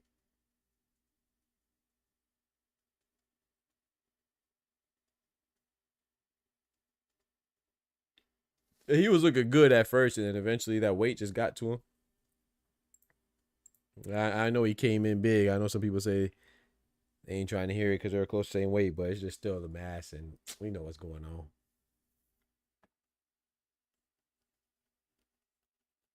You got enough bread for everyone. Hey, PBC on ESPN Plus. I think they might still show some Top Rank cards. That'd be good. Shit, quit and think we ain't forget, right? Round 9, man. Let's get it, bro. We got to see Vito step it up soon, man. Every time I see VITO MIELNICKI fight, bro, you fighting somebody I don't know, man. Every time I see Vito fighting somebody, I be like, who the fuck is that guy? Who the fuck is that? You know damn well who I am. Who the fuck is that? every time I see Vito fight, man, I be wondering who he fighting, bro. Yes, sir. Yes, sir, Patrick. I'm going to be busy. You know, that's how I like it, though. I'm saying we ain't no stranger to work over here on this side, so that's how we like it, man. Yes, sir. You get the hustle off the muscle. You're going to be super busy, man. Because after next week, what? Jake Paul and Chavez. But after that is what? That's the Berlanga, Shiraz, and Shakur them joints on the 12th, right? And then on the 19th, we got Bam, Rodriguez, and Fumile Cafu, the American champion versus the South African champion for unification at 115, right? Junior bantamweight. Yes, sir. And then we also have July 19th, good Lord willing, oh man, I'm not gonna sleep at all. That Saturday gonna go crazy because we got a fight in England, right? In the UK. England specifically. I believe it's in Wembley, right? That's Dubois versus Usyk for the undisputed heavyweight title. Then later on, we got Bam versus Fumile Cafu for unification for the WBC. And the what belt does Fumile Cafu have? The WBO, WBC, and the WBO unification at 115. And then we also have Pacquiao and Barrios and Pacquiao for the WBC welterweight joint. So yeah, we ain't sleeping on Saturday, boy. Oh, Taylor versus Serrano as well too. Yeah, that trilogy. Yep. And that's a fire card, man. One time for the ladies. You know what I'm saying? That card is crazy. You got Katie Taylor, Amanda Serrano running back for the third time. You got Alicia Bumgarner fighting is it Jennifer or Jessica Miranda? Jessica or Jennifer Miranda? I think it's Jessica Miranda. You also got Sharetta Metcalf going against it was originally supposed to be a unification between her and Dina Thorslin, but Dina Thorslin, she's pregnant. So I guess that snuck up on her. And she got replaced by the Australian Sherneka Johnson. So it'll be Sharetta Metcalf versus Sherneka Johnson. That's a good fight. Ellie Scottney's fighting. I can't remember who Ellie Scottney's fighting, but she's fighting on that card as well. But what I think is going to be what I think is really going to steal the show is that gosh dang Savannah Marshall and Shadeja Green. That fight's going to be fire.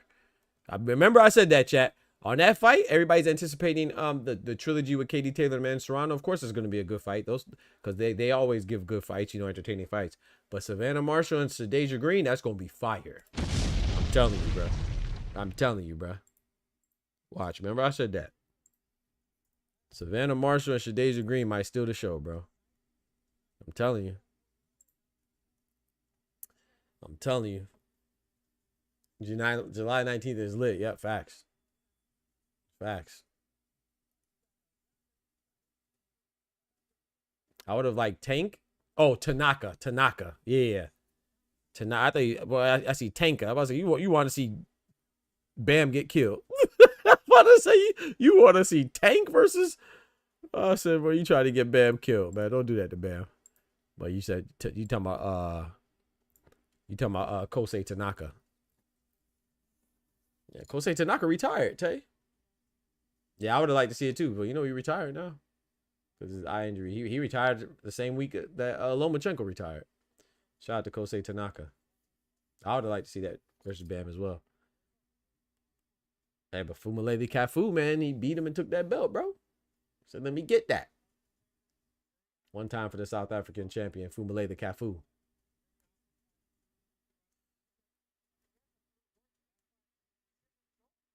They both explosive. Marshall versus Green. Yeah, facts. That's going to be a good one, bro. Hopefully the winner, maybe the winner will get Clarissa Shields.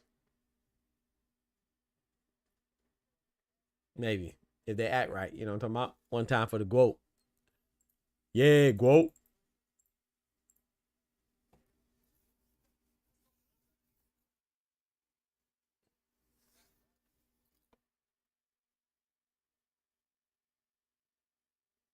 And no, I like Savannah Marshall a lot, I actually think Savannah Marshall is going to beat Shadeja Green, but it's going to be a good fight.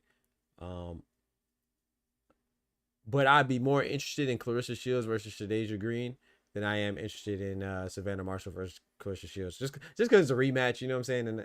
And while it wasn't it was close, but it wasn't close enough to justify a rematch in my personal opinion. But I wouldn't mind seeing it because it was a good fight, Clarissa Shields and Savannah Marshall. But it wasn't like, oh, super close. I think people are exaggerating how close it was. Well, I wouldn't mind seeing a rematch, but I would rather see. I think Savannah Marshall is going to beat, like I said, Shadeja Green, but I'd rather see Clarissa Shields versus Shadeja Green just because it's new, you know what I'm saying? While I wouldn't mind seeing the rematch between Shields and Marshall, I don't think it's really too justified. Remember Clarissa versus Keith Thurman? See, now you bull jiving. Ty said, hell no. Jahai Tucker versus sister was, yeah, I agree. It was the main event. Ooh! Nice left hand from Vito. Almost dropped Gardzielik. But this is exactly what I said, though. This is the thing about Vito, man. Like, he'll start off hot. Like, he dropped him in, what, the third round? And then he just, like, cools off, bro. Like, you got to carry that. He always does that, bro. He'll look good first couple rounds, and then he'll just I don't know if it's complacency. I don't know if it's a lack of a gas tank. I don't know what it is, but he just like, I mean, could be that he's just not that good. I don't know. This is what he always does, though. He'll look good. He'll start off hot. Raymond Murataya is like that as well. Like he'll look good first couple rounds, first 4 rounds, and then he'll just, I don't know. That shit ain't gonna fly at the top, man. He ain't gonna beat the champs like that. I'll tell you that. I wonder who be winning them sparring sessions in Ronnie's gym. He's ass. That's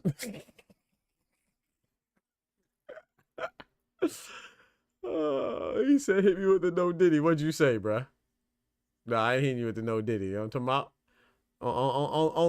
Only members get animation drops on command. What's wrong with you, bruh? I don't know you like that. You know what I'm talking about? You know what I'm saying? That's a membership perk. You get animations off on command, man. You feel me?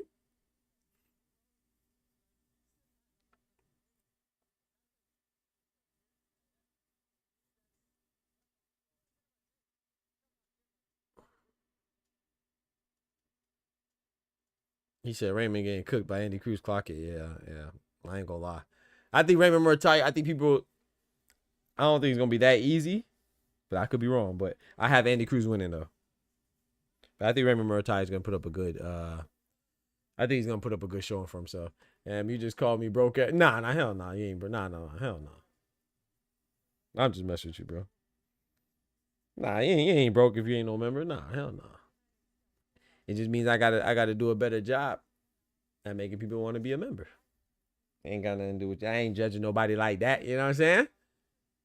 I ain't calling you broke. You know what I'm saying? Somebody else might call you broke. I ain't calling you broke. We don't do no pocket watch around here. Won't speak on how they pay you because pocket watching us men shouldn't do, and that's just by nature. But thank you. We don't do no pocket watching, man. He said, you know I'm good for it, Dr. Boxer Talk. Just wait for my son to come. Hey, yo, Eubank cousin versus Catterall. Who you got? Harlem Eubank? Oh, man, I got you though, Gold Member. Shout out to Gold Member. This for Gold Member, man. No, did he? Man, that's a tough one, Patrick. I don't know, man. Because this is Jack Catterall's debut at 147. Harlem Eubank, I feel like he's still the tricky one for me to judge because his opposition isn't really all that. So I just have a weird feeling that Harlem Eubank's gonna win, though, man. Jack Catterall, his last performance against Arnold Barbosa was shitty. Man, I don't know, man. I'm still. Oh, you good, Go Member. I'm still undecided, but. If I had to pick right now at this moment, I'm going with Harlem, man. And I like Jack Catterall, man. You know, El Gato, but El Gato been disappointing me, man. He disappointed me with that Barbosa fight. I actually picked him to beat Barbosa.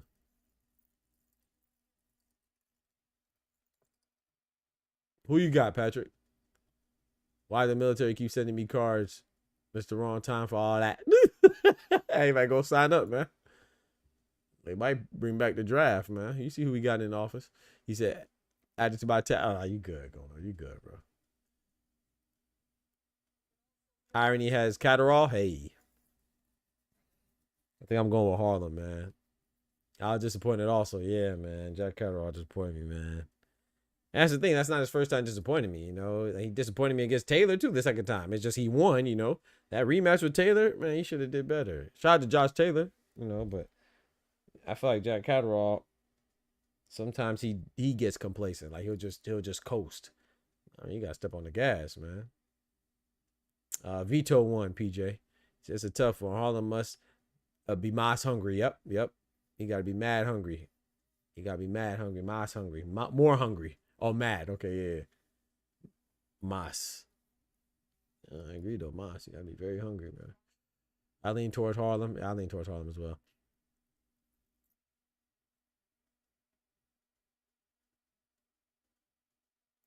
Was Galalia 5 versus Rodriguez and Enric? Hey, Chop. What? Catterall beat Taylor twice, and I love Josh Taylor. But come on, I agree. I thought he could have won the first fight, but the second fight was closer than it should have been. Man, it ain't had to be that close, man. Second fight didn't have to be that close.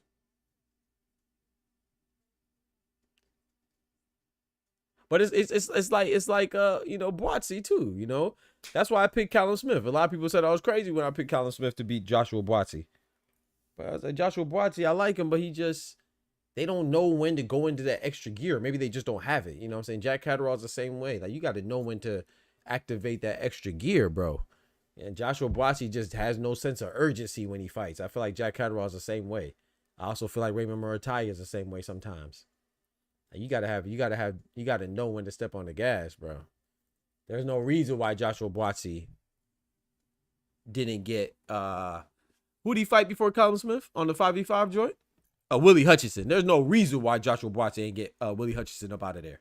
No reason, bro. I know Virgil Hunter was so upset. His trainer. Boatsy fought his ass off, but you right. Hell nah.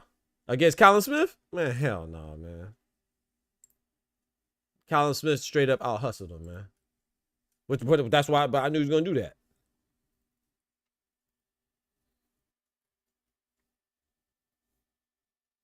And Callum Smith, and let me be clear. There's nothing wrong with losing to Callum Smith. Callum Smith's a beast. I like Callum Smith. I mean, Callum Smith only has 2 losses, right? And those are the 2 top dogs. You know, send him in the face of boxing. And gosh dang, Artur Beterbiev. There's no shame in that. So I want to be very clear. I like Callum Smith.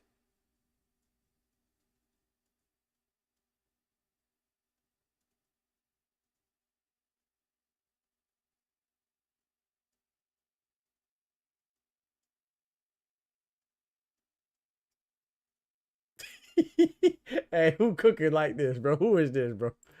Oh man. Oh, what's wrong? I ain't gonna do that.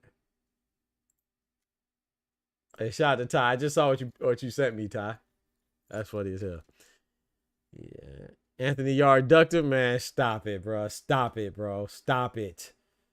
Stop it. Stop it, irony. I like them both, but I just feel like that was a case of bad time. You know, Anthony Yard had the issue with his contracts with Queensberry and Frank Warren. You know what I'm saying? Uncle Frank. I ain't gonna say Anthony Yard ducked him now. I would have liked that fight to have happened. I mean, hell, it could still happen. It could still happen, you know? Anthony Yard's not undefeated. Joshua Boatsy's now, he's not undefeated, so it could still happen, but it lost a lot of its flavor, I guess. A lot of its intrigue. But I wouldn't say Anthony Yard ducked Boatsy. I wish it would have happened though earlier. Yeah, I'm with you. Said Catterall used to punch more than that. I trained at the gym where he started. Oh, yeah, they are ruthless. They train kids to be very offensive. I'm surprised he fights the way he fights now. His back foot. Yeah, which I don't mind it, but you just still got to know when to pick it up. Jack Catterall, the safest boxer in the world. Hutchinson perfect was more of a knock on him, I think. Okay. The Hutchinson performance was more of a knock on him. Okay, I'm with you.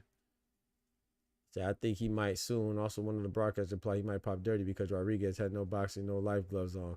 I did hear them say that, Gold member, and that's what I said. Hey, Gold man, that's what I said. I said for Galal Yafai's sake, he better hope that Rodriguez pops dirty, because he definitely gave him a dirty ass whooping, boy.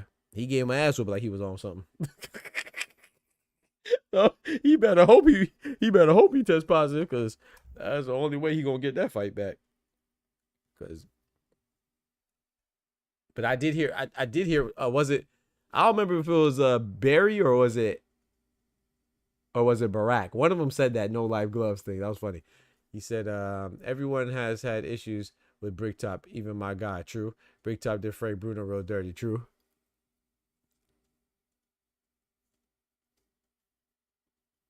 Yeah, because Goliath 5, man. You better hope he popped dirty.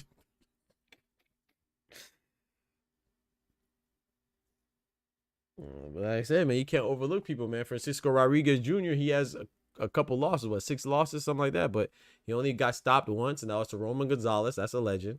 He has 1 L to Junto Nakatani, and you see what Junto Nakatani does. He knocks people smooth out, and he didn't knock out Francisco Rodriguez, so Jr. So, and then he also there's another guy, Kazuta Ioka, I think he lost to. It's not like he's losing. It's not like all of his losses were just scrubs. It's kind of justified, you know, or understandable. I ain't gonna say justified, but understandable. Najee always on ESPN.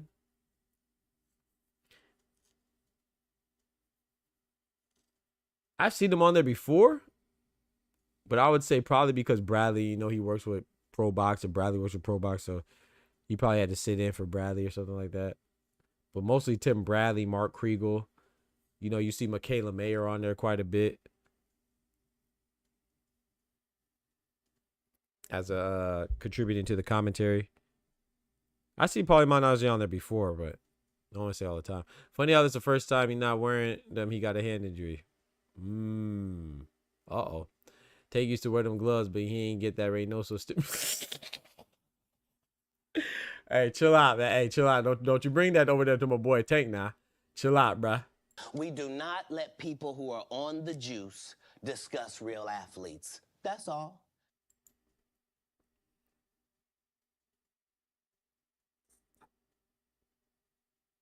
Yeah, what? What? What time Vito fight Daddy? What do you mean by that? Yeah, we gonna pause that. That's crazy. Yeah, you wildin'. No, did he? He said he was before heading to Pro Box, but I think they gave Bradley Kriegel Osuna. Bernardo Osuna is the other guy. Thank you. The week off since it was a trash card. Maybe. They put the backups in. Hey, chat, I don't know if I'm gonna go Yeah, he Wallace. I don't know if I'm gonna be on tomorrow. You know, I'm gonna watch that game, but I'm not gonna say I'm not gonna be on. But I don't know.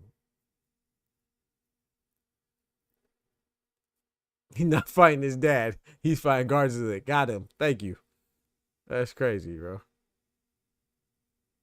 Thank you. Thank you, Gold member. I almost had to hit him with the Shut up, bitch!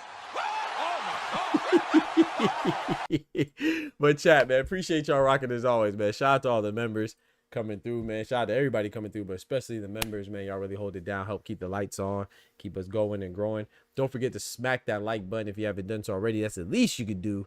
You know what I'm saying? It's free, you feel me? And subscribe to the channel. If you are new to the channel, subscribe, smash that bell, turn on notifications as well, and keep us going and growing, man. Keep us pumping in the algorithm, you know what I'm saying? That's what really keeps us going, man. It's free support, you know? Nothing but a click. Nothing but a click, man. But y'all be easy. Take care of yourselves. And like I said, I'm going to say it again. Don't forget to smack that like button. But most importantly, remember, with God, we can do anything. Without God, we're nothing, man. Y'all be cool. I'll be Doc. Peace. From the hood to college, both worlds they had to meet. 6 degrees between us, so cold, we're about to freeze. But we're Florida boys, hot takes, we bring the heat. We're moving the culture, the engineers to the streets.